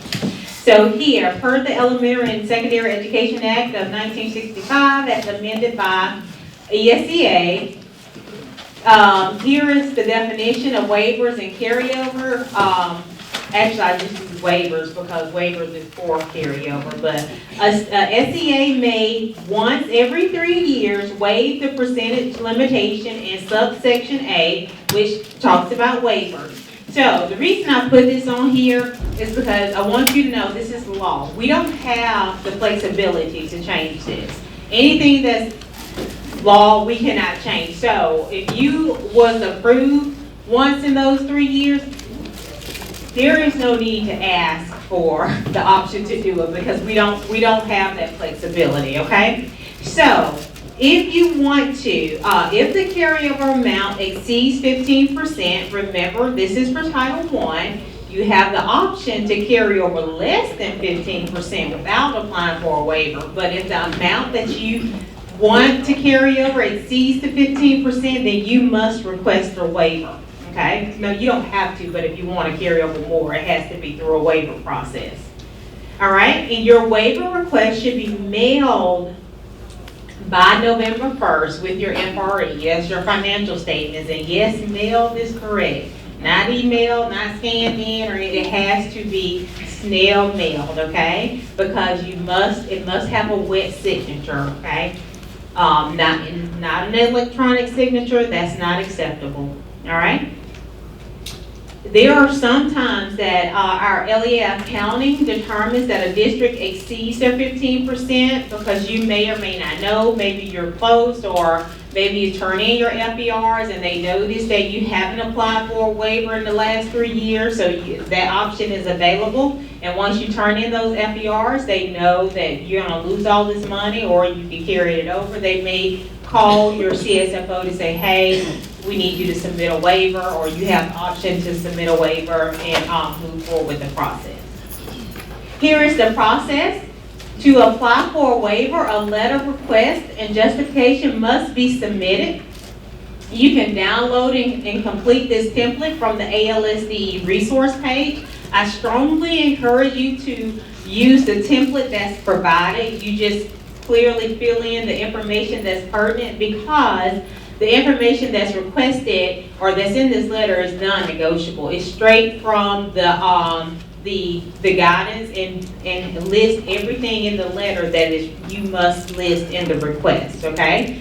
Now, your template, this template must be on your LEA's letterhead, and that must be a wet signature from your superintendent. If you notice here that this particular letter is addressed to Dr. Mackey, and all waivers must be addressed to Dr. Mackey, okay? Not to Elliott County, not to federal programs. It has to be addressed to Dr. Mackey. Good afternoon, everyone. How are you all after that great lunch? Who is Kay? Kay is killing it. He is robbing y'all blind, isn't he? All that crypto.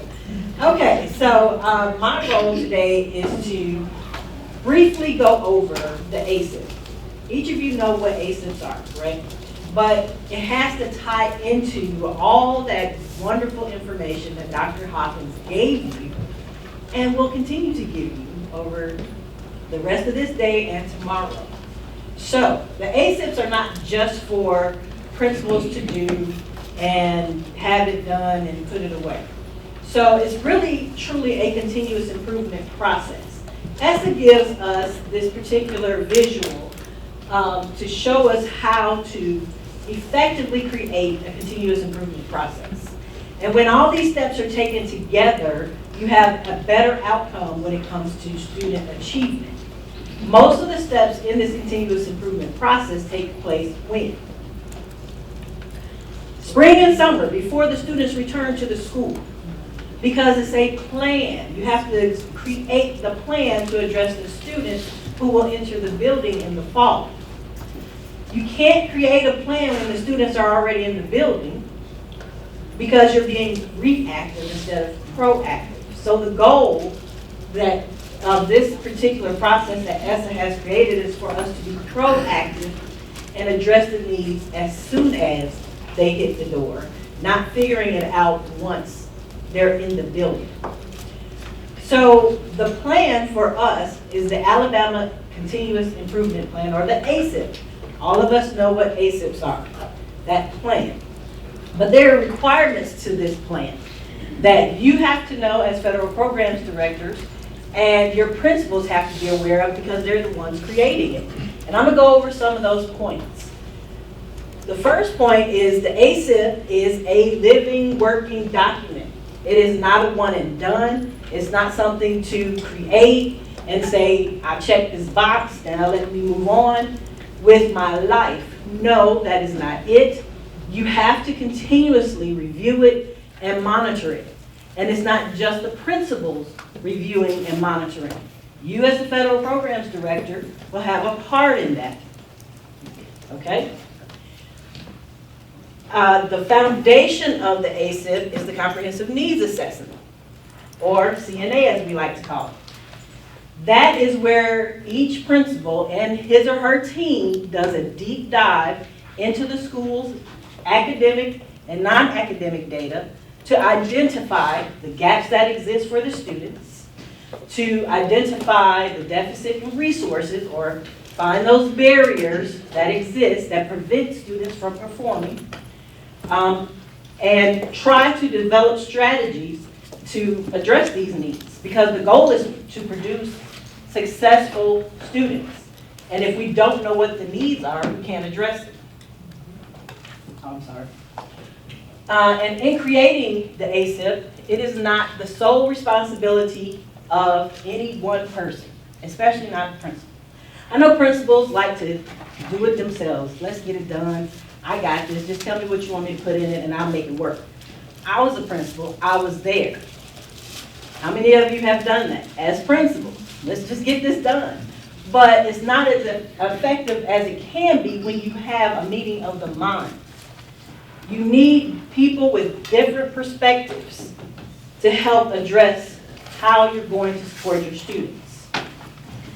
The ASIP, of course, like I stated earlier, should be reviewed regularly, definitely mid-year, if not every quarter. All right?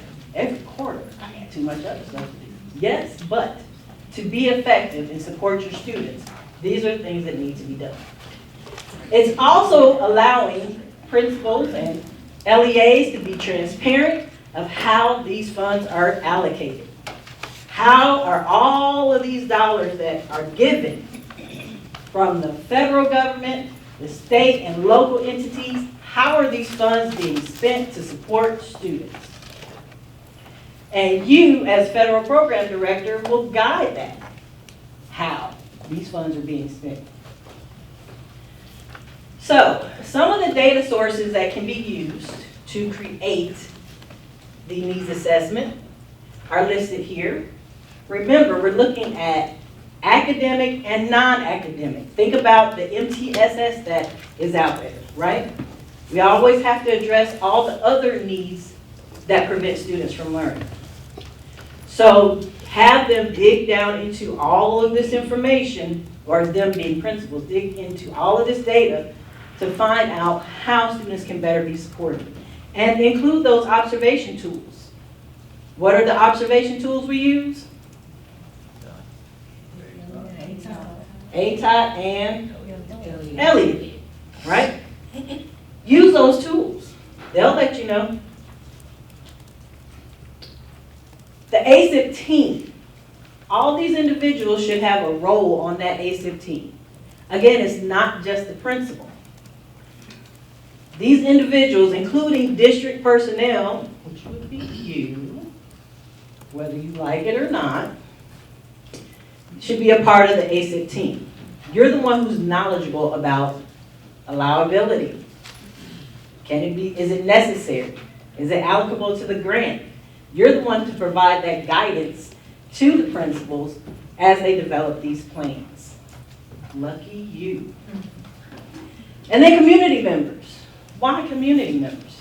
Can anybody for the life of me tell me why community members? Stakeholders. Perspective. What perspective? If you have a business owner in the neighborhood of the school, and they hire your high school students to work for them, and they see those high school students don't have the skills, the college and career ready skills they need, then that high school principal needs to go back and revamp something, right? So again, your role is to approve, monitor, and evaluate the ASIPs. It can be you and someone else that your superintendent deems appropriate, or it could be just you. I don't think you have time to do all of that, because approving, monitoring, and evaluating ASIPs are probably number 15, 16, and 17 on your to-do list. There are things that come before it, so get some help. But your role, again, is to do these 3 steps, because the principals need guidance. Principals love to have those big ideas to save everybody and spend all the money. But if those ideas, say it again, if they're not necessary, allocable, it cannot happen. All right? If it's not reasonable, it cannot happen. So you play a big role in that. So to help you with number 15, 16, and 17 on your to-do list, it might be beneficial to create an ASIP calendar to help you manage your workload.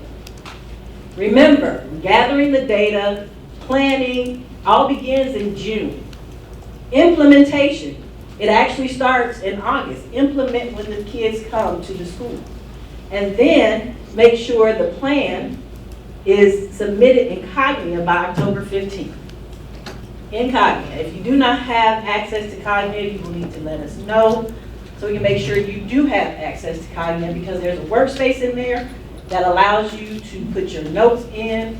You can review each school's plan and let them know if it's approved or not so we can move forward with spending the money. And then you have your mid-year reviews to see if the plan is working, if the funds are actually being spent the way they should be spent. Do we need to stop this initiative completely because it's not working at all, or you haven't spent $1 of it and it's already January? Do we need to increase it? What do we need to do with this plan? And then, of course, closeouts. Something that is not done as often as it should be Evaluating and closing out ASIPs. Please make sure principals evaluate their plans so they can take that information and start the next plan. Ma'am. Yes. I thought they said it's supposed to stay open because it's a fluid document. You talking about when they go into the system, you want them to close it out? They have to evaluate, not close it, but evaluate. Close out that current year plan. Okay. Not the whole document, Okay. but definitely evaluate. So, eProve. eProve is the actual platform, as you know, where the ASIPs reside. And again, if you do not have access to go in and to check ASIPs, let us know so we can make sure you have that access. ASIPs are not just the strategies portion of the plan. A complete ASIP that is due October 15th includes the surveys and the diagnostics. To have a complete ASIP, you need all three parts done, which is another reason why it's important to start before the kids get here. So this document shows you the required components of each of these sections of the surveys, diagnostics, and the strategies. And as you will see, it includes non-title schools because non-title schools have to have ASIPs too. No, they don't receive federal funds, but they still have to figure out how to improve academics and achievement for those students in their school. So again, reference this to know who needs to do what. And basically, Title I schools need to do it all. The one thing we don't want you to forget or gloss over is the box that's listed all on its own at the bottom of the page. And that is the coordination of resources. The coordination of resources is a document that is federally required. It is required for schools to identify how their federal funds are spent. Okay? This is what it looks like. You can't miss it. It's bright. It's yellow. It is there. Please make sure this is done for all federal funds. Now, for those of you who have school improvement schools, how many of you in here have CSI schools? You may remember or may have heard or you will hear me say the coordination of resources is not complete. I can't approve this application until this is done. So as they're completing their diagnostics, please make sure this document is completed and uploaded. So now let's make a connection. The principals work in eProve, you work in eGap, and you are going to get a deep dive into eGap as soon as I sit down. So the principals work in eProve, you work in eGap. What is eGap? That is our electronic grants application platform. That is where all of the applications will be completed and submitted. We review it, we add our notes, everything is taking place in there. So why is this important to know? Because those schools that receive Title I funds or any federal funding, they have to identify how those funds are spent in Cognitive or in the eProve platform, right? Because the schools are truly the ones spending the money, right? You're providing guidance to the schools. We provide guidance to you. But you have to take what's in that Cognitive platform in eProve and put it in eGap. Taking those strategies and identifying how those funds are spent. That all has to go in eGap. So here's an example of how it ties together. So you have a screenshot of a critical initiative, and then you have how that critical initiative is written by the Federal Programs Director in eGap, which is the one at the bottom. So make sure that this information it mirrors how the principals plan to spend it, of course, after you've given them guidance and support on how to spend it. What's in that plan matches what's in eGap, okay? So, requirement comparison. All of these schools are Title I schools. However, you have 3 designations that are added to Title I schools. One of the designations receives money, a separate pot of funds. Which one is it? CSI. They receive additional funds to support the initiatives in the school. With those additional funds, they receive additional help from OSI, or the Office of School Improvement. So you will have support with those CSI schools. And those individuals who support CSI schools should also be a part of the planning process for the ASIPs, because they can provide additional guidance. But the first column identifies all the requirements from ESSA that every ASIP should have. Of course, those who develop the plan, and again, CSI schools get extra support. The plan should be developed with a committee. So please make sure principals not only have a list of people who were on the committee, but they keep track of their agenda, their meeting notes, who's responsible for what. All of that information should be kept as a record. It should be based on the needs assessment. That's an E-proof. Informed by all state indicators. Where are our state indicators located? Federal report card, right? Your federal report card. You're going to look at that shortly. Evidence-based interventions. Evidence-based interventions are particularly important because those interventions or resources or strategies selected have to be proven to be effective.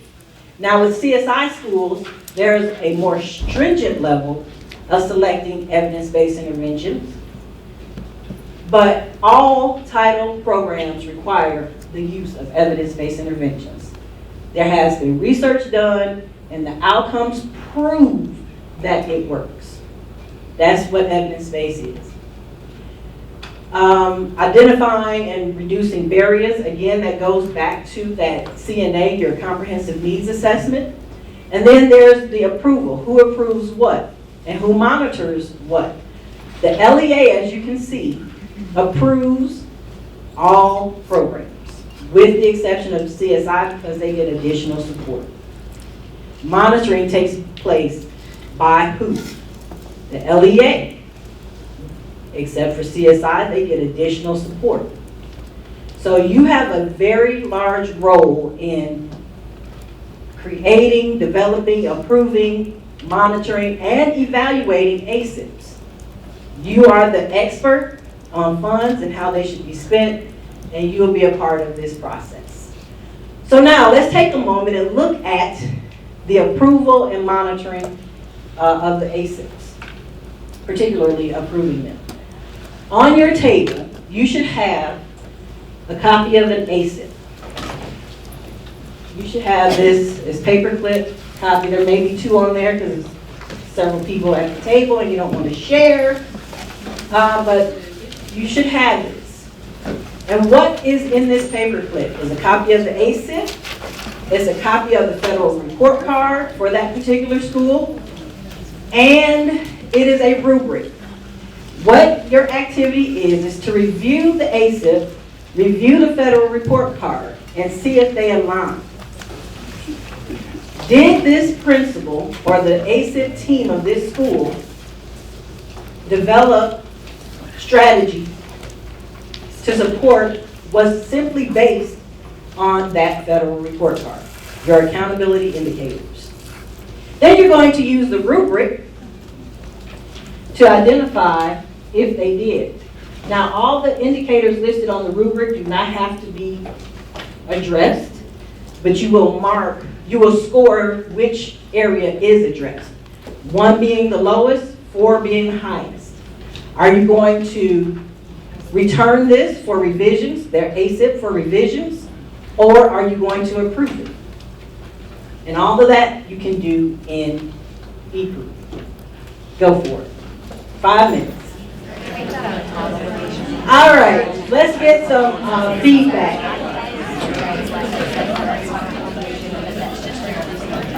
So, who has had school number 1? There's several copies out there. Who had school number 1 and would like to share out?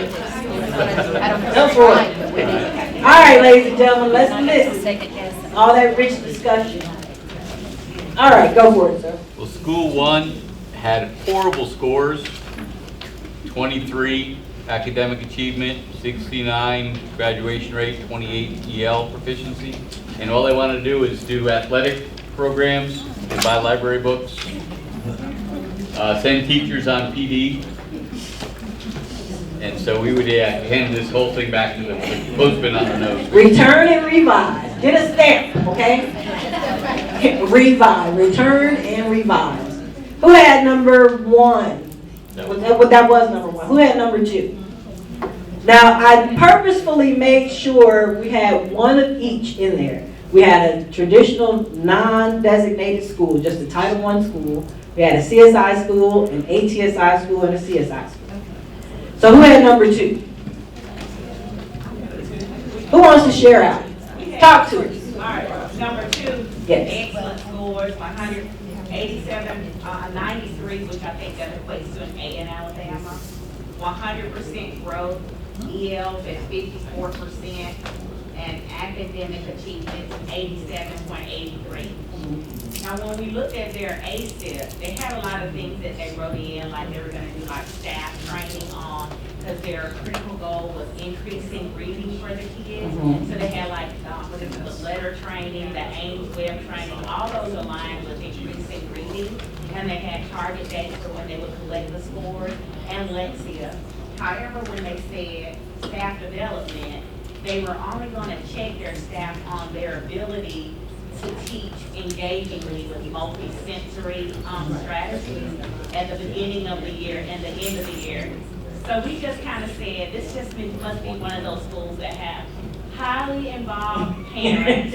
Probably. Because clearly what you say you're doing with your staff is very limited to affect the change that you actually got to Right. And is there a particular change that, or area they need to address, a deficit they needed to address?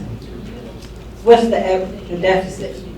EL population, was there anything in there about addressing that deficit?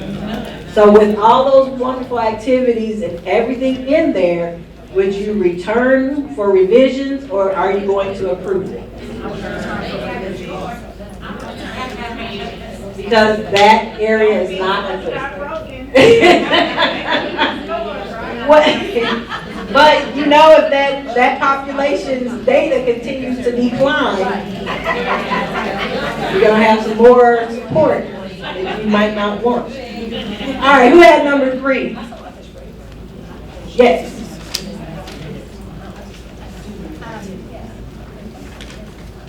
Our report card was a 74 overall. They did have 93.4%, 46% growth, but we were a TSI school. And but they still only had not quite 54% of academic achievement, and progress in English language proficiency was only 18%. So according to our ASIP, they had a lot of things in there to address the academic achievement, and we felt like that was strong, but there was nothing in it to address the EL population. So we still had to give it 2s and 3s. 2s and 3s, so there's a possibility it can be approved if they can explain how EL is addressed in all that academics. Yes, ma'am. Okay. And their absenteeism. And what? And their absenteeism. And their absenteeism. Okay, I can go for that. And the last one, number 4, who had that? Yes. Their overall score was at 88. They had 100% academic growth. The graduation rate was 94.12. Academic achievement was 67.9. Chronic absenteeism was the deficit for sure at 11.96%. College and career readiness was 76.47%. So overall, they have wonderful scores, but the one thing that they really need to address in this implementation phase is chronic absenteeism, and they have no critical initiative no activity that aligns directly with any of the identified needs based on the report card. So that I would assume I would give this back as a 1. They did highlight a lot of improved student achievement, monitor student achievement, monitor student proficiency. They had a lot of that, but they never specified the activities in which they were going to implement to see these things happen. So no specific. Nothing specific, but if you notice, like, they're not down in the dump, so just a little push, and it's something that would have helped improve the score. But I would definitely return this back. And it didn't seem as if they used verbs, like the verbiage, like we're gonna do this in their activities. Yes. And their activity measures didn't properly evaluate how the effectiveness of the critical initiative and the activities. So 1. A 1. Sorry. Now, the thing that you do have to remember when you're looking at these federal report cards, and they have this wonderful 100% growth or 90% growth, but their achievement is low. The goal is to convert the growth to achievement. Yep. How are they going to do that? They have to address that. And I also wanted to add to this, they only had money tied to things that were not necessary. Necessary. Reasonable or necessary. This was none of the Say, things aren't you proud of her, Calandra? Look at her. they have money tied to things that have There you go. no meaning to Exactly. improve. So the goal, thank you so much for those of you who shared out. The goal with this particular activity is so you can see your involvement in the ASIP development. How are you going to approve these ASIPs? So it is very important that we actually develop strategic and purposeful plans to support the students, okay? And you allocate your funds to address those needs. So as I close, I just want you guys to remember, ASIPs are due when? October 15th. If the 15th falls on the weekend, it's the next business day. If the 15th falls on a Saturday, it's due when? It's due on the next business day. So let's try this again. If the 15th falls, if the 15th falls on a Saturday, it's due when? If the 15th falls on a Sunday, it's due when? If the 15th falls on a Friday, it's due when? Friday. No exceptions. And remember, ASIPs include all of this, not just the strategies, okay? So for additional support and resources, our friends at Cognia have a lot of step-by-step webinars that you can access and share with your principals. And additional support can be found at these hyperlinks. So along with the Cognia Impact Conference that's taking place next week, Dr. Killingsworth has worked to provide more training, even more training on the ASIPs. And we have them in 2 different locations in the state. The first set of training will be on September 15th. They're half day, so we are offering 2 sessions. They're not continuous, it's 2 separate sessions in one day on ASIP development. And that will be in Tuscaloosa. And then we have ASIP training on the opposite end of the state on in Auburn, I'm sorry. So at the Lee County Board of Education. So select the one that would be most beneficial for you and your principal. It is for a team of people, not just for federal programs directors or coordinators. You can bring principals who need support, and you know who they are. Bring them with you to be ASIP trained. Dana, before you go further, can you mention about the training, how it fits in the whole thing and why we changed what we were doing? Do you remember? you can, clarify. So, guys, we used to offer training, ASIP training, just throughout the year, and we would go over the process from beginning to end. And we got a lot of feedback from LEA saying, we need for you guys to let us know what we need to know at that moment. So the trainings that she's talking about, September 18th to 19th, will be beginning of the year trainings, what you need to do to get the ASIP ready, up and running, get it out there, your team, who needs to be on the team, walking through the process. Then there'll be another training in November, December, Damon, or something like that. Yes. We already have the dates already. And that's for the mid-year review. Mid-year reviews usually take place in December, January, February. And so right before it's that time, for that mid-year review, we'll have another training to walk you through the process with that. And then in the spring, after testing is over and everything, maybe May, I think, we have the end of the year training to walk you through that process. So we're chunking it in small bits to make sure, hopefully, that you get what you need at that time. Would you put that course number back up again? Yes, which one? On that previous? You're not opposed to either location, are you? Yeah, thank you, I wanted one. You know why I said that. Thank you. And for those Auburn fans, there you go.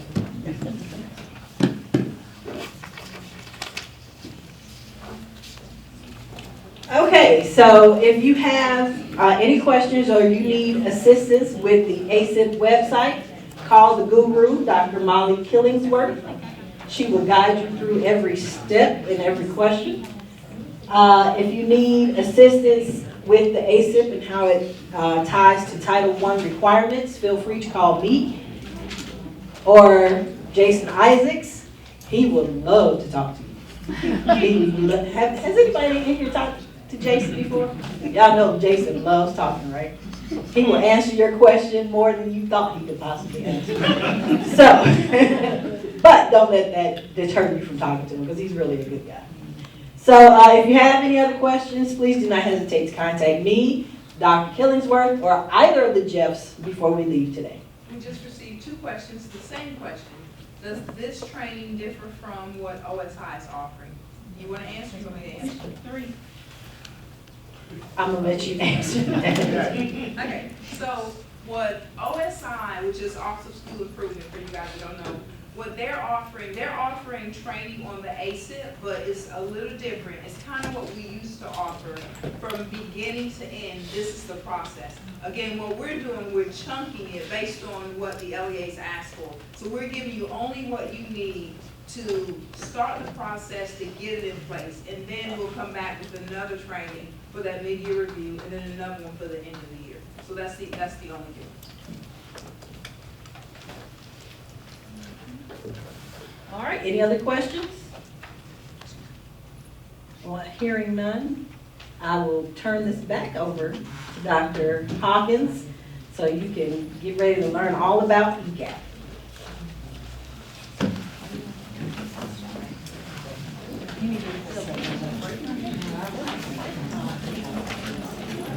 You want a break or what? Well, is it time?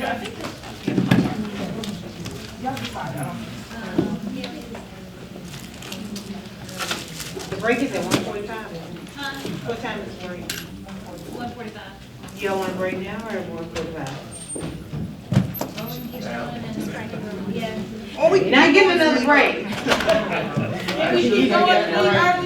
They said keep going and leave early. But if you need to get up, you don't have to ask permission to go to the bathroom. But Calandra, I didn't make the call. You no. Leave early means you don't go longer, is what she's saying. I'm giving y'all what I was told to give y'all, and I don't have to give anything I do. So you gonna leave here saying I didn't know and she didn't tell me, and you may not remember, but it won't be because I didn't tell you. Okay, so in love, we're gonna talk about EGAP. And I know it's a lot, you're not going to get it, but if you do have your computers, we're going to walk through that process. Did everyone that do not have access have the opportunity to put your email, your information in to gain access? If, I'm not even started yet, hold on. All right. So, if you did, then you'll be able to log in when we get to that point. If you did not, then you can give it to someone at the table, your email address, and we'll be able to get you access before you leave here today, okay? All right, so we're going to talk about EGAP 2.0, consolidated application. And if you didn't know, EGAP means the electronic grant application platform. That's what we use to submit the application, which is different than Cognia. The schools do their plan in ASIP, and we work in EGAP, meaning federal programs. Work in EGAP. Okay, so, all right, so the federal program consolidated application is included within the EGAP 2.0 platform. It allows us to do several things: submit our application, develop our plans, request funds, and it's done over an electronic process. So it's not like you have to handwrite it like they used to do and submit it in. All that is electronically done, so yay for technology. We do ask that you work in a specific browser. Any of the browsers that are listed will better support the platform. And also you will need the Adobe Acrobat Reader to download or print information, because it is downloaded and printed in PDF, okay? All right, so here is the website that you can access EGAP. You can also access it through, Dr. Gilson will show you how to access EGAP this morning through the Alabama Achieve website, but this is the direct web address to use. I would recommend that you save it. It'll be your favorite. You'll use it often. It could be create a shortcut or use the app, whatever you choose. But here is how you access EGAP. Now, if you can go ahead and log in. A lot of the things that we're going to do today will be better served if you're able to see it in the platform. If you do not have technology, that's fine, or if you can't log in, that's fine, because I do have screenshots available for you, all right? So here is the home page. Once you go to the link, you will access the home page, and there are some key factors here, such as the first arrow here shows, I don't know if this is well, the first arrow here is how you access ALSDE resources. We talked a lot about ALSDE resources. You do not have to be logged in to access those resources. They're made available to anyone who goes to that web address. Once you get to the home page, we do have important announcements that's listed above at the top under announcements. They change from day to day. Sometimes it may be there a week, and it's just various depending on what's going on. We will put announcements there so you can see once you access the website. And then my far right-hand side, you can see where I have the arrow for 60 minutes before timeout. I'll refer to that a few times throughout the presentation, because it's important. As you're working at EGAP, do know it is time. You have 60 minutes before you hit another button. Every time you hit another button or save your information, the clock starts over. But sometimes you're working in there and you may have to get up or get a phone call or leave, and it times out and that information is not saved. Okay, so just be mindful of that 60-minute time. All right, so if you have not gotten access, this is how you will get access. If you have a new superintendent, that's the only thing. That information has to be emailed to Leah Johnston and LEA Accounting for new superintendents only. She is the only one who can give access to those superintendents, okay? And you will provide the information here, email address, phone number, and their role, and she will set up that account for your superintendents. Everything else, your superintendent is able to provide access for anyone else and designate our roles accordingly. So, if you provided us with your information and you need to log in, you can go ahead, go to the web site, log in using your email address and just click reset password, reset your password, and you will be able to log in and have access to the system. Okay, so here's how we log in. Hit the forgot password, change your password, you will have access.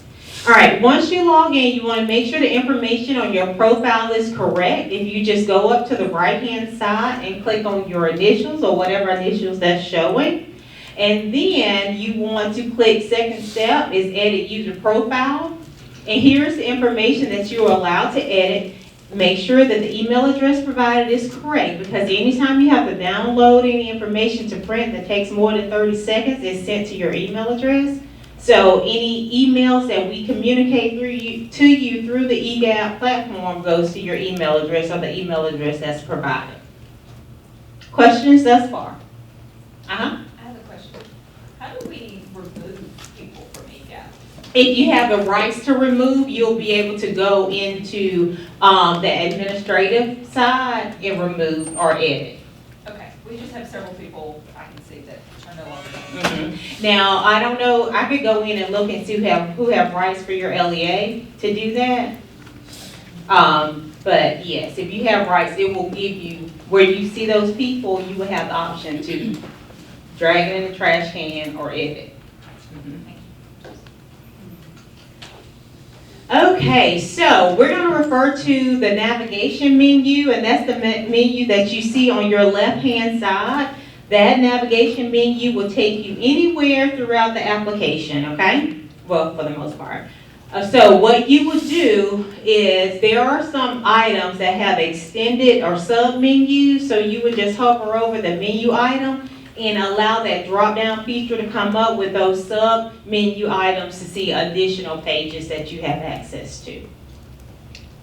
All right, so here are some of the important navigation menu options on the left-hand side and the meaning, what it allows you to do. I won't read through all of those, but I will point out the message and login information, what we just did. The LEA document library is specific to your LEA. You have to be logged in to gain access. Your ES2s, those are for you to draw down funds. A lot of times your CSFOs access ES2s.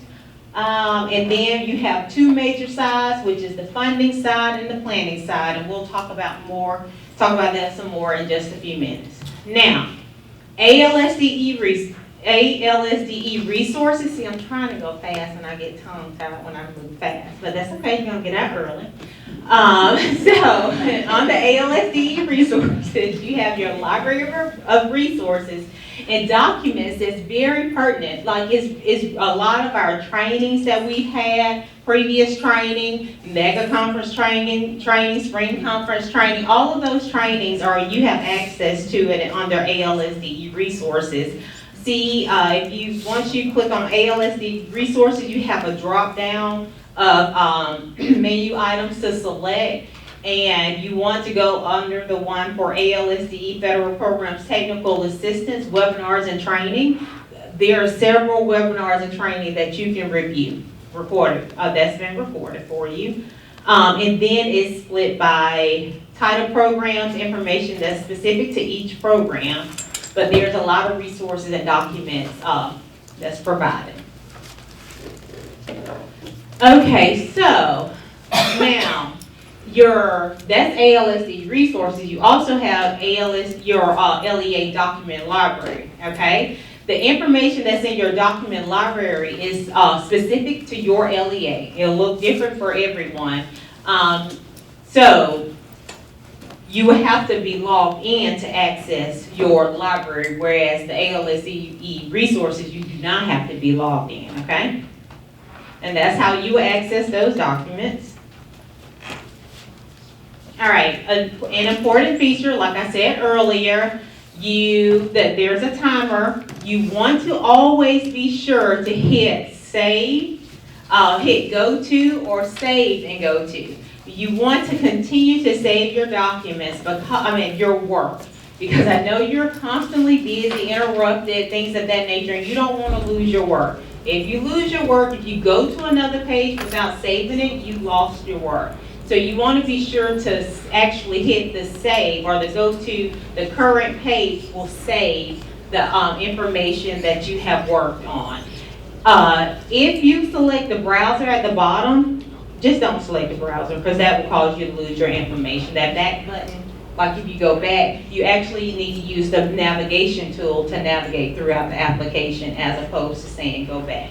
Now you can hit go to current page, previous page, or next page, but not the browser to just going back, because that will cause you to lose your work. All right, same thing to save and timer. All right, page lock. Sometimes when you work in it, multiple people can work in the platform, okay? You may have your CTE coordinator working in there, your CSFO could be working in there, and you're working in there. That's fine, but the thing is, you cannot work on the same page at the same time.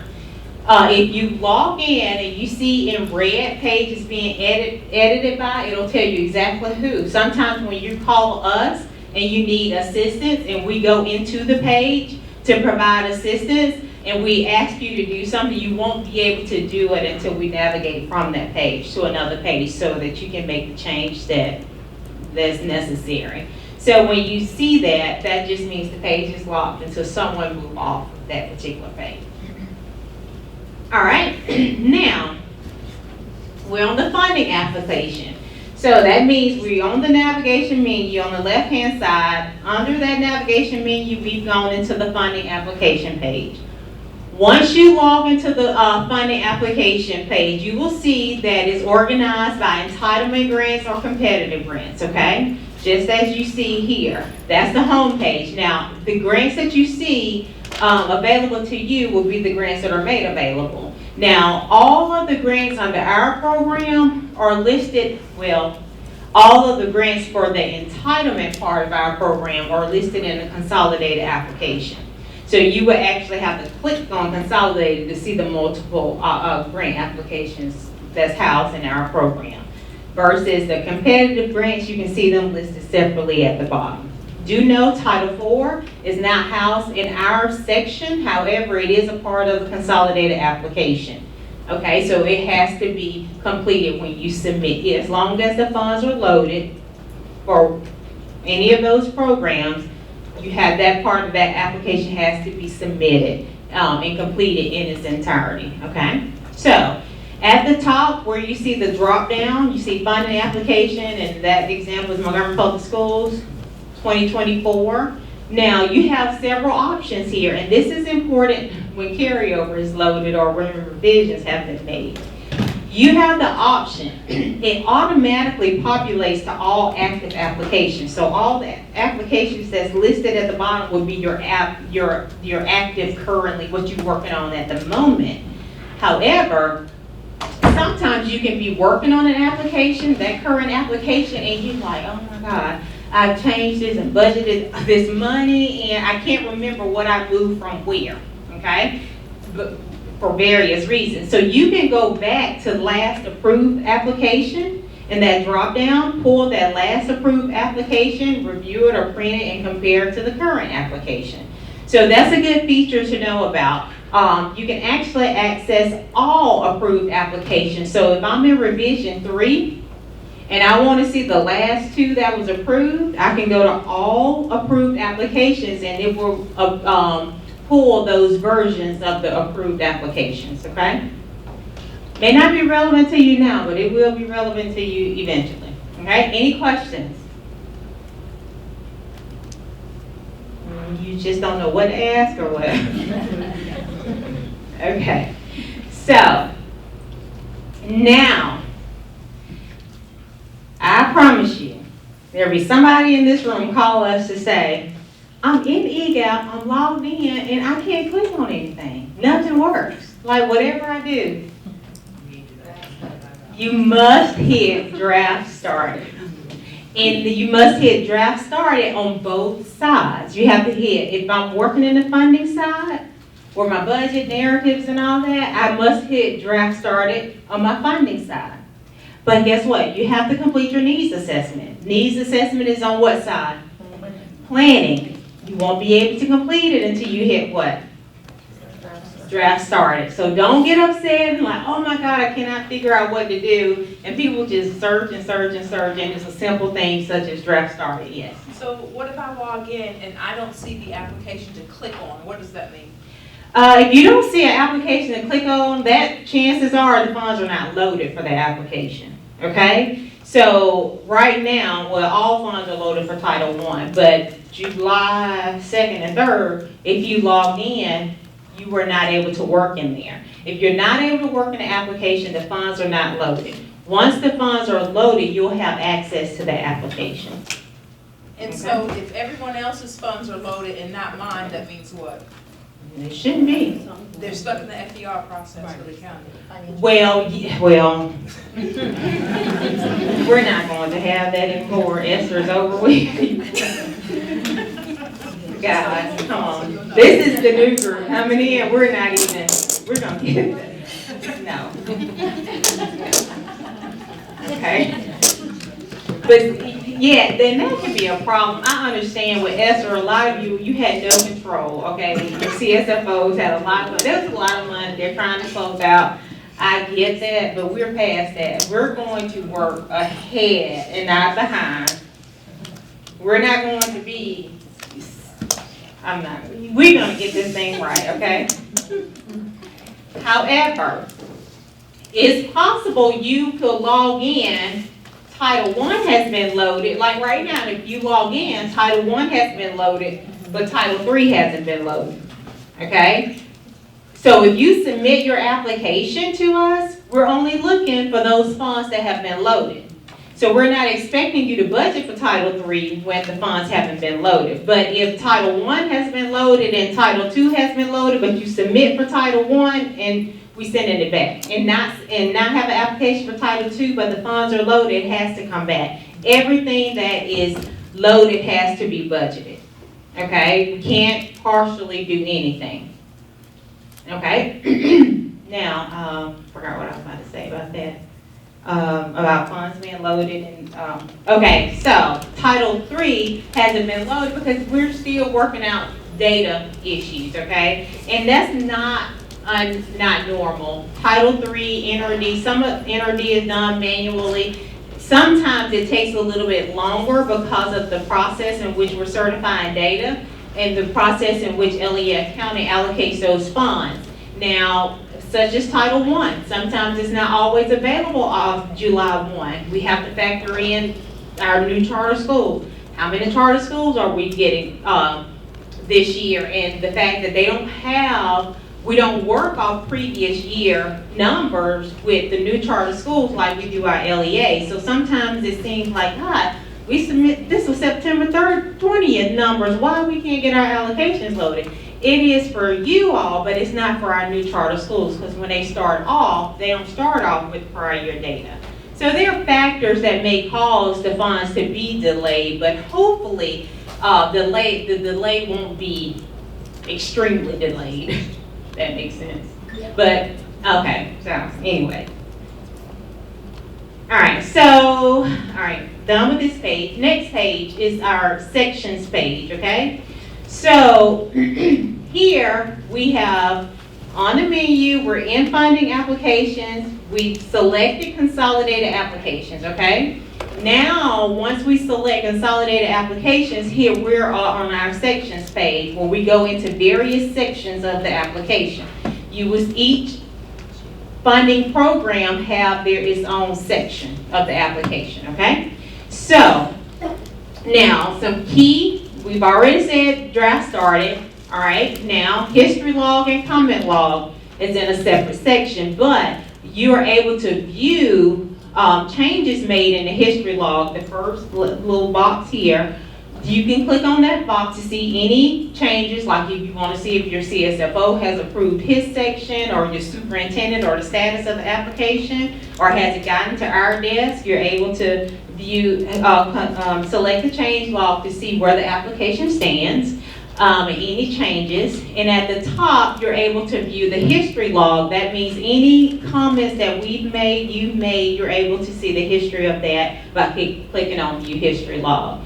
Now, the box coming out that reads collapse or expand section. Now, sometimes you log in, you may not see, all right, you see how you have the history law, allocation, supplemental information, then it goes into your Title I, and then Title I school improvement, or whatever programs you have to budget for. You can collapse or expand to view only a small portion or a small section, or all the sections at one time. You can only view what you're having to work on. You can just collapse and expand those sections by clicking on the subtraction, the negative, and then if you need to expand it, it'll be a positive. And you can just select those. Now, here, the next one where it says status area, and you have the various roles here. I know she said, what happens, who could change what roles. This gives you the individual roles of the people who have access. For instance, if you click on draft started and hover over that section, it'll tell you the roles that can start that draft. Those are the only individuals that can start an actual draft. Next, we have the access errors and warning messages. That's important. All of your validation messages would be listed under validation and messages, and there are two types of messages you will receive, which would be an error or a warning, and we'll talk about that in just a few minutes, like now. So, your validation messages, on the section page, validation column on the messages, you can review those links to tell you if that's an error or a warning, and it will tell you exactly what the error or the warning is. If it's an error, can you submit the application? No. All errors must be addressed before submission. Errors are our business rules that are automatically built into this program that says if this occurs or don't occur, then you can't go any further in submitting the application. Warnings are business rules as well, but they may not be applicable to you, or you may be able to proceed forward without addressing that warning because it's not applicable to you. But you want to pay attention to it just in case it is, okay?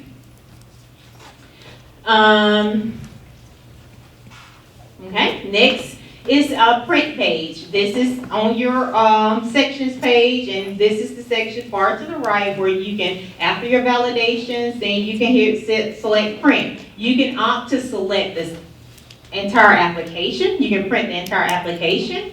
You can print sections of the application, or you can select to print a specific page of the application by simply selecting the print in that particular function. So if I want all, I have to select print to the right for all. If I want a particular section, like if I just want to print my supplemental information, then here I have it by allocations. The allocation section, then I will hit the print next to the allocation section. But a particular page, then I will hit the print function next to that particular page. Okay? Now, sometimes printing may take a little longer. If I'm printing an entire completed application, it's probably going to take longer than 30 minutes. So you want to make sure your email is correct, because, not 30 minutes, 30 seconds. If it exceeds 30 seconds, it will email you the PDF copy of that printed document. It will email it directly to your email, and it will be in your ALSDE resources, okay? And you can click on your ALSDE resources, and you will see your print jobs that are available. They're not there long, so you want to go and access it before it goes away.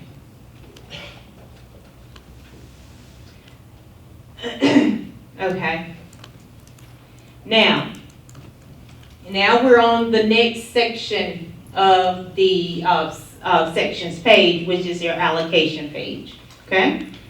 This is an important page because this page tells you the funds that have been loaded for what particular title. If there are funds loaded, do you have to complete the budget and narrative? Yes. Yes. If the funds were not loaded, can you submit without completing that area? Yes. Yes. So your allocation have all your programs are cut off, but it'll start with Title I, Title I, school improvement, whatever grants you have available to your LEA will be there.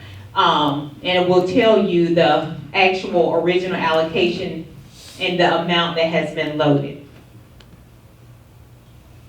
Okay, so, and if you participating in a consortium, then that would be there if you are the fiscal agent for that consortium. If you're not, it will not be available to you. But you will know who you are because you have to agree to be the fiscal agent or agree to be a part of that consortium. Now, also here at the bottom, which I'm probably talking about the next slide, not sure, it's where you transfer information from one program to another, but there's more slides about transferring information. All right, so after our allocation is our private school administration section. And here, if you are new, do know you have to, well, if there are new private schools that you serve, you have to enter those private schools, okay? They're not gonna automatically be there unless they was there last year. They will roll over from the previous year, but if you have a new private school that comes about, you have to enter that new private school on this private school administration page. And there's a unique code that you provide to code your private schools. You create that code, or you may want to follow the codes that are already listed. Like if this start at 001, the next one will be 002. There is no significance for us, it's for you and your planning purposes. So, let's see, anything else, the unique code, of course you got your save and go to or save and current page to save your information. Your in-state and out-of-state or private schools are entered here. This populated area is all the private schools that have been listed in the EGAP system from one LEA to the next. So if you're serving out of district LEAs like through Title I, then you can search that LEA by out of state, but out of zone, or what is it called? It's not network. Out of district, yes. It's out of district to you because, you know, Title I, we serve students depending on what? Private school, depending on where the student lay their head. The student could very well lay their head in another school zone, but the school is in your zone, so we have to serve based on where that student lay their head, okay? Title II, we serve based on what? Where the school is located, okay? So that's the reason you will have out-of-system schools on your Title I page, and you'll have access to see, because if you are in Autauga County and you have students that live in Elmore County, but they go to a private school in Autauga County, you're able to search because Elmore County has to put all of their schools, private schools, in the system, and you're able to pull and access that information. And that's just simply the name of the school and the code that is being used for that particular LEA. All right, so all that. Now, the next section we have is application details section. In the application details section, this is information that gives the personnel, the FTE, part-time information, and then the selection of allowable activities. And this page will vary by program, okay? So, the information that goes in your application details page will match the information that's in your budget narrative. Now, today we're only talking about technical aspects like what each page means and the information it holds. Tomorrow, we'll actually talk about the requirements of those pages and how to write the budget narratives and things of that nature. So we're just navigating today, just to be comfortable and understand what is being required or asked of you in each particular section. So, personnel versus FTEs. Who can tell me the difference in personnel versus FTEs? And FTEs is full-time equivalents, okay? So, anybody want to take a shot? I guess FTEs are the people that pay benefits to. Percentage. Percent, that's percentage. Right. Personnel is how many people. Right. Is percent. Absolutely. The FTE is the number of personnel, and the personnel is the number of people, okay? And FTE is the percent of that person's salary that's being paid out of that program, okay? So FTEs and personnel numbers may not match, but they equal. So I could have 2 individuals with 1.5 FTE. That means out of those 2 individuals, only one of the 2 full salary is coming out of that program, and the second one, parts of their salary is coming out of the program, okay? So, but we have to spell that out in our application details as well as our budget narrative, okay? So, all right, our next page is related documents. This is, each title has all of these components. So, the related documents as it relates to Title I will have to be uploaded. So here you will have 2 types of related documents. You will have the required related documents and you will have the optional related documents, okay? Now, each of those sections have document templates that you may use, all right, which are blank. The templates are just the templates. You can download those templates to enter the information specific to your LEA into those templates. Once you enter that information, then you will upload it on the far left-hand side on the documents, okay? Those are completed ones. The middle section is templates, okay? Now the top means required. You can't move forward unless you submit those documents, and then the bottom are required for some and optional for others. Let me give you an example. Parent and Family Engagement Worksheet is a required document if your allocation exceeds $500,000 or more. But if your allocation, Title I allocation, does not exceed $500,000, it's not a required document. So we couldn't put that one under required because the business rule would not allow you to move forward. Okay, it's under optional, but it's only optional if the rule is applicable. Okay, equitable services. If you serve private schools, then it's not an optional document. But if you do not serve private schools, then it's optional. Okay, questions? Thoughts? Concerns? All right, good. So I do have one. If you Sure. go back. Where there's no template, it's NA, you have to put the other information in there, upload. Your implementations? Documentation, whatever, like, if it doesn't have a template. Right, you still have the documentation for, like your implementation form, there is no template in there, but there is in the related ALSDE resources, the implementation form that you complete. Depending on how many LEAs, how many private schools you serve and so on. Also, preschool, that's the multi-criteria. There is no template for it, but you still, if you serve in preschools, you have to tell us your ranking. How are you ranking those students? What criteria, what method you're using? So that could just be typed in a Word document. And for the other titles, it'll be more forms like that. It's just, a lot of times, if there's no template, it's a Word document, or sometimes it's a signature page, or what have you from your plan that you have to upload, depending on. Question? So let's say if we do not serve preschool, do you need something in that document link that says, hey, we are not serving preschool, or is the absence of it there speak for itself? Yes, because we'll know you won't have anything budgeted in 9140, so that tells us you wouldn't have a preschool workbook.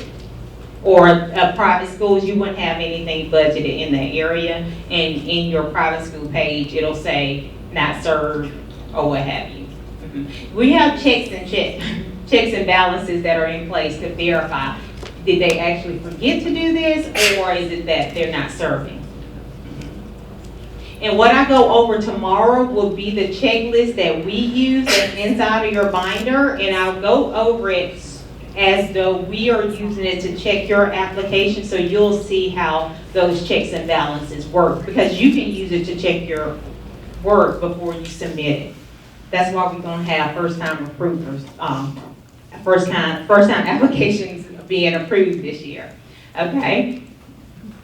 but no stress if it's not, so it's okay. All right, now we're moving on to creating a budget. This is just the next, under the same section. Each application or each program have all of these sections listed. All right, so creating budgets. There are different types of different budgets or different views of the budget, I would say, because you have the budget, then you have the budget overview. But let me just tell you what it means.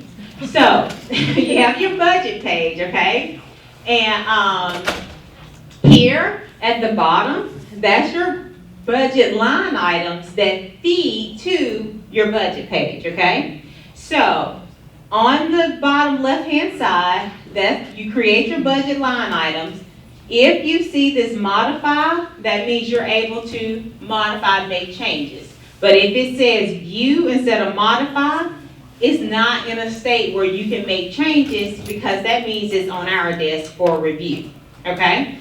So sometimes we'll be putting notes in there in the history log, or our specialists will send you notes and you may want to go in and start making changes, but when you go in, you see view, that just means you can't make those changes until we send it back to you. All right, so remember, everything that's in on this budget line item feeds into your budget. Your budget here is not necessarily editable, but you do have a budget overview page that shows your budget grid where it's plus and minus after your original application. So maybe carryover is loaded or your second revision and you made changes to your budget line item, then you will see a second feature over here on your budget page that shows like a positive number, a red number, which means you subtracted from that original budget line item, or maybe a green number where you've increased or added to that particular budget line item, okay? So, here, I just told you that, didn't I? All right, so now we're clicked on modify. We're modifying our budget, and this is the page that we go to once we modify our budget. So there are multiple things that you can do here. You can filter, you can use the filter bar to filter to determine which items are visible. You would add a budget line item by clicking add budget line item. Once you add it, you're able to edit and write into your narrative and assign a dollar amount. Okay, so next here, you can, this last, next, previous area, you can use that to navigate or go in between different budget line items and the budget details. If, I think it may be 8 on a page or whatever you have it programmed to, if it exceeds that number, then you can navigate to the next page to see the remaining. If you have 1 out of 8 on one page and you have 16, then you can navigate to see 9 out of 16 on the second page. At the bottom, just gives you a summary of all the items that are budgeted in that line item. Here at the top, you can filter your budgets by any of those subtopics, like function code. You can filter to look at all function codes. So if you want to look at all 1100, you can look at all 1100. If you want to look at all your purchase service, you can filter and look at all 300, your purchase services. Location, with like all my schools. Say I want to look at all my elementary schools or the name of that elementary school to make sure all the items I have budgeted match what's in their ASIP. You can filter by location. That's if you assign locations when you're doing the budget. Central office, same thing. And then the narrative itself. You want to filter by narrative because you want to make sure all of your narratives have a narrative. Because sometimes, I understand people go through and do all the budget parts first and then go write their narrative. That's fine, but you want to make sure all of your budgeted line items have a narrative to support that line item. All right? Any questions? Either you all are getting this or you just ready to go on. So, okay. All right, good. All right, so next, I just went over all that. Here it is right here for you. This is the breakdown of the budget line items. I want to point something out. Once you go click on modify and you modify a budgeted line item, it opens it up for you to make edits. And this is what it looks like on the right hand side. All right, remember I said you filter by function code? There's your function code. You will select all of your function codes for each one, all right? Then each function has object codes that go along with whatever the function is, okay? And then this second here, this target assistance, this is for you to select if, it will either say school-wide or target assistance, okay? If you are working with the target assistance school, then you budget in that section. If not, then it's school-wide, okay? All right, so next we have location. Here it says Alabama State Department of Education, but your location could be either your central office. A lot of times LEAs will budget everything for their district office and just list the schools and everything in the narrative. Then we have LEAs who budget by schools. They'll do on central office is only for their district set asides. I'm talking about Title I. The other, like Title II, everything will be central office. But like Title I, they'll budget central office for their district set aside. But their school portions, they budgeted by school. So my 1100s will have 1100s for a school A, 1100s for school B, 1100s for school C. However you want to organize, just be consistent. Okay? That is the key. Don't start budgeting by school and then in the end, I'm tired, so I'm going to put everything at central office. Because then your narrative has to have the locations of the school. If you choose to budget by tagging everything at central office, then your narrative must indicate the schools in which you are budgeting those funds for. Okay? All right. Now, quantity. We always use 1 as the quantity because if you don't, then it multiplies the cost for the quantity. All right? So always use 1 and then so your budgeted line item can be the amount that you're actually budgeting. And you don't have to, okay, if I do personnel and I use 10 as a quantity and then my cost per personnel, that varies.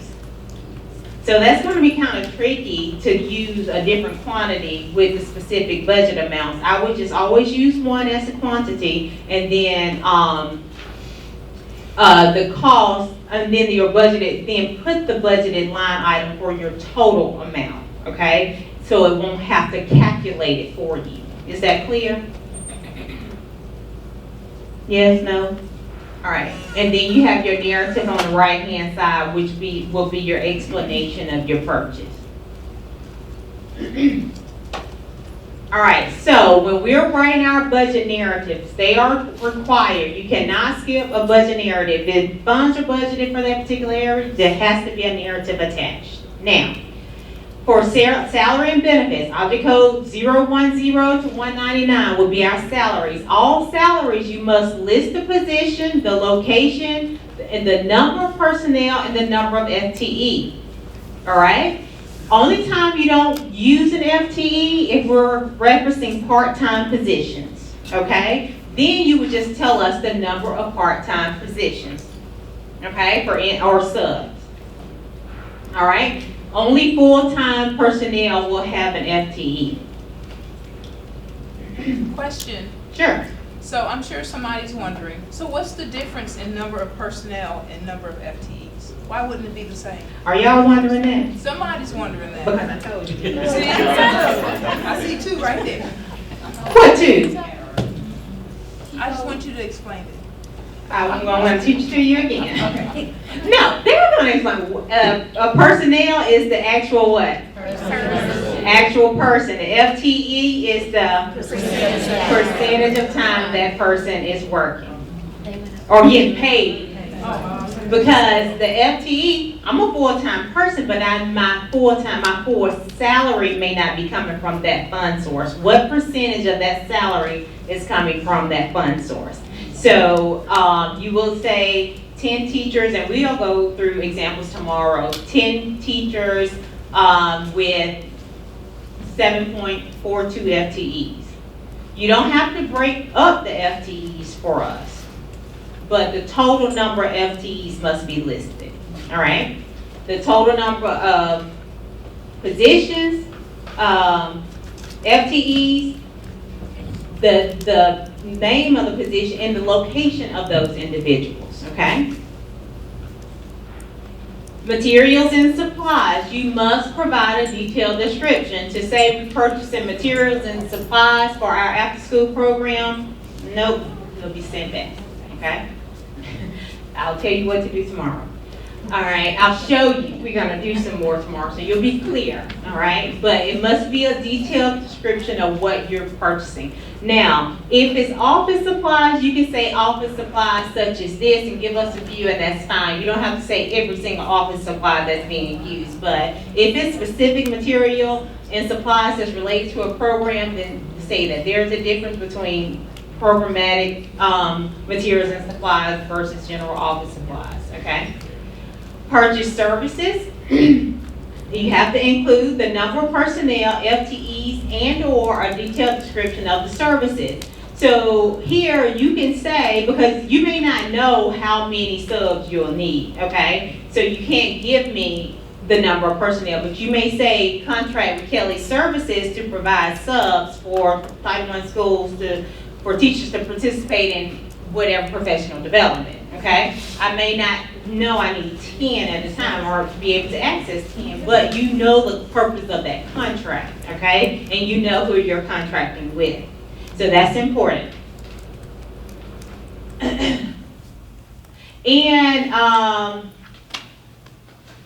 the FTEs a lot of times are not necessary because they're not, you don't really, a lot of times don't contract for a full-time position, but sometimes, like if you're doing social workers and things of that nature, it may be a full-time role. So that's why it says and or. The description will tell us there's no need for FTEs or, you know, things like that. But if it does, like if I'm hiring contracting to hire 2 social workers, then I'm contracting to hire, you know, 2 social workers, or this is, you know, the point of the program or the services. All right, so editing budget line items. Now, once we're in the narrative and we want to edit, we just simply have the feature to click on edit, or we can delete completely. Once you delete a line item, there's no going back. It's in the trash and there's no recover. It's no like trash can holding. So be careful and make sure if you delete, that's what you really want to do. You can download data from the previous year. I have never downloaded it, but I'm told from LEA that you can download it from previous year to copy it over. But if you do, it's like you type in a Word document. You got to make sure it's applicable and relevant, everything that you copy, and make sure you make those edits because it will make it very hard to balance that budget, not knowing what you really meant to keep and what you did not mean to keep, okay?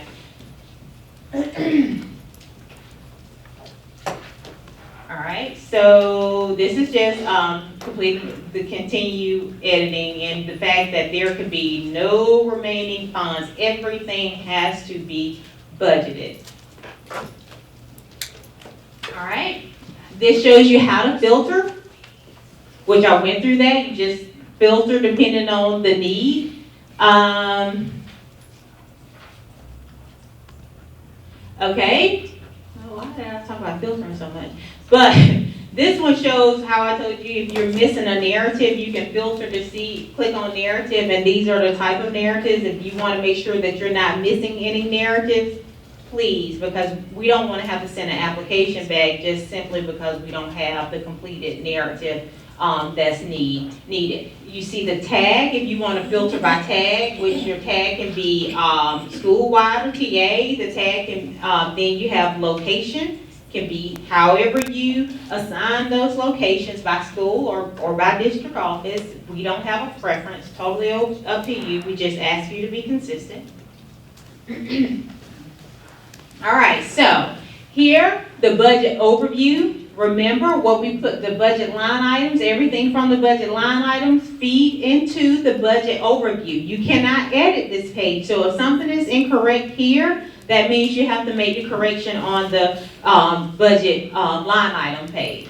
This just shows you your total amount. And this is the page you want to compare with your CSFO and what they have at Next Gen. You want to make sure those two things line up, the function and object code, so you won't get all these variances that you should not have. You want to compare the budget page with Next Gen or whatever software program that's used. Remember, we talked about the budget overview with the plus or minus section. Here is, you will use this section a lot with carryover and after the overall approval and you get into revisions. This tells you where edits was made on your budget line item. So we made here at the top, you can see edits were made with function code 1100 on the salaries and benefits. I deducted a total of $410 and I'm left with $146,000. And see, under benefits, I deducted a total of $145,000 and something, left me with a balance of $56,000. So if you have questions on where those plus and minuses, where you added money and where you deducted money, you're able to once again compare this budget overview with what your CSFO will enter into Next Gen to make sure that balances. All right, next section, after all your budgeting, you have your improvement plans. This is at the very bottom. From your navigation menu, you have your improvement plans. All LEAs are required to do the improvement plan section. Plans must be completed. You have your LEA consolidated plan, your EL plan, and foster care plan, okay? Along with completing these plans, you have to upload some plans and related documents, like your transition plan for N or D has to be uploaded in related documents. Remember, we talked about S&S, supplement and supplant document. The template is there for you under templates, but your completed S&S has to be uploaded in related documents. Now, you have an EL plan, but you also have to upload the EL plan cover sheet with the required signatures in related document, and your foster care signature page has to be uploaded with current signatures and date each year, okay? And then there are other optional documents that may be required, and you will know if they are based on the needs of your program. And an example would be positions. You have to have a description for all the positions that are uploaded, all your Title I positions that are uploaded. You have to have the job description uploaded. That goes into related documents. What are some other examples that's uploaded in related documents? You have your job descriptions, you have your evidence-based, you have your evaluations. Program planning. Your planning, yeah, what else is there? Other things, but it varies. You will know what you have to have uploaded. But everyone, of course, let me just say about your job descriptions. Every program that you, not every program, yeah, every program or position that you hire with that particular program has to have a job description that's current, and it has to be a board-approved job description, okay? And what we look at on those job descriptions, the roles and responsibilities. If I'm hiring someone with Title I funds, I look at the roles and responsibilities. If I'm paying them 100% out of Title I funds, 100% of their role has to be Title I related, okay? If 50% of their role is Title I related and the other 50%, then we will not allow you to pay that position 100% out of Title I. Okay, remember the proportion, it has to be paid in proportion to the amount that that person provides services to that program. That's allocable, no, that's necessary. Okay, let's see. One more thing there. All right, so I am going to primary approval. Okay, so at the very last part of the sections page, we have primary approval, which I'm moving to now. This is for consolidated applications. Within the consolidated application, you have multiple programs. Remember we talked about you can submit your application for programs that, for all your programs that have had their allocation uploaded. It used to in the past where we can only overall approve the application, so you will get the overall allocation, the application approved when everything has been budgeted. Now we can approve based on program. So, but it won't be overall approved, but it will be primary approved. So each of those programs, just say my Title I application has been submitted and my Title II. We can review, and if everything is fine, we can primary approve. When we primary approve, meaning the specialist at the department has reviewed and approved it, and the administrator has reviewed it and approved it, you can start drawing down on those funds and not have to wait until every other program has been approved, okay? You can start drawing down on the Title I funds once you have received primary approval for whatever program, okay? So there's no reason why we can't access those funds. No delay. All right, so here is the workflow. We almost done. Here's the workflow. Of course, the first thing you is going to be either started or not started or draft started. First thing you want to hit is draft started. And once you hit draft started, draft completed, once the federal program director has hit approved or submit, I'm not sure what you all hit, or to go to the CSFO.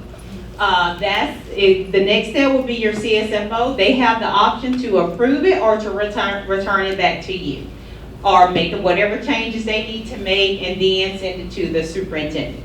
Okay? Now the superintendent approves it by selecting approved at the top, or he or she has the option to return it back to you. Anyone that returns it, it comes directly back to the federal program director. It doesn't go back down the chain, okay, the way that it goes up. Once the superintendent approves the application, that's when it's on our desk. We can't see it unless we go into it, but we don't review it until it's been submitted and on the specialist desk. The specialist will approve or return it. If it's approved, it goes to the administrator, and of course they would approve or return it. Once they approve, the administrator approves it at the administrator level and the director's level. So once it's approved at the director's level, then you have access to draw down.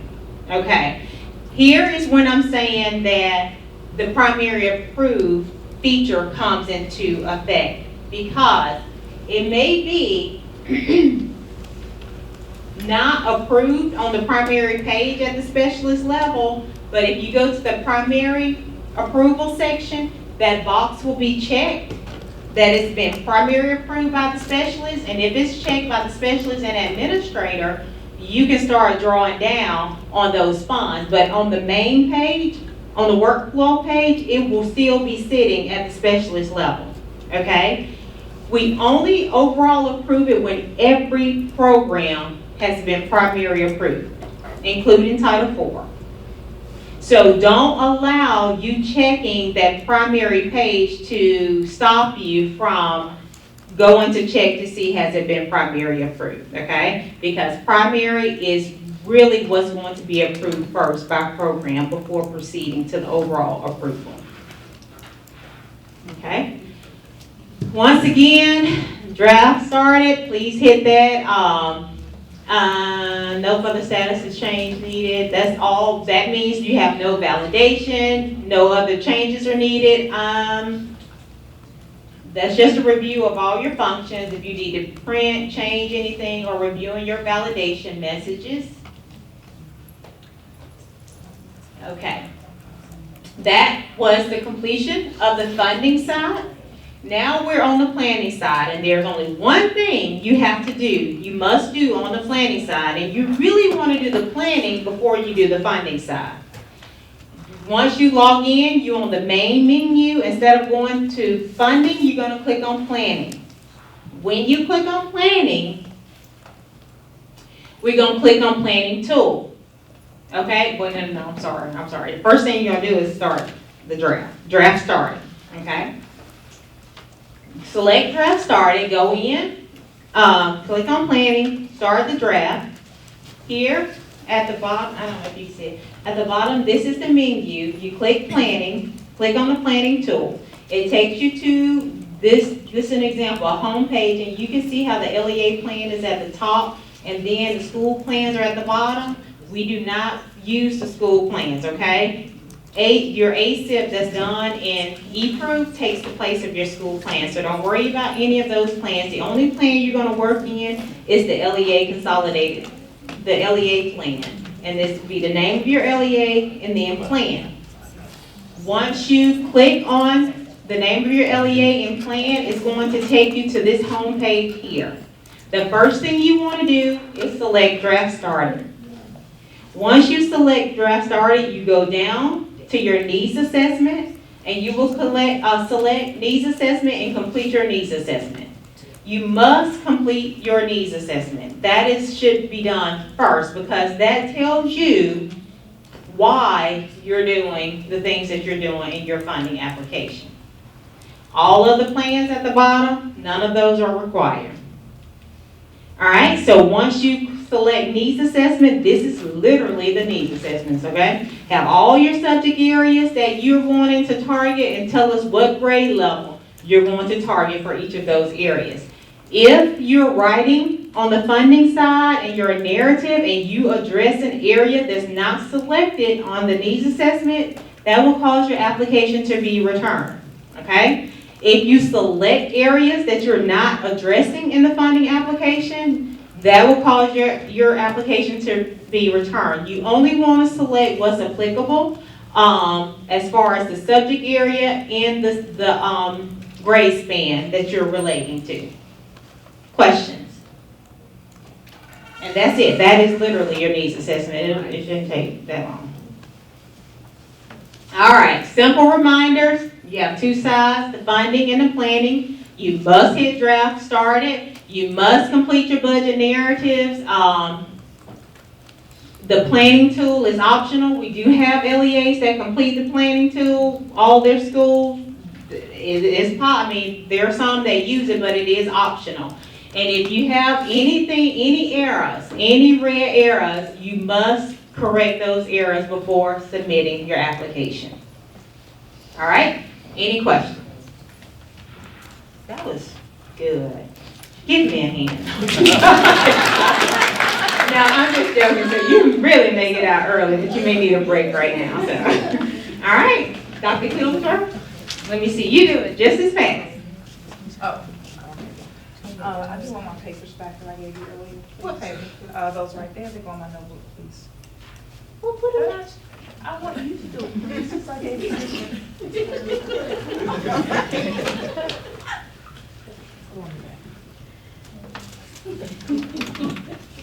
Okay, timeline. You guys should have one of these in your notebooks. If you will, take it out.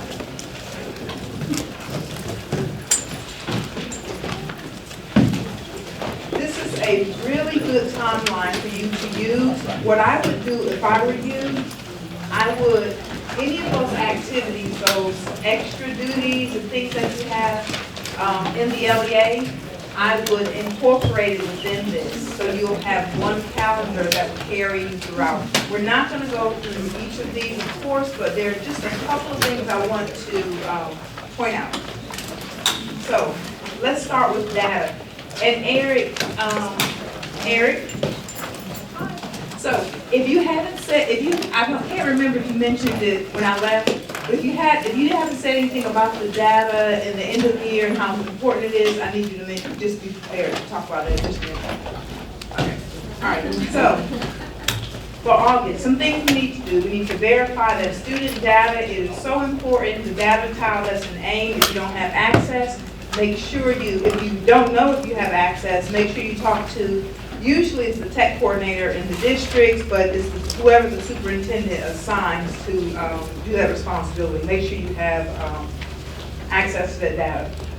Private schools, equitable services, implementation plans, that's very important. If any of you guys have 21st century sites, those easy reports are so important. We had several of the 21st century sites in danger of not being funded, not receiving funds, cutting off the program because they did not get that done. And that is like so simple to get done.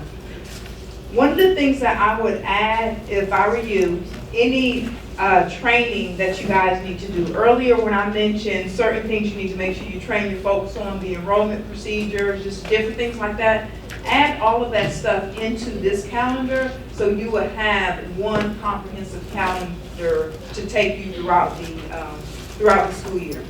There are a couple of things I want to mention. So in September, and some of these things are, some of these areas are if applicable. So like there's a lot on InterD, everybody doesn't have InterD. Maybe some migrant, if you don't have migrant program, then you know it doesn't pertain to you. Under September, we have the self-assessment. Everyone should be doing the self-assessment. Everyone should be preparing to do their plan, helping the schools with those ASIPs, whether you're responsible for it or somebody else in your LEA is responsible for it. Just making sure that you're aware of wherever is housed, that make sure that it's occurring. That EGAP application, comparability, Calandra referenced that earlier today. So there are several things in there. If you would just kind of browse through them, if you have any questions about anything specific, we'll address them. But what we will do along the way, when it's time for whatever it is that's coming out, your regional specialist will reach out and say, okay guys, it's time to do whatever it is it's time to submit a report, do your intent to participate, and if you have any questions, you can touch bases with them and they'll of course walk you through every single thing that you need. For November, we have a FIFA on there. We have the mid-year reviews for all schools, not just the CSI schools. You have to for CSI, but you should for all schools have some type of process in place for mid-year reviews. So we have that in the December, January timeframe. I know I'm speeding through this, but you just have to read it and see if you have any questions. And we'll open it up for questions tomorrow, start off tomorrow if you have any questions. In June, certifying the data. Eric, come on up and let's talk about this data.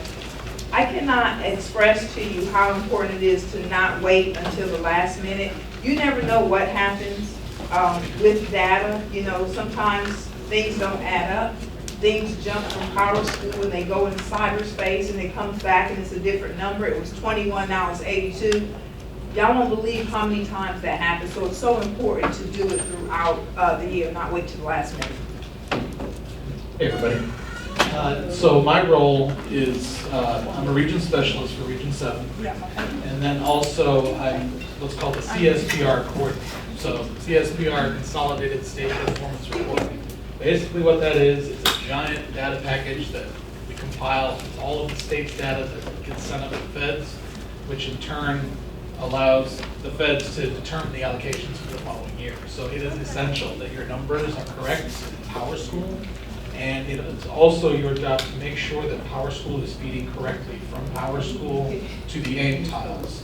Now the ones that we're going to be certifying for this year, there's a total of 6 tiles. There's the school-wide targeted assistance, EL, homeless, foster, NRD, and then we are bringing back into the fold this year the immigrant tile. So if you just notice some discrepancies throughout the year, you see that it's not merging over from Power School to AIM, that's what we need to know about so we can get it fixed. And then, you know, when it's time to certify at the end of the year, that's the final hit the button. But each LEA needs some kind of procedure in place so you monitor that throughout the year.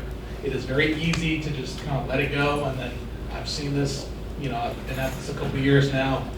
There are some LEAs that are very on top of it. They even, you know, house their own separate records because they don't trust what's, you know, in Power School and whatnot. So that's their prerogative. But there's some that kind of wait until the last minute and it bites them in the butt at the end. So you really got to have some kind of procedure in place where you're actively checking. You know, I would recommend monthly at least, just to make sure that, you know, whenever there's a new student coming into your LEA, you have to make sure you have a record of that, make sure it's populated correctly in Power School, labeled correctly, and then also making sure that it's married over to the AIM tiles. So in our section, we have the AIM tiles, Power School is a different section, so we don't really deal a lot with Power School, but we rely heavily on what is in Power School. It gets married over to us, so, I think that's about it, right? No, I have two questions. Yes. So explain to us, when at the end of the year, when an LEA says, this data is wrong, what's usually the issue? What do we find usually the issue? Well, I mean, the issue we're currently dealing with now is the immigrant counts. There was an issue where in Power School, it was closed out, and then the way it was fed over from Power School to the AIM tiles, there was something going on. So we're working with our information systems folks, the ones that maintain the tiles, in correcting that. So that's probably why the allocations are being held up. So a little background on that. But again, it's just very important that you are aware that the data is ever changing throughout the year, and it's something you need to monitor. And you know, if there's ever any issues and you have no clue what's going on with the numbers, reach out to us. We can help you with a service desk ticket. Sometimes I can tell you exactly what's going on right in the moment. But if it's something that's a deeper issue, like a coding issue or something with the tiles, I can help facilitate that process. So just know that, you know, as far as data goes, I'm kind of the point of contact in federal programs. Is there another question? So if there's a discrepancy, they're going to reach out to you? Yeah, if there's a discrepancy, you can reach out to me. I can point you in the right direction. If I need to do a service desk ticket, I can help facilitate that. If it's a problem that, you know, I can potentially help you fix, you know, if it's an issue that's at the LEA level, we can kind of figure out what is exactly going on. So don't be shy about it, but don't wait until the last minute. That's the key. Because I've seen it a couple times now, been at this for a couple of years now. The ones that wait to the last minute, they are not having fun at the end of the year. So, I mean, I'm sure that you've got so many other things to do at the end of the year. You don't want this to be one of your major concerns, right? You want to be able to just look at it in June, hit the button confidently. So. And what's your name again? My name is Eric Hohen. Okay. Hohen? Yeah, I'm in the bottom right of the org chart. I'm on there. And I'm on there. Yep. Thank you, Eric. And one thing I can say is that when Eric came on board, I was so glad to give him the data and the CSPR, and I really haven't had many issues that I've had to deal with. He normally handles it when he gets at his level, so thank you, Eric. Appreciate it. Okay, so compliance monitoring, let's talk about this. I was initially just going to gloss over and not give you a lot of details because I didn't think a lot of you guys would be monitored, but I think there may be more than I anticipated. So let me know if your LEA is listed to be monitored. Okay. So let's talk about compliance monitoring. During compliance monitoring, first, I mentioned earlier that all of the LEAs are monitored every 5 years, unless there's an issue. Could be issues here or there, anywhere. Issue could be you did the single program audit and something flared up, and now we have to put you on the schedule if it's serious. If it's minor, then we don't have to, but depending on what it is, we may have to put you on the schedule for monitoring.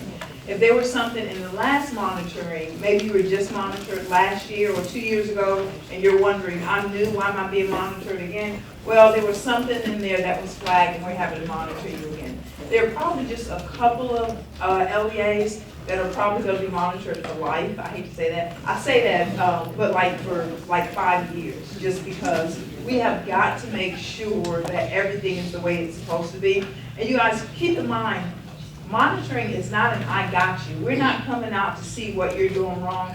We're coming to look and see what you're doing. So when the feds come, because they do come, they just came in May.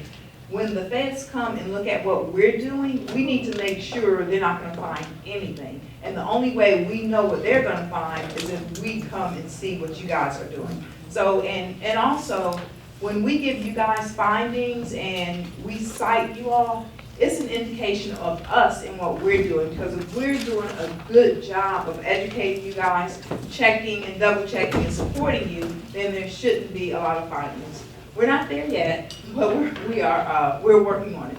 So each of the LEAs are tiered, and I'm not going to go into, well, I'll go into details and tell you how we tier, but clearly I didn't want to do color coding here because then everybody will know everybody's business and somebody might get offended, so I didn't want to do that.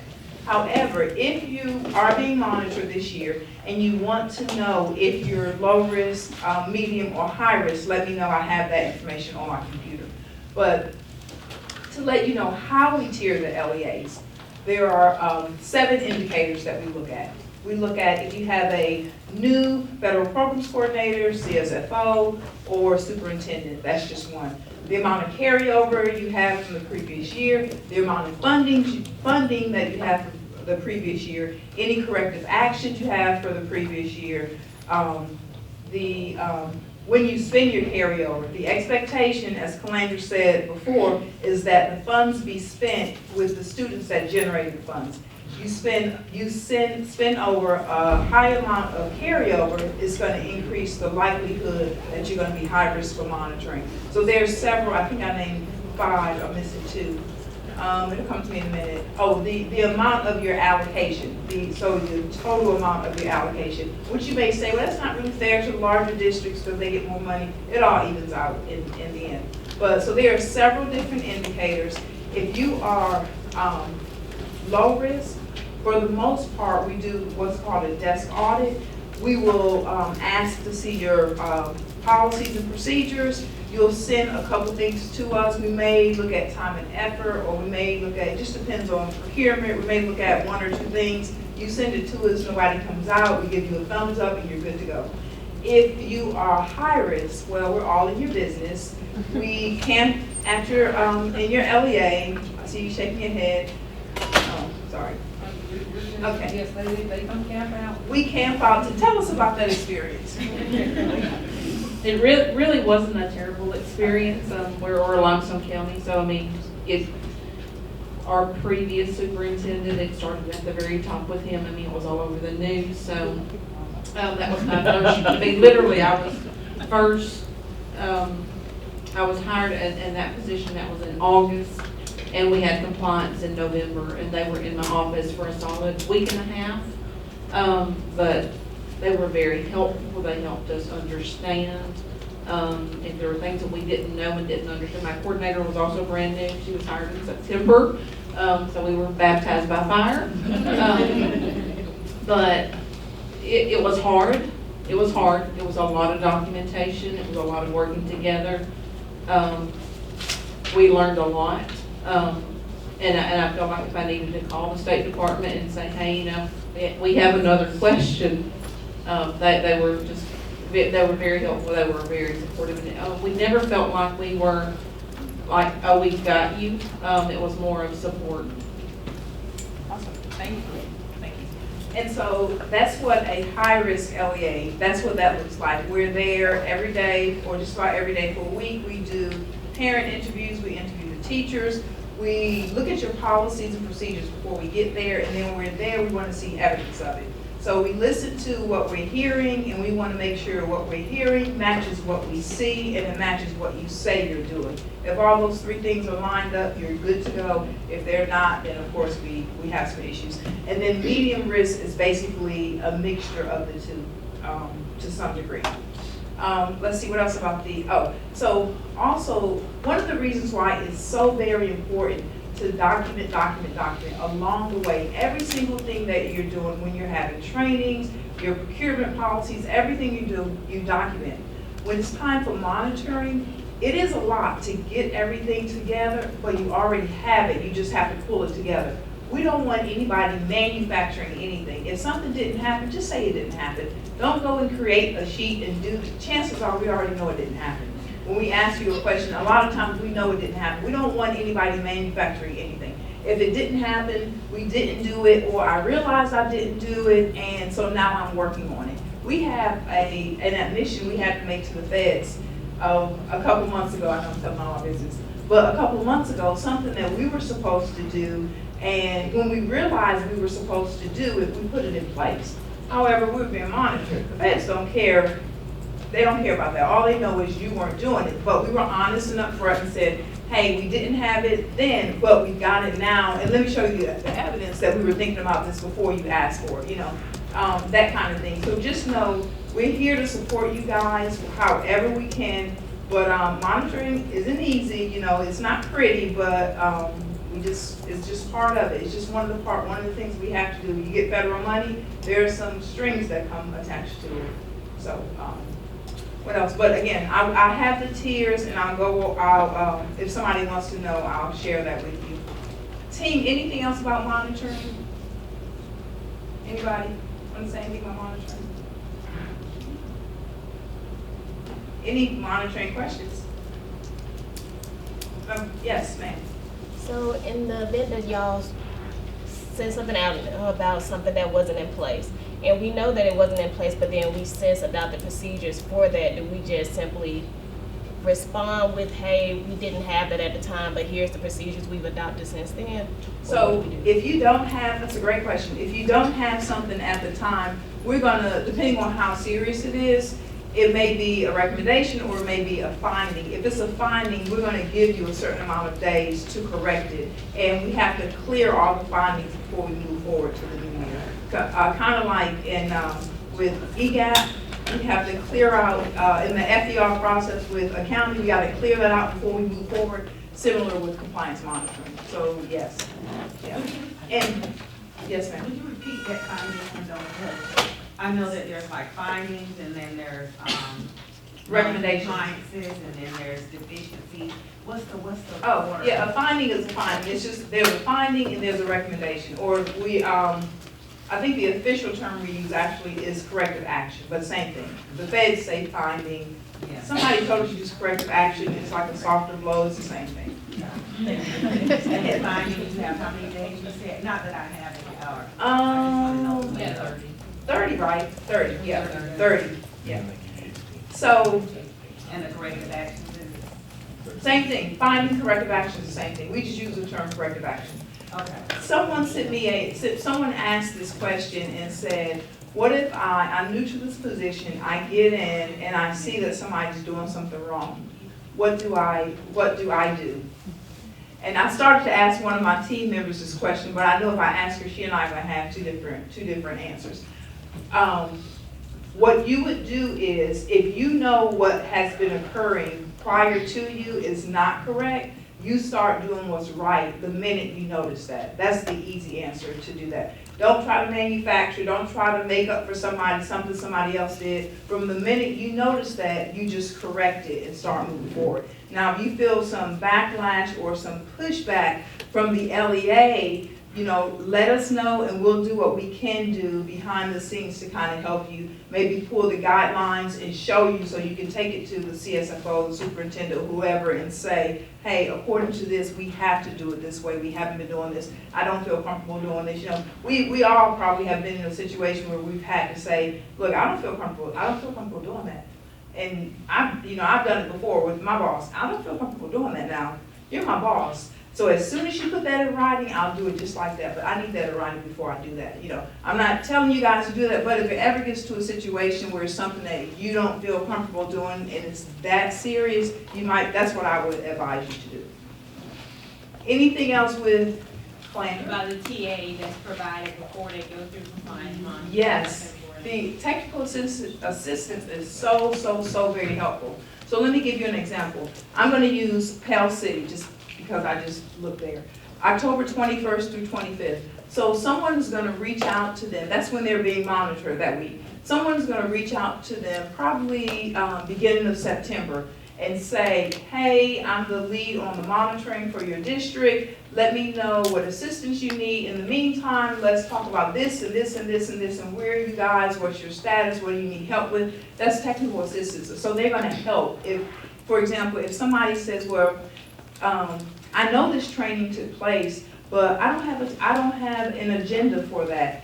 They may contact Brittany or Edward or Jason, somebody on the technical assistance team, and their response will be, well, you may not have an agenda. You should have an agenda. You should have a sign-in sheet. But if you don't have that, you should have an email from someone saying, hey, we scheduled the training on enrollment procedures on such and such a date. You should have something that shows that you are working on that. Things like that, because sometimes you may not know what all evidence would satisfy a certain indicator, and if you just talk through it, will help you with that regard.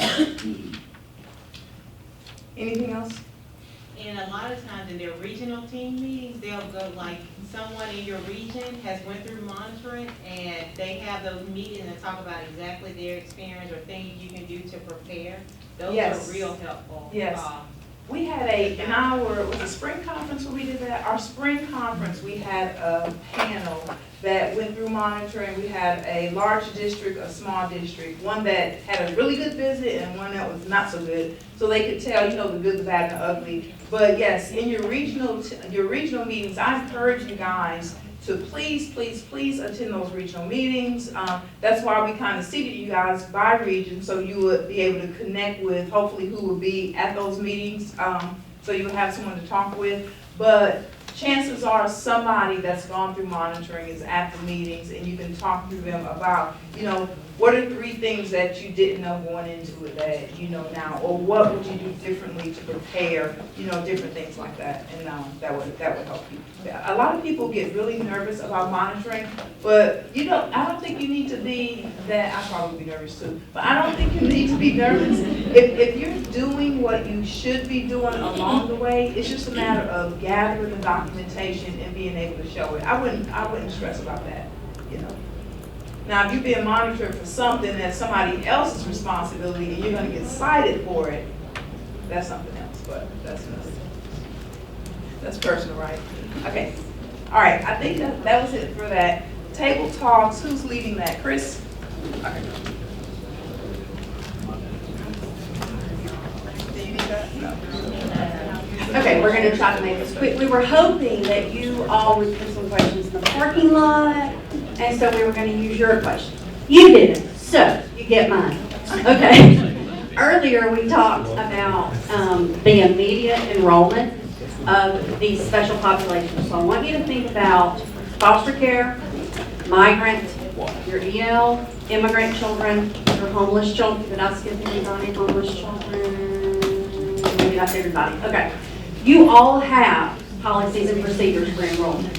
Okay, they've been board approved. That's what you follow. However, I want you to talk with people at your table, and we're only going to give you Kelly, can you give us a timer for a minute? Okay? And I want you to talk about what some potential barriers could be with your policies and procedures.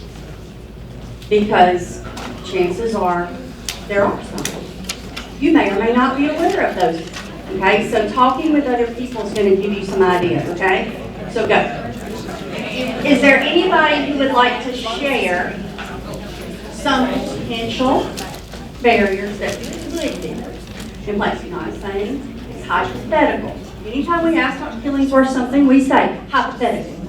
Okay, so hypothetically, what could be some barriers to enrollment of some of these students? Anybody want to share? Our school just did a tuition-based thing for out of district.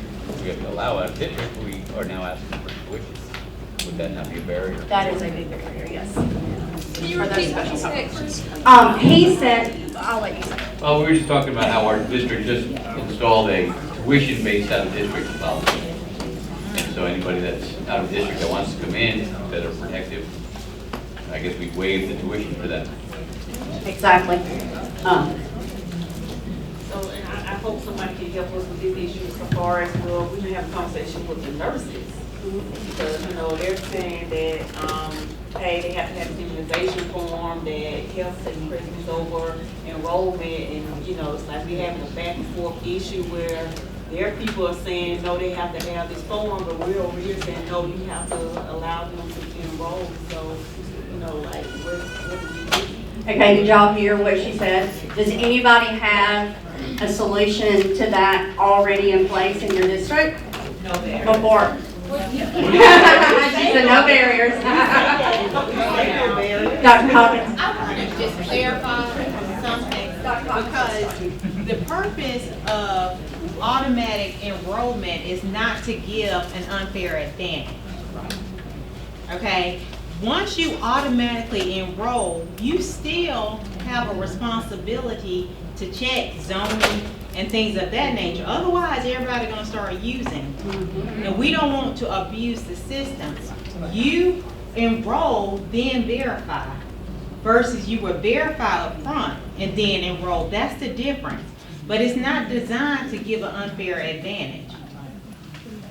So be mindful of that, and your policies and procedures indicate that. When I have a student who may be immigrant or EO, and we automatically enroll them, but what is the next step? Do I have someone designated to walk this person through the process of verifying their information? Because the law does not say they can't meet the requirements. You can't ask for birth certificates. Well, we can't ask for birth certificates for any student. So you got to keep in mind our protected population is protected, but not to give an unfair advantage. All the federal dollars and processes is to level the playing field, not give an unfair advantage. So your procedure should be in place that shows when this happened, what do we do? Because your policies and procedures will dictate other people being able to abuse this process. And not thinking it through beforehand is what caused us to say, I don't care. You allow this child to sit here for a month and then you want us to take him out? No, we can't do that. So don't allow them time to sit there and get comfortable and become acclimated. That's a whole different issue. And then call us to say, we found this out. Well, we can't help you. I mean, they've been there a month or two. But immediately, when they enroll, are they assigned to this person to walk them to make sure we can verify their address or verify that they're foster care, and who had that person still that they're living with have to be within that zone. If they're homeless, they're really supposed to, we provide transportation to their school of origin. So it's not created to give you more problems unless we don't plan ahead. Exactly, and that was the point of the question, and you all have a very good question. What do you do when they come and they have no immunizations, but that is part of your policies and procedures? What could you do? And we say no barriers, but like I said before, you're kind of like having a back and forth conversation with the nurses, and well, they're told this, and then I'm like, well, we have no barriers to enrollment. Everybody must have, an opportunity to enroll. But how could you use your assist that family to get those immunizations? Okay, think about it that way. They don't, like Dr. Hawkins said, you don't get a free pass. Okay, your policies and procedures have been board approved. Those are your policies and procedures. But do think about the time frame and how you're going to help them. You should have, if it's a foster care child, you should have a foster care liaison. If it's a homeless child, you should have a homeless liaison. Okay, so on and so forth. So someone needs to be designated to assist in gathering all the documents that you require. Okay, because they, just like Dr. Hawkins said, it's not a free pass. All right, they just need a little extra help. Somebody else had a... I was just going to say, one of the things we do is it's kind of an unofficial partnership, but we work with one of our local doctors and also with our local health department to make sure that they can follow up and refer them to those facilities for immunization. Exactly, because if you've got a family coming in, they may not even know where to go. And you've got that partnership already established. So that whole exercise was just to get you to think through what could we do, and let's be preventative with some of these. Okay. Last question, and this pertains to you as a federal programs director. Okay, you have to answer to people above you. What are some of the barriers that could be in place for you? We've talked about lots of things today. You've heard tons of things that we have said, go back and take this to your LEA. Okay. What could be a barrier for you in your LEA, and how could you handle that in the right way? You want to be very careful about ruffling feathers, but you want to follow what we've told you today and what you know to be needs to be done. So, how long do we want to do? A minute, let's do a minute again. Okay, 1 minute. Talk to your table. What could be some of the barriers for you as federal programs director? Okay, is there anybody brave enough to share some of your personal barriers with your colleagues? Nobody? I don't mind. She doesn't mind, she's gonna share. We was having the same issue as far as when people come to us and say, hey, can you find me some money? And I'm like, what does that mean, find me money? When, you know, they need to, I guess I just have to do a better job of educating them, like these funds are already allocated from the beginning of the year, that's tied to your adjustment goals. But, you know, I just don't want to come in the middle of the year and say, hey, we're trying to do this, find me some money. and so, you know, these are people above me, so I have to like, you know, say, I cannot find you. I like what she said, you have to graciously say. Okay, I said that was the last question, but please, everybody tell me the answer to this. If you have problems, who can you call for help?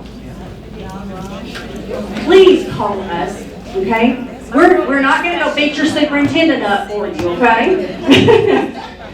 But we can possibly give you some tips and some help. We can tell you what guidance says, all right? And so we can help you through anything that you face, okay? Dr. Klingsberg?